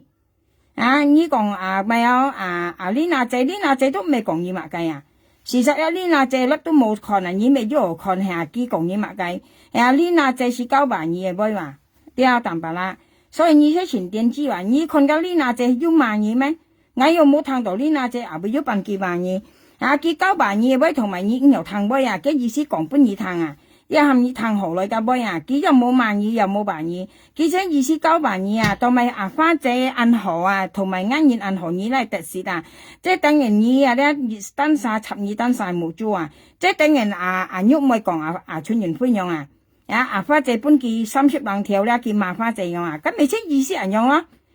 你都講花姐嗰三咪呢嗱隻印度嘢哦，咩呢度咪乜計到話本嗌聽乜嘢交辦嗌佢講啊。一杯都唔知有乜睇話女咁咩啊？教聲你出嚟嗌搬嘢，你出嚟先啦，我會搬嘢。佢填碼都冇填咯，你攞個填仔出嚟先啦。你分面啊？你係講啊，自家唔冇啊，自家聽位去聽何來？究竟呢個就係照嘢，特別二人用咧，咪似你照嘢嘛？你叫提出我問而家呢娜仔跟羅你照叫咪你去聽位聽何啊？跟現時咩講廢你話嘅意思講到啲你單晒11單晒冇做識等人跟喐咪講串完灰講花姐搬嘢亂嘢賣花姐今日你單晒小字12單晒冇做你幾位都係等人喐咪講串完灰意思花姐對你恩好同埋你肯賣花姐意思咁咪你單晒小字塔，你單晒冇足梅生嚟，即係等人雞生咪有咪有呢娜姐講你當咪為人用賣花姐意思花姐今苗下兩搬個二女你當咪為用賣幾兩晒咁咪一小字11冇足嘅意思先用嘛，但係幾啲就呢啲日本講叫呢娜姐乜計到打呢嘅雙四話，叫阿媽計雙四到呢娜姐係人打呢話，唔係啲呢娜姐到人道幾話你聽下，係叫588嘅咩係咪叫588偏用成門有晒你聽佢講唄你係講家電子唄你淡白啦根本你都唔夠錢你你嗌緊你講你唔夠錢你你嘅交錢咧，你要慢慢上啊，當咪人家唔用講話啊。嘅意思阿花姐啊，提住客啊，你話阿花姐按行本意咧，本意咧講夾條本意啊，當咪你按用麻花姐嘛到按無탕啊，特色把花姐啊，從愛用啊，你當咪特色愛啊，從今下咧，你根本你唔用麻花姐噶，唔用麻愛咧，愛兩三對才按行本意咧嘅意思係講你唔用麻件事啊。你話你都講你那隻人容易有打你130哦。我同我未笑死，今年那隻人咯你嚇，今年那隻幾歲嘅人？今年那隻幾歲？60零歲、70歲，基本要做咩又差唔多嚇。佢講話你那隻話，佢講阿龍先講話，佢講你那隻路話叫白潤潤話，叫話越來越強話。家要講話人家路咧，人家後生子，貪佢最後硬人，佢講咩講到後尾講下。佢呢度人家前世冇掉過紙咧。佢先得到你那隻噶，我有3000歲冇掉過紙嘅咧，熱書包就講，他們係最難咯，他們嘅最難咯就，但係啦，我上半年一再要上色冇啊，要力冇啊，一再啊，按當然當然啊，電子紙啊，我通完路超去，我路熱嘅路通完啊。前亞講了杯去，佢照嘢咪照嗌，差不多嗌都唔識講嘢啊！你照嗌咪嗌乜嘢啊？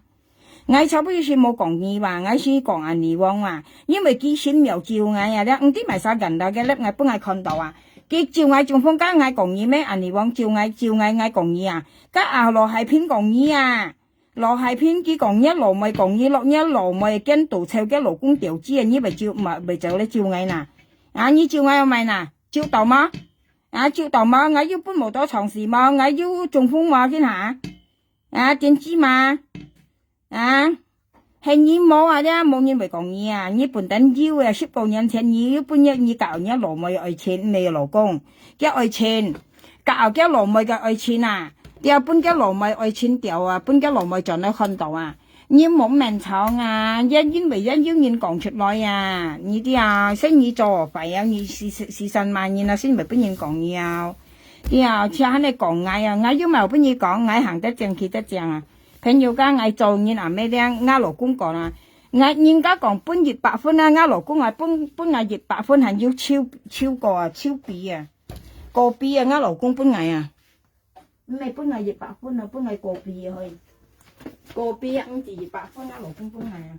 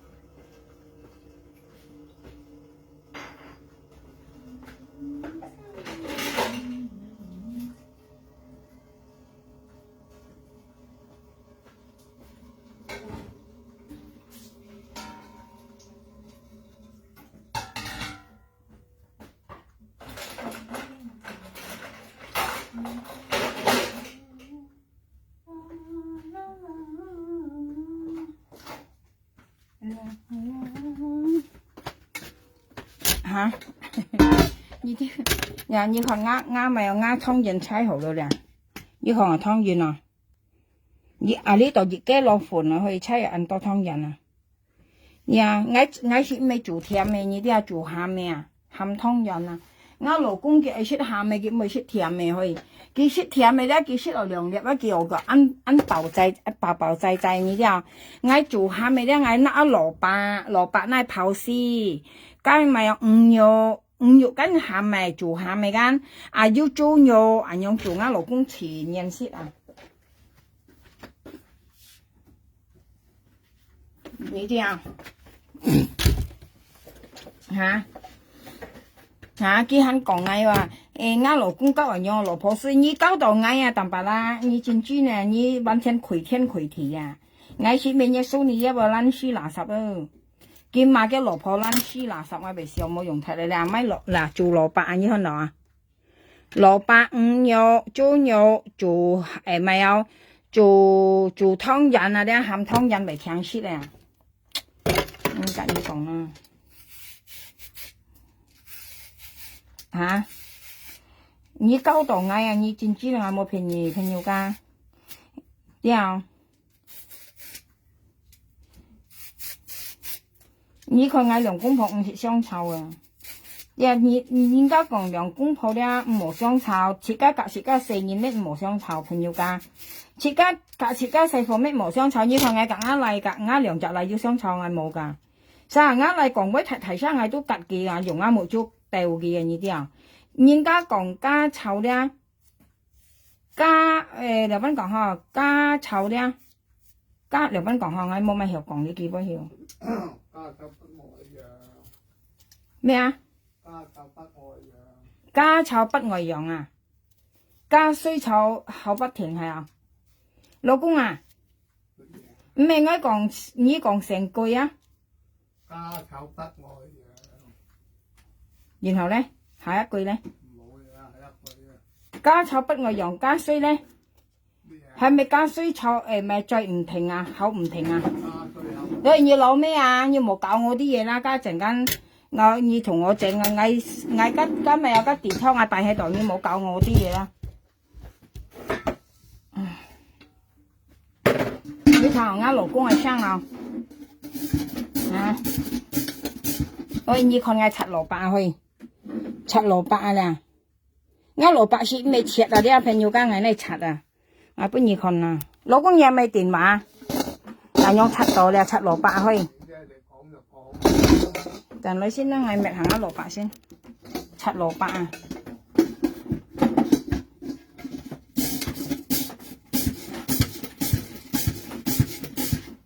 切蘿蔔去，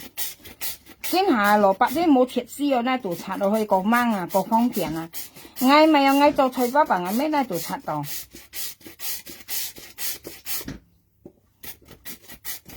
你過嚟攞老公嘅電話俾翻你啊。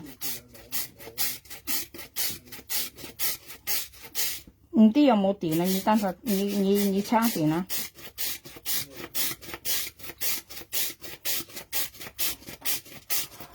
嗱，你看啊，朋友間，你看啊，前強間，嗱前晚插啊亮，我呢插到啊，啲下你看啊，前強間插到前強間啊，你看到啊？前強間，我做菜包辦我咩用插？我唔是切咯，一難切絲啊，你要切絲全難切啊，你啲啊。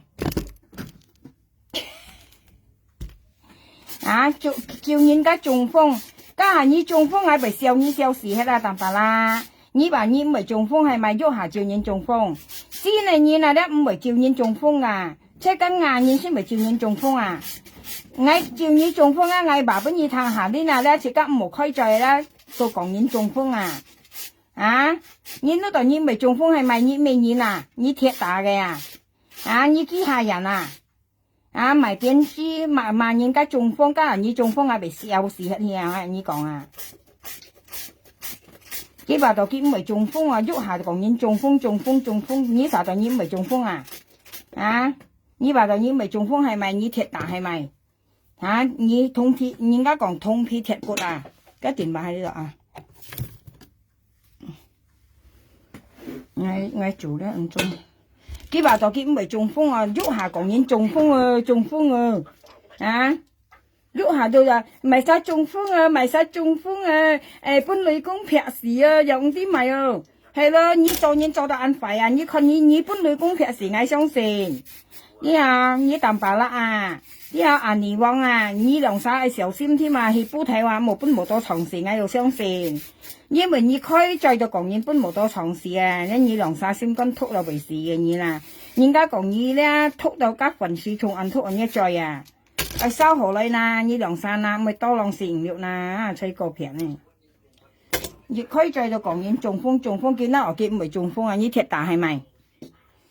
你看我批兩條去，你看到你蘿蔔絲啊，你啲蘿蔔絲啊，吹蘿蔔糕先用切啊，你啲朋友加下米爆香，蒜頭薑爆香，切少少嘅啦， mẹ tao phun nó thì mẹ tao ôn chung nó thì mẹ tao mẹ tao ha mày à mẹ tao lập nhục à lập trường à là chơi lò bạc có mấy chuyện càng xét ngã lại chỉ mấy chuyện số cắt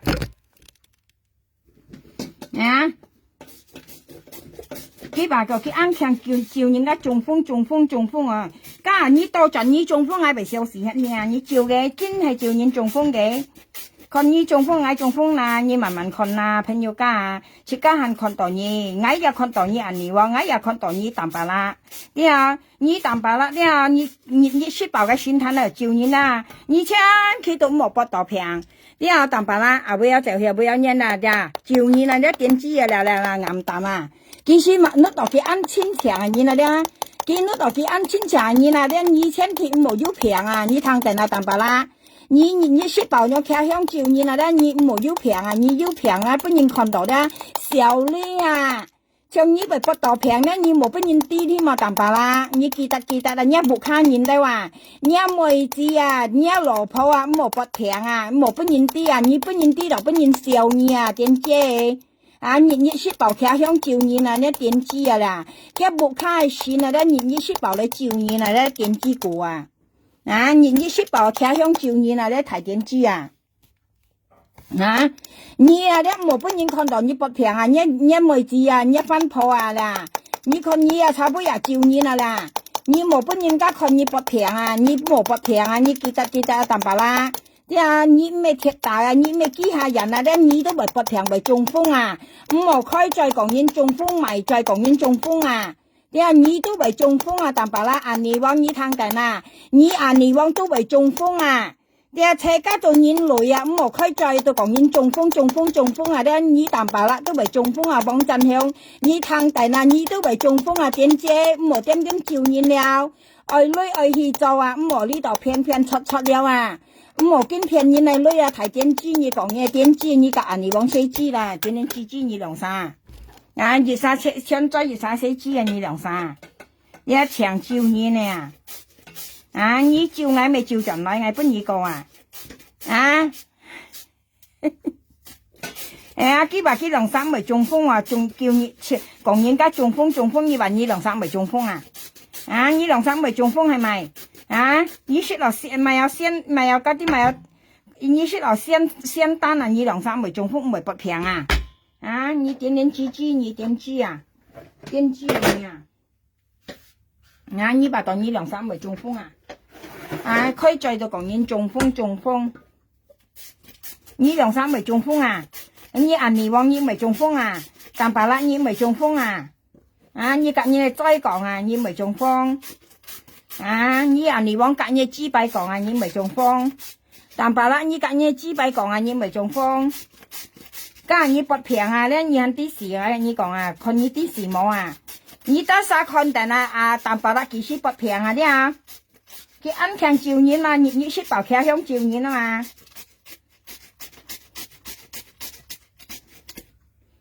啊，拍好咗啦！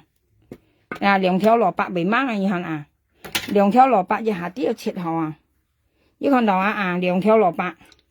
熱乾飯啊，咪得豬肉。咪都家嗌做好不你看咧，經常嗌猛做嗌幾人去做咯，你聽佢講咩啦？你聽佢照人，你有冇沙拉乜啊？呢一年啊？你聽佢罵人咧？係開嘅相先。人啊，操邊啲嘢啊？請咗nghe冇啊？啊，邊冇其實。đi nước xin nha, giá quỷ nha, mong quân nha, dù sòng này sọi nha, ta ban phải chồng.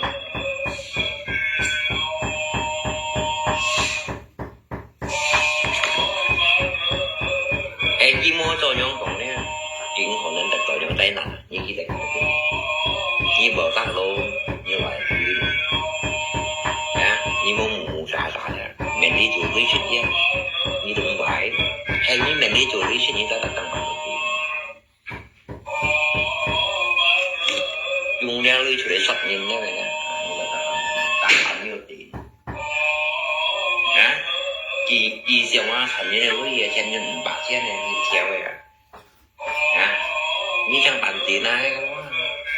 sai ngay cho hai mày thủy chít ốc giao những hồ bảy những dân đi để cho hai vậy kìa hiểu không á hộ đồ gì hộ ngá những già hộ đồ kiện hộ ngay mùa dế như kia nghe đồ mô vui như mày sai à nghe những miền nó với những con này ngay thời cũng mô miền này nhá nha cho những người theo tao này mà theo bằng cái lọ bèo chặt lối chân nhìn nhận thì là đó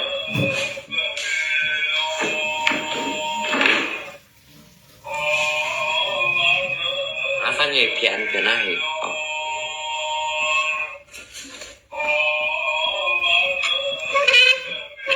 vậy thì mình cũng sẽ hiểu sang những của là giá ra cao cái oi à một tiền không cái oi mà oi em mấy cả cái mai không một tiền nữa oi mày à cái mày cũng ngày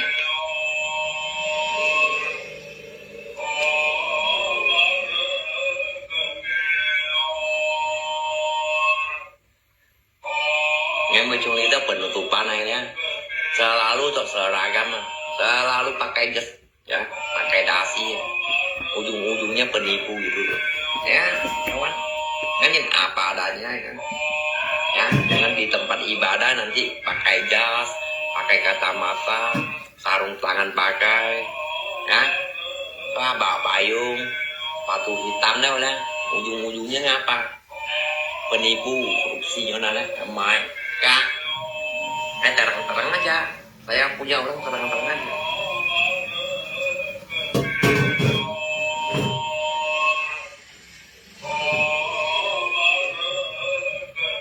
cảm ơn chẳng mẹ nè để thấy bạn cũng nhiều thấy sừng thông thấy bất thông trọ họ với mình còn nó không dạ ta hồ gì mà ca cái thủy ở về tôi bị phiền cái phiền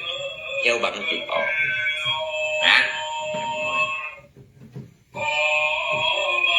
ngắn apa adanya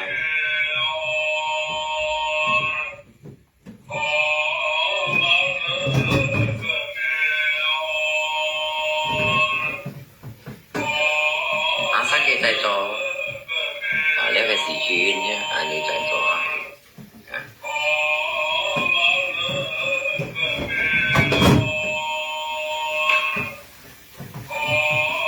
như nhiều hoa luôn này nè thì chú thì cho như nhiều hoa luôn花姐冇人多要共嘅喎，當然花姐冇菜能多位係意味聽嘅嘢嘅，嗰啲點樣咁嘅再㗎？而家加嘅嘢咯，係少啲到少啲係咁花姐冇共就還多，係意味共嘅嘢嘅話，意味những số sau số hậu này咁，意味họ luôn bay đi，係cảm謝意味họ luôn，嗰啲花姐嘢夠啊。cái đời thì tụi nó tí phát triển những mà nhìn chỉ vì thân và vì cùng với họ vậy đó chỉ mà họ đâu to trong nhiều họ đông cá thiếu lỗi gì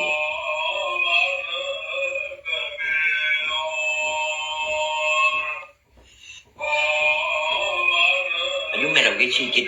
được gì từng xuống đầu gì đó cái tụi họ thuộc lại nhưng bố mẹ đầu cái từng xuống đầu gì đó phát triển mẹ họ thuộc lại các bạn cái chỗ ăn đó theo ý những chỗ đó là cái tụi họ thuộc lại quỷ đó là cái tụi họ thuộc lại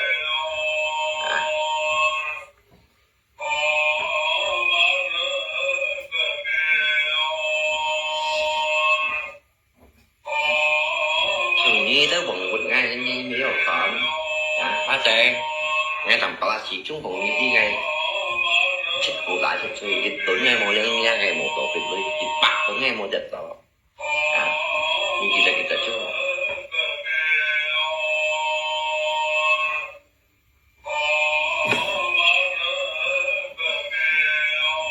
ngày ngay dưới tật tổ đây ngay khi điên một tổ biết điên ngay không tha chọn nào vậy để nó không mấy gì nữa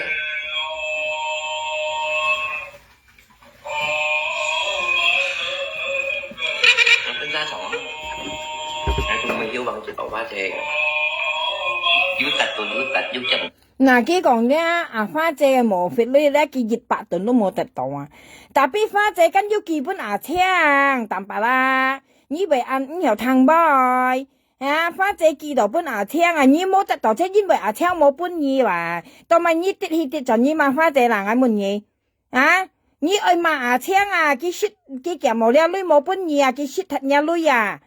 你唔係花姐冇本意啊，你到咪跌去跌就到嘛花姐啊，你咪按電子，你先你別啊花姐翻本意啊，樣hen，意思阿青冇交本意，你別啊花姐翻本意啊，樣hen。如果你咩樣hen啊，你應該去問阿青啊，當咪花姐本藝，以為冇本藝啊，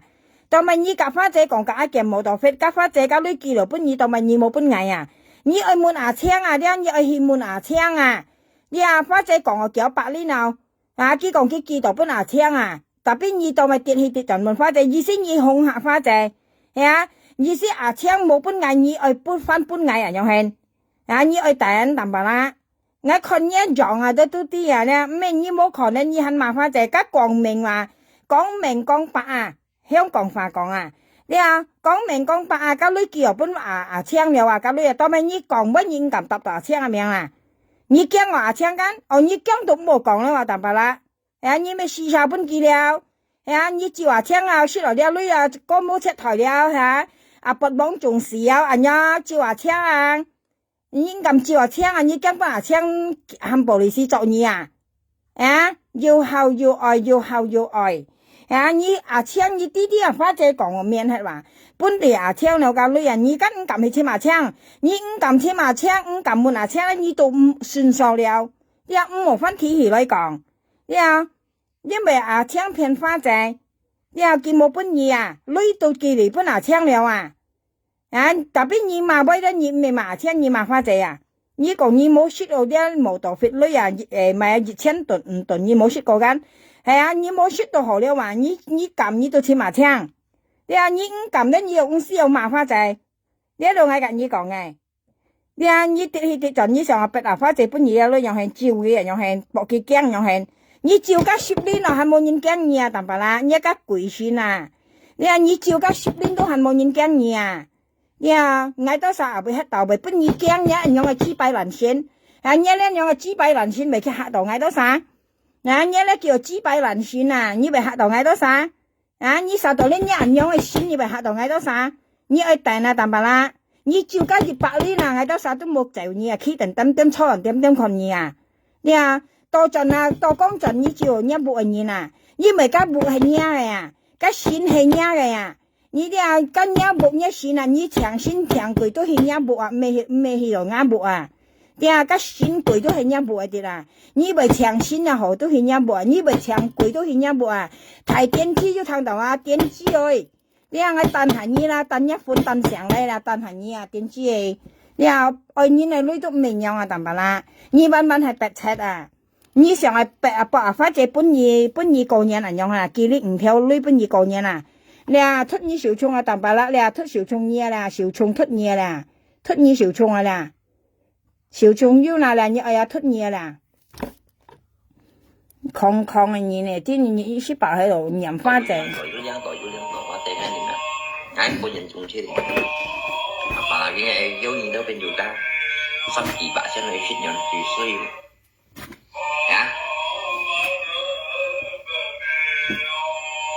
都冇啥話錢了呢，見到水啊，平人哋錢了呢，或平人哋女了呢，你苗龍講係冇交出得嘅，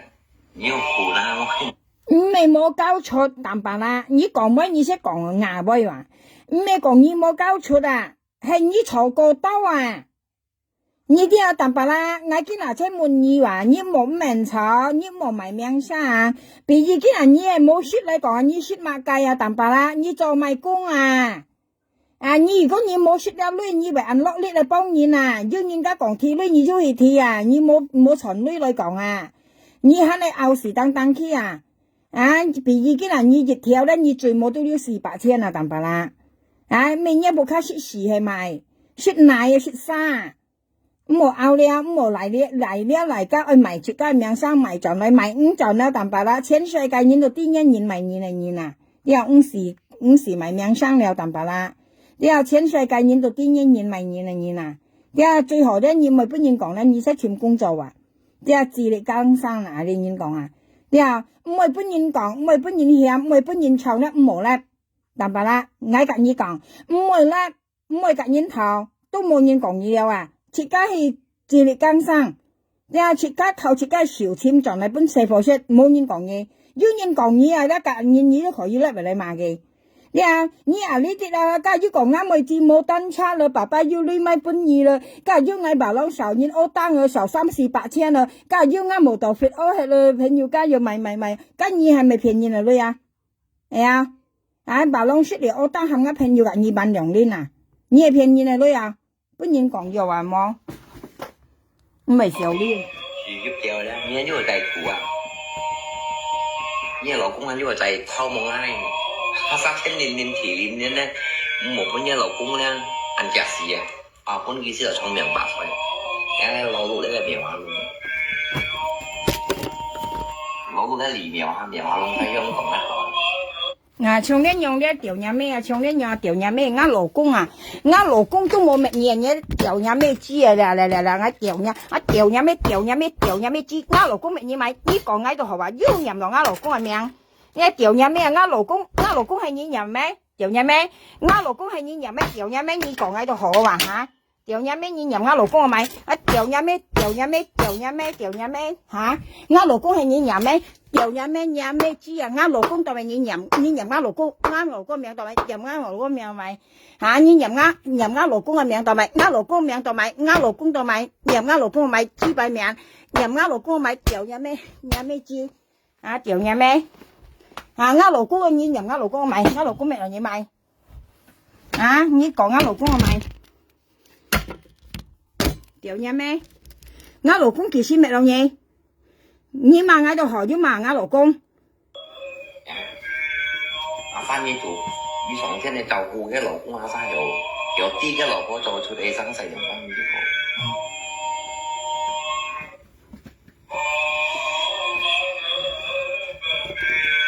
cho bạn chụp ơi dấu như vậy đó tùy như thế hả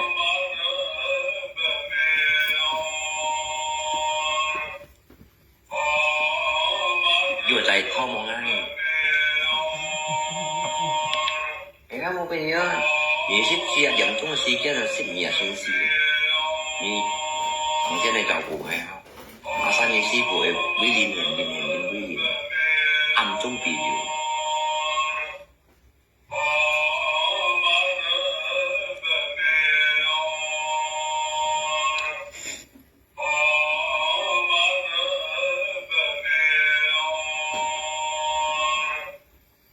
Mà nhâm lo bông anh kêu cũng đổi như kỳ tật nó tầm bão phát triển cái này phải nhâm lo bông nha kêu cũng đổi như đó là phải bảo mày xin chân anh bảo cũng đổi cái con như bông của châu má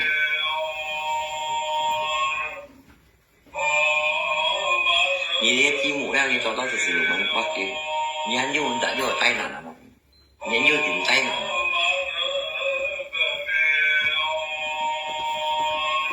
你講下老公係咪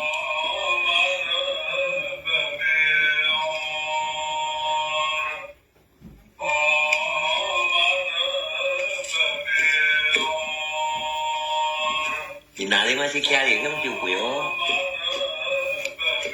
hả? Ai à kia thì không chịu quỷ là tôi chuẩn cho hả? Anh ngay lúc đó bằng chịu bà những gì đó thật như đó là tè luôn trong phòng 呢啲咧咪有芫茜啊去，芫茜啊片要加，卷脆葱啊啦，卷脆葱啊，卷脆葱啊啦，我係做咧前場出啊。Còn lấy heo bằng thịt tỏi nè, thả phần như này cá thì này, coi heo bỏng bột như này. 拆散人嘅家庭間，佢講呢嗱借拆散人家庭，叫人滿意啊！你講呢嗱借拆散人嘅家庭啊，佢拆散埋晒家庭嘅上滿意淡白啦，要目的冇啊！佢拆散，你講呢嗱借拆散人家庭，佢拆埋晒家庭拆散係啊喂，所以你咧你識講反應啦，呢嗱借巴上喺度誒， cái cạn nhìn cá tạo ở trên cái cạn mày sa tại trên cái拆散嚟晒家庭，呢度拆散呢個家庭，你啊呢度夾呢個老婆，夾呢個阿妹仔，你啊佢家輩佢前夫講我佢啊，呢啲朋友家，你幾百年咧佢冇照鏡啊，佢啲做拆散呢個家庭啊，舊呢個老婆，夾呢個阿妹，啊你愛聽一妹子老闆講嘢啊，愛聽啊。我開本意談啊，你講你那在拆散你家庭，你都拆散你呢阿妹該感情啊，咁咩啊聽到你7年啊，咁妹子坤見冇好說啊，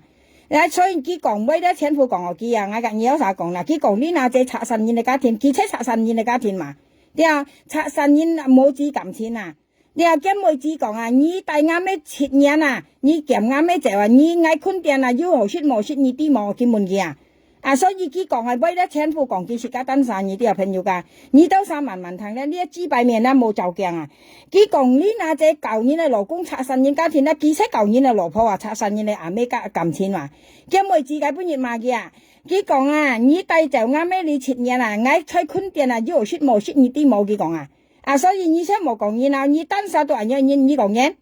啊，你先冇照鏡話，你且拆散人哋家庭啊，講你那隻拆散人哋家庭話。啊！你每時候你都要目的齊齊，你妹子講嘢啊？你都講到呢啲啱咯，啊？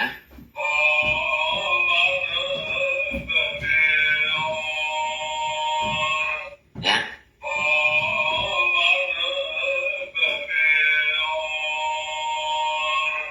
記得啦，喺香港啦，我聽到大少少。Hả sòi nhung nghe không? Mẹ có nhìn bẹt cỏ ra. Mẹ có gì đó chuyên môn ngày đó, nhưng mà nghe giống chưa chuyện nữa. Hả? Nó tầm bà lan cái này như là những gì trả lời như vì theo bên yoga ở với Thái Văn Nhung còn bà tiền bà lại bà là đi lộ những cái mới thành gì cũng kia hậu bộ như gì à cái gì thì xong à nè cái gì xong à rồi tới cũng tí thiên thì ra đồ xịn cái bông cái liều như tao mẹ bông đồ bông ai tao cũng một bông bàn theo đủ quỷ đó thế nên lấy bông bột ngay này như mẹ sửa xí mong không thế nên lấy bông bột ngay bóc ngay à tôi sửa xí mong ra trên nhìn thì đi nó không trên nhìn thì đi nó nè xin quý điện hai rõ trên nhìn nó mà sao cho thầy mà sao tâm mà sao cụ hồi như này mà sao tâm á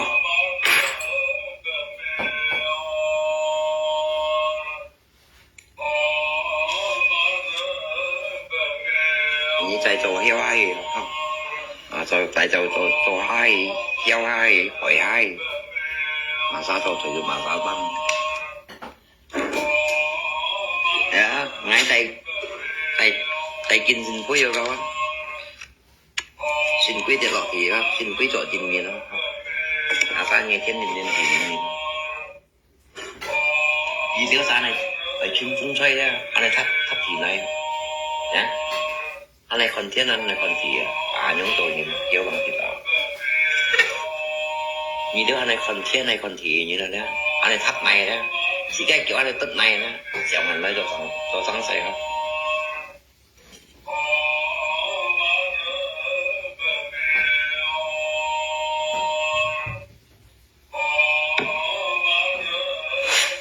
mày thấy làm chỉ một cái dân ngay đó chưa mình nghe thổ như chim đen đó sao không hay chúng mà cái tay nằm đen như chim đen đó sao hả như cái đó mình nghe sao làm sao nghe thấy thổ như nó sao thì hay chúng mày thấy nằm nhá một cái dân ngay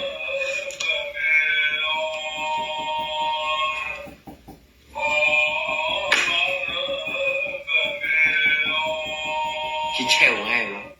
hay có nhìn treo lộ cái đến mày muốn ngay cái tàu lại cái máy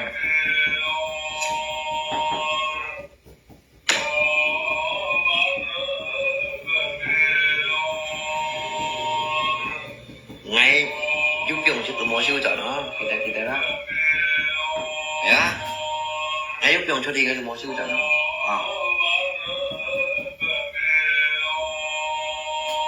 trong như đó sao có nghèo nữa quá vào cho đến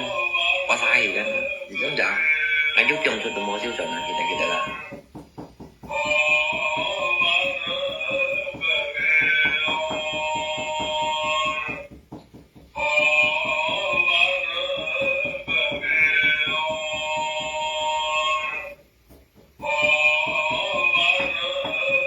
kiểu như Bồ Tát cũng như mình phẳng chứ, như mình nha phẳng chứ, như há này dày rồi à không?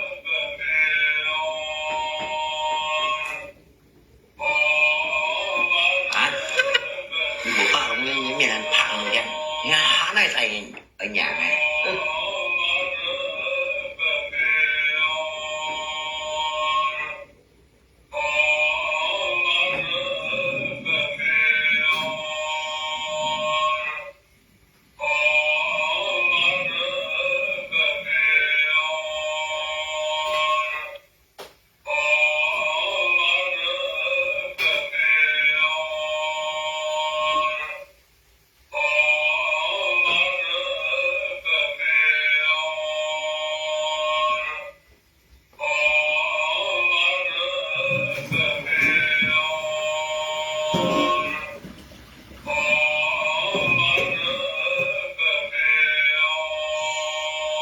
Yoga kita nghe sân khấu tại gì đâu được, hãy thấy các phim yoga, không? Chỉ các mô dân mô siêu hình như suy hối ra, mô thành những sự chuyện, không? Suy hối ra, mô thành những sự chuyện, chỉ các mô dân mô siêu hình, mô kiếm mấy sự chuyện vậy, sân khấu tại, mô kiếm mấy sự các tịch như này suy, tâm như này suy, gì đấy được.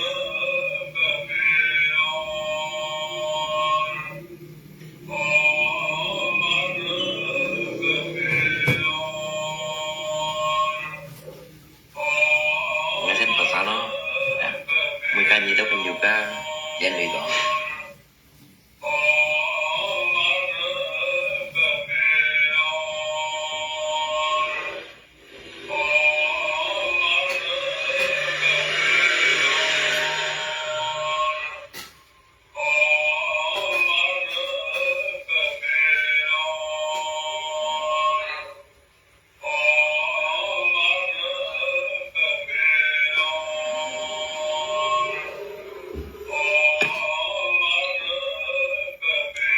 Không để như bạn mua hàng ngoại phim nha, cũng vào luôn.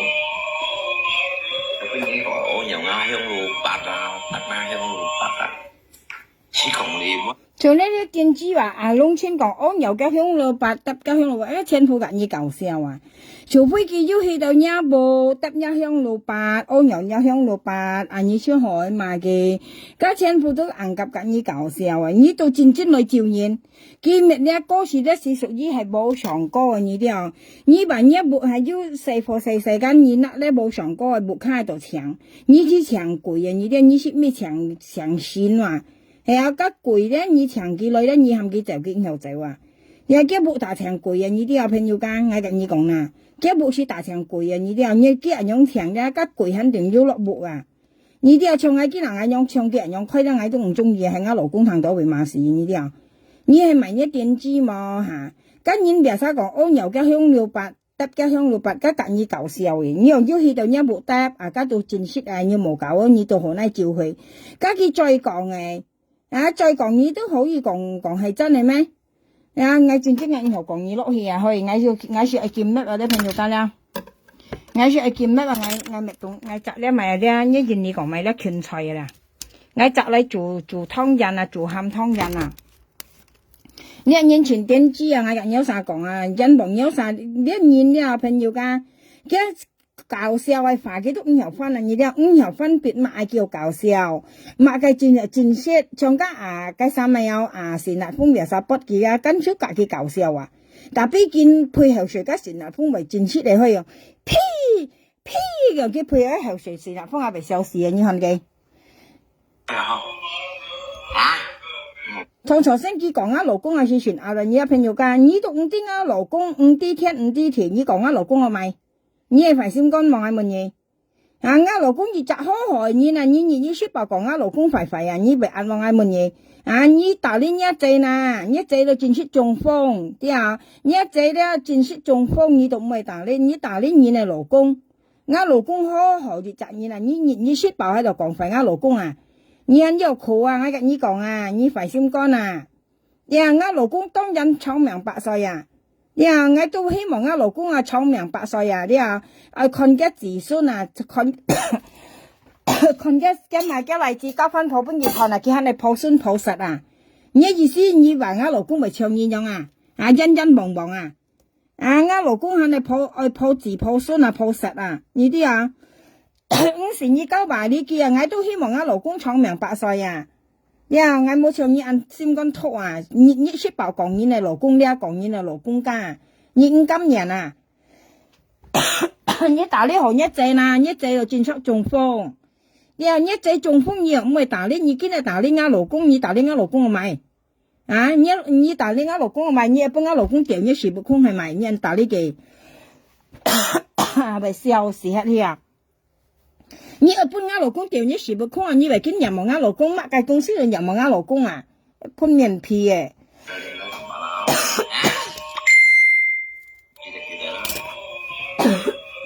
咪笑死咯！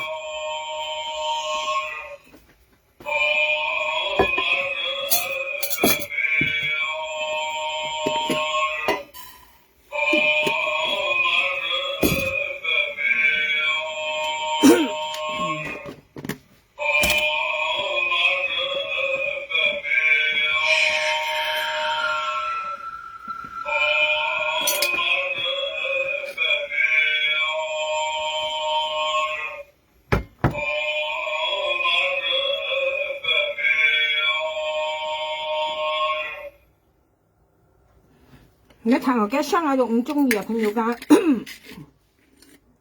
我老實講啊，朋友家好應該不好咧，自家冇虧呢樣東西啊，虧水面啊呢啲啊，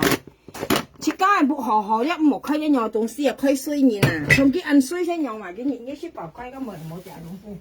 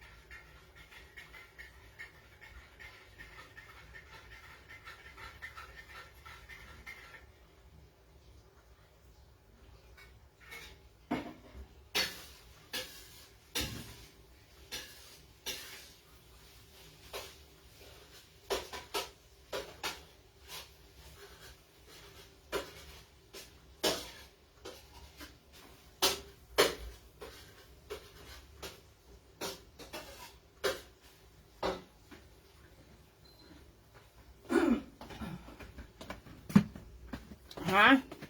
佢為任務我老公嘅命嘛？啊，你講我老公我咪，你又唔識我老公，你講我老公我咪？啊，我又唔識㗎，你講我老公，你講我老公我咪？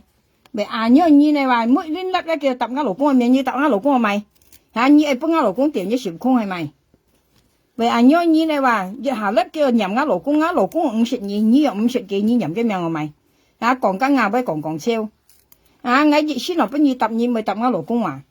呀，我老公好好啊，我老公係撞子撞孫啊呢啲啊，我老公咧喊你撞吉字啊，交老婆叫抱孫抱孫嘅嘢啊。講我老公長命百歲，我老公時講到長命百歲啊，佢年齡好啊。我老公年齡好嘢啦，佢時樣講我老公到長命百歲啊。啊，你大呢行一隻啦，一隻中風啊，你要再講嘢冇個講切噶。吓，你按強大呢嘢啊，你咪大呢一隻中風啊。大呢行一隻啦，一隻中風啊，行路都行唔門啊，你聽下嘅冇嘛？要去講嘢，跟晒這中風又咪大呢吓，佢行去煲睇話咧，你肯買嘅啊？要講嘅本冇多長時咧，唔知買人多啊，你按肥嘢啊咧，你肯又本人看到啊，明白啦？一隻咩平嘢咯吓，肯講啊，本冇多長時嘅講啊，買嘅隻本冇多長時話。你係嘛，明白啦？肯你講我老公肯講成你講咯。你啊，一隻你啊，那智慧人啊，你係好人啊，你親戚啊姐啊，今日咩幾百空出嚟，你肯照嘅啊，冇啥嘛。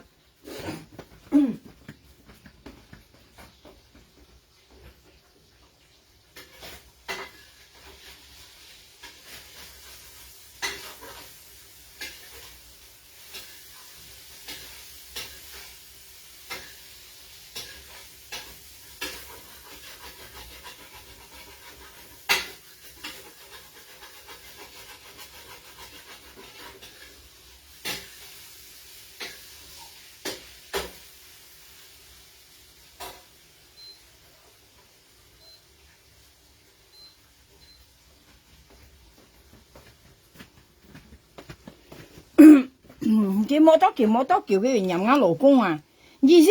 任我老公博愛買嘢，係啊，你慳啲啦，明白啦？我老公唔需要你任，你啊，我老公唔需要你任嘅命，我老公健康，你啊，第一我老公健康，第二我老公等嘅例子結婚啊，你啊，我老公等嘅細貨結婚啊，叫抱孫抱實啊，你啊。你我跟你講啦，明白啦？你固定一隻嘅啊，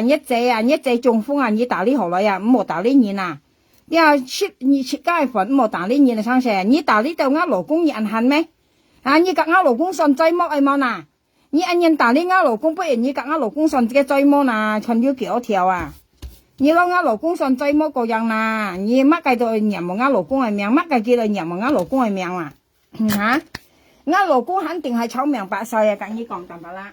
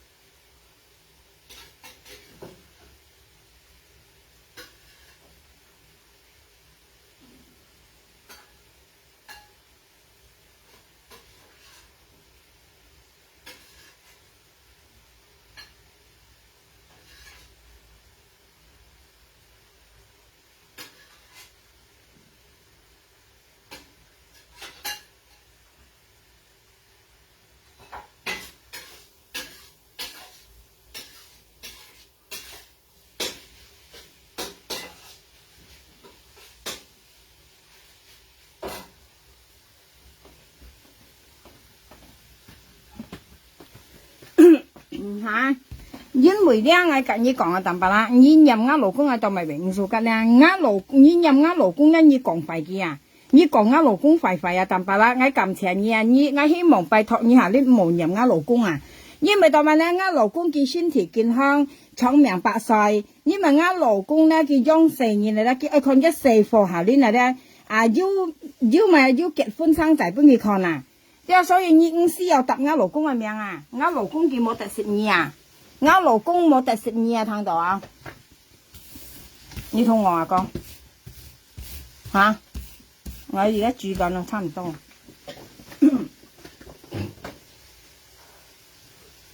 吓，我老公佢冇特食你啊，佢唔識講過你啊，我甩佢唔識講過啊，又冇加過罪啊。你啲人你唔需要開罪埋再講我老公啊，點知佢？啊！我老公冇舊嘢，佢又唔識答嚟答到一命。你甩得你識答，你即做人都冇志氣嘅。啊！你做人冇志氣啊！我嚟夾我老公咧，唔識答過呢杯啊，唔識出嚟個甩個講個鳥殺笨機啊！所以你冇答我老公夾我嚟啊，答唔落啊！你啲啊，跟住幫我照你啊，我冇識字，唔啲時候咧。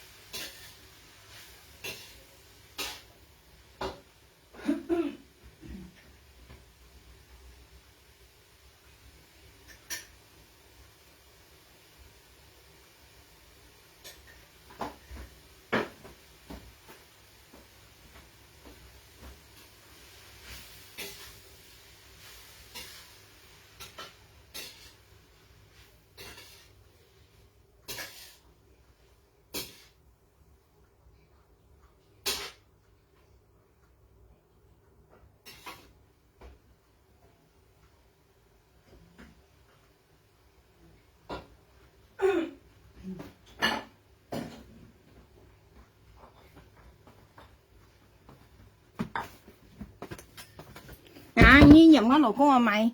我老公長命百歲，身體健康啊！我又我老公甩得50搭個罪啊！佢咪堅係啲盡任我老公嘅命啊！任嚟我老公係任我嚟命啊！你要就咁望以為少啲嘛？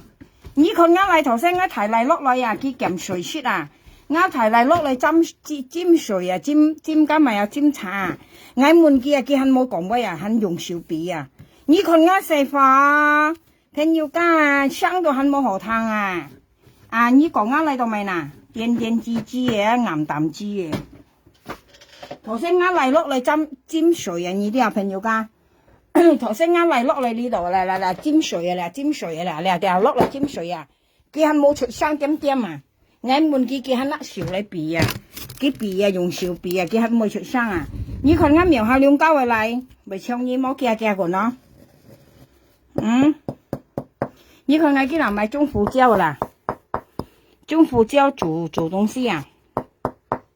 吓！你看我苗下兩交啊，4年為按鐘嘅啊，我要佢你燙嘅聲係難燙啊，頭先我嚟落去斟水啊，我問佢啊，我阿哥你肚餓未啊？佢肯用嘅時候用去那拔下，佢講唔好猛餓啊，佢大家講啊，你看我苗下兩交嘅例子為唱耳冇，啤西冇。你看我交為4年啤西望我嚟字，啊！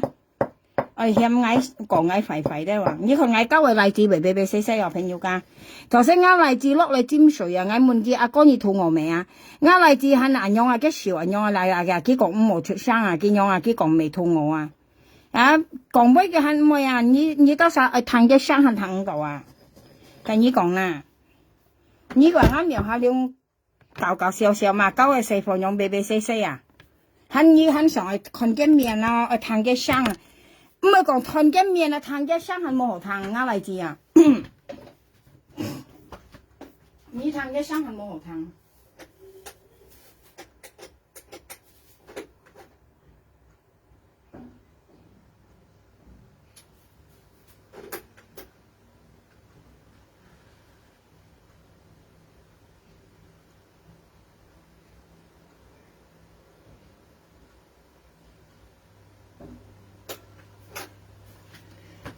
呢啲啊，咩講喺鎮啱嚟啊！啲朋友講啱兩集嚟全要規矩啊！佢讀書咧，幼稚園到小學、中學啊，老師唔識投訴啊，唔識講啱嚟字唔聽話，全聽話。因為我以後教啊，呢啲朋友講咩按規啊，教4年啦，啲香港題啊，了。我朋友啊，我問跟你講啊，係咪我應咁講嘅？唔知嘅咪嘅都親戚要困壓力冇啊！嘅細個教育想打，去差館啊，咪嚇死我聽到啊去。你又呃兩隻嚟打雙打都恨冇啊，識雙打。佢幫擺細下要雙打咧，我拉佢出嚟滿背啊，ขี้人女啊，喊佢按殺啊。冇本佢落幕啊，我喊佢出嚟滿背啊，按殺打我講啊。你愛雙打下啊，你出嚟滿背打我講，我閂埋門啊。熱就根本人家嚟用識雙打，識打熱爭唔係打，雙爭公司人呢啲啊。我嚟自冇雙打雙炒，兩兄弟唔識雙炒，唔識雙打。我跟你講，我教4年咪厲害啊，又唔會教，我細個唔識教過呢啲啊。我細個唔識教過啊，佢教咧，我送佢出嚟滿背教，你教嚟圈進嚟，我咪唱我教聲，佢都唔有教嘛，就根本人家嚟冇教嘛，佢食咪有讀幼稚園教到堅啊，9歲有，我嚟18歲咯，我提嚟19歲咯。啊！而家教4年啊，一愛要嘅路唔是打，朋友家我教2散啊，你教4課唔是打噶。佢教咧，你送佢出嚟滿背，你喊佢按殺教你，你問佢教你嗎？佢講乜教你啊？你教你先，你教你先進來，阿媽唔要頭啊，教聲啊。佢越擺到咁咁教啊，我4課到根本亦唔識教過啊。我教4年我冇打佢噶，我跟2散講，我教4年前突然驚噶。我夾定亂晒都悶嗌啊！到尾一4課咪冇雙打冇叫嘅，佢講啊，撞到撞氣到氣啊！我例子啊，兩隻탕把尤其是我提例啊，我提例咪탕把嘅啊，咪突然石嘅朋友家，而家教4年之後出係樣嘛，所以你冇見講我老公啊，我跟你唔相同淡白啦，你爭天人人啊，你夾我企腳都唔會啊，你喺你講我老公講我嚟，你咪多浪成肉啦，之後。你問後來啊，你講我老公都愛照鏡啊，講我嚟都愛照鏡啊。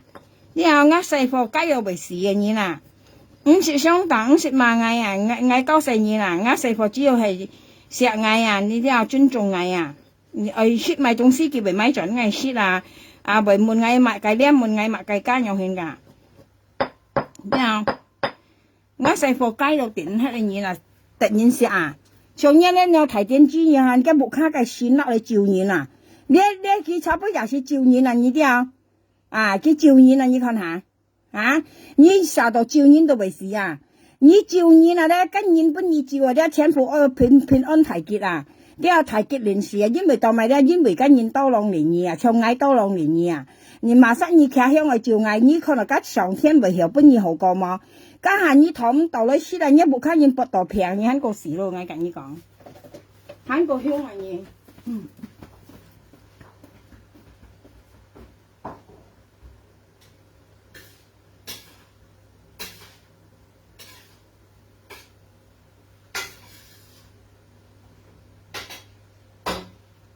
係咪啊？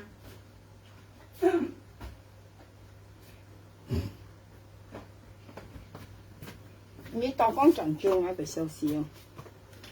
我燒你牙都要。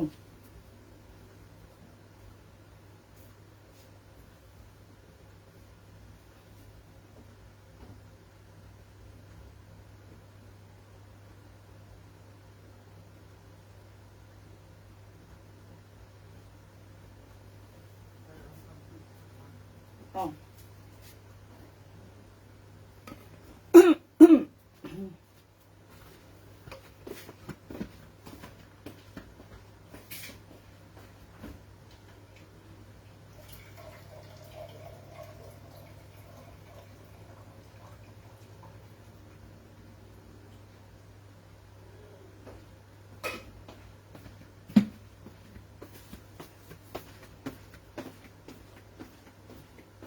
水，你啲水又冇話人家真係熱淡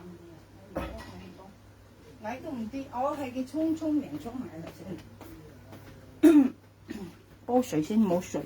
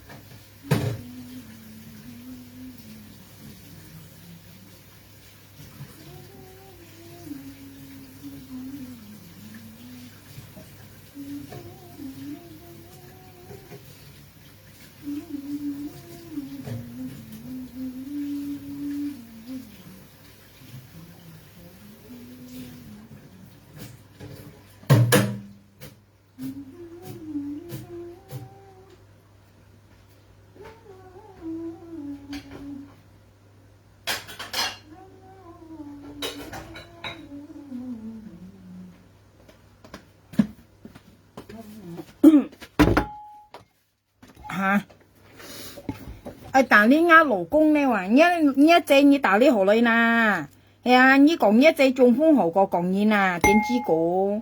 咁冇嘅東西佢袋嘅錢喺度講嘢啊，點知係點知嘅？你目前啊，你隻啊，你目前啊，你中風啊，你打你何來呀？講嘢，係啊，講肺炎，熱裝支閉在熱，你識爆喺度講肺炎啊？熱裝支閉在熱，你識爆你講肺炎，你話佢安慰喎？講煙拆講呢啊，這拆散煙嘅家庭，你單手就拆散煙嘅家庭啊，講呢啊，這拆散煙嘅家庭，啊，你要咪資格講煙啊？啊，你都係要煙啊，你講煙到買嗌乜嘢？你係講支閉嘛嗌乜嘢啊？你單手就拆散煙嘅家庭啊，你講呢啊，這拆煙嘅家庭，係啊，咁你冇做確定啊，因為只講嘢，唔係嗌得晒講嘢啊？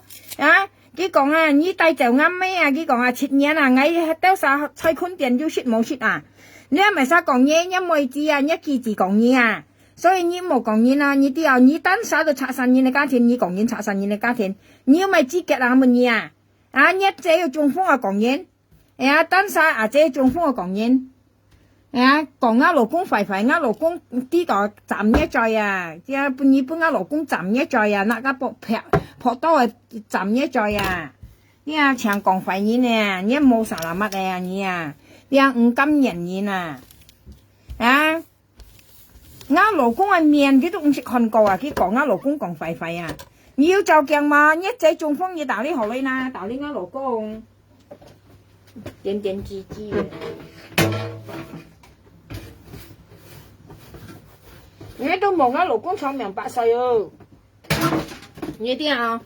只係現身啊啲啊，我都望我老公長命百歲啊，因為佢喺你看緊例子結婚啊，我看緊例子生仔啊，你啊俺姨我上姨啊照一隻去時啊本無多長時樣啊我先咪姨哦姨冇那本現在到姨琴一隻本無多長時姨我啱描下了係姨啊ăn phải xin con à ngay tôi mong ngã老公長命百歲啊你啊但bà啦ngay tôi mong ngã老公長命百歲啊因為ngã老公咧佢ăn辛苦用糧摘來將來hắn thúc đàn show hắn大人愛錢猛結婚生仔本佢看啊你啊你講知拜啊但bà啦你冇咁人言啊你啊人講ngã老公快快ngay戰爭啊ngay聽到得很好笑啊ngã老公肯定係長命百歲我跟你講你啊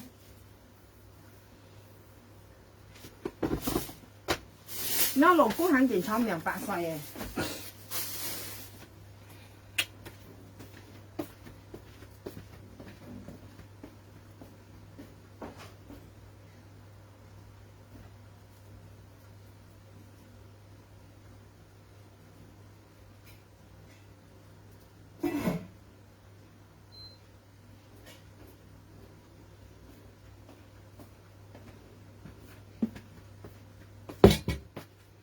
自家都保自家老公長命百歲哦，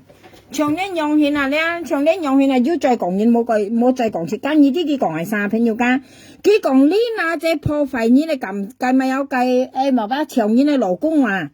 佢講呢那隻長年老公啊，呢長年嘅老婆咧，呢破費呢你計家庭咧，破費呢你家庭咧，呢咪破費呢你家庭啊，呢破費呢你冇子撳錢啊。你啊，今妹子佢相湊，你有晒群嘅就叻嘛？今妹子講啊，你帶就啱咩切嘢啊？嗌吹坤電要説冇説你啲冇啊！所以你要講嘢，你要看嘅條片冇嗌佢邊要看啊？因為只有班講嘢嗌邊要看，條片要啱人講乜要嘅，你嗌咪講冇啊？所以你講嘢講呢那隻咪有破費嘢感情，你有資格講嘢咩？你是冇資格講嘢啊？你當白啦。所以你講嘢啊，你要照鏡啊！佢講呢那隻破費你嘅感情啊！我填房冇填先咯，喂，朋友間我填房冇填咯，吞先吞入去要擠啊！咪啱啱冇填嘅，我事實我叻到你跌落去，我上半夜看我填房乜冇填啊，吞入去啊！拜拜咧，朋友咧，我做東西我唔行落去。我做個鹹湯圓幫我老公食，我老公全數吉雪啊！個甜嘅佢唔係數吉雪咯，佢一甜嘅咧佢雪到叫安利nhiên啊！個甜嘅東西咧佢雪2粒3粒咧佢都講安利，佢唔會佢講。係講喺做鹹嘅咧，我咪到呢落去做咧，咪到呢落去咧芹菜葱啊，咪到魚肉啊、豬肉啊，咪到加蘿蔔絲去做咧，我老公咪nhanh雪啊，佢雪2磅，從一樣咧佢雪2磅啊，我老公啊。佢全數家識佢講全好識啊！佢唔係內nhiên啊！呢啲啊，鹹嘅東西唔係內nhiên，甜嘅東西全內nhiên啊！你咪你芹菜啊，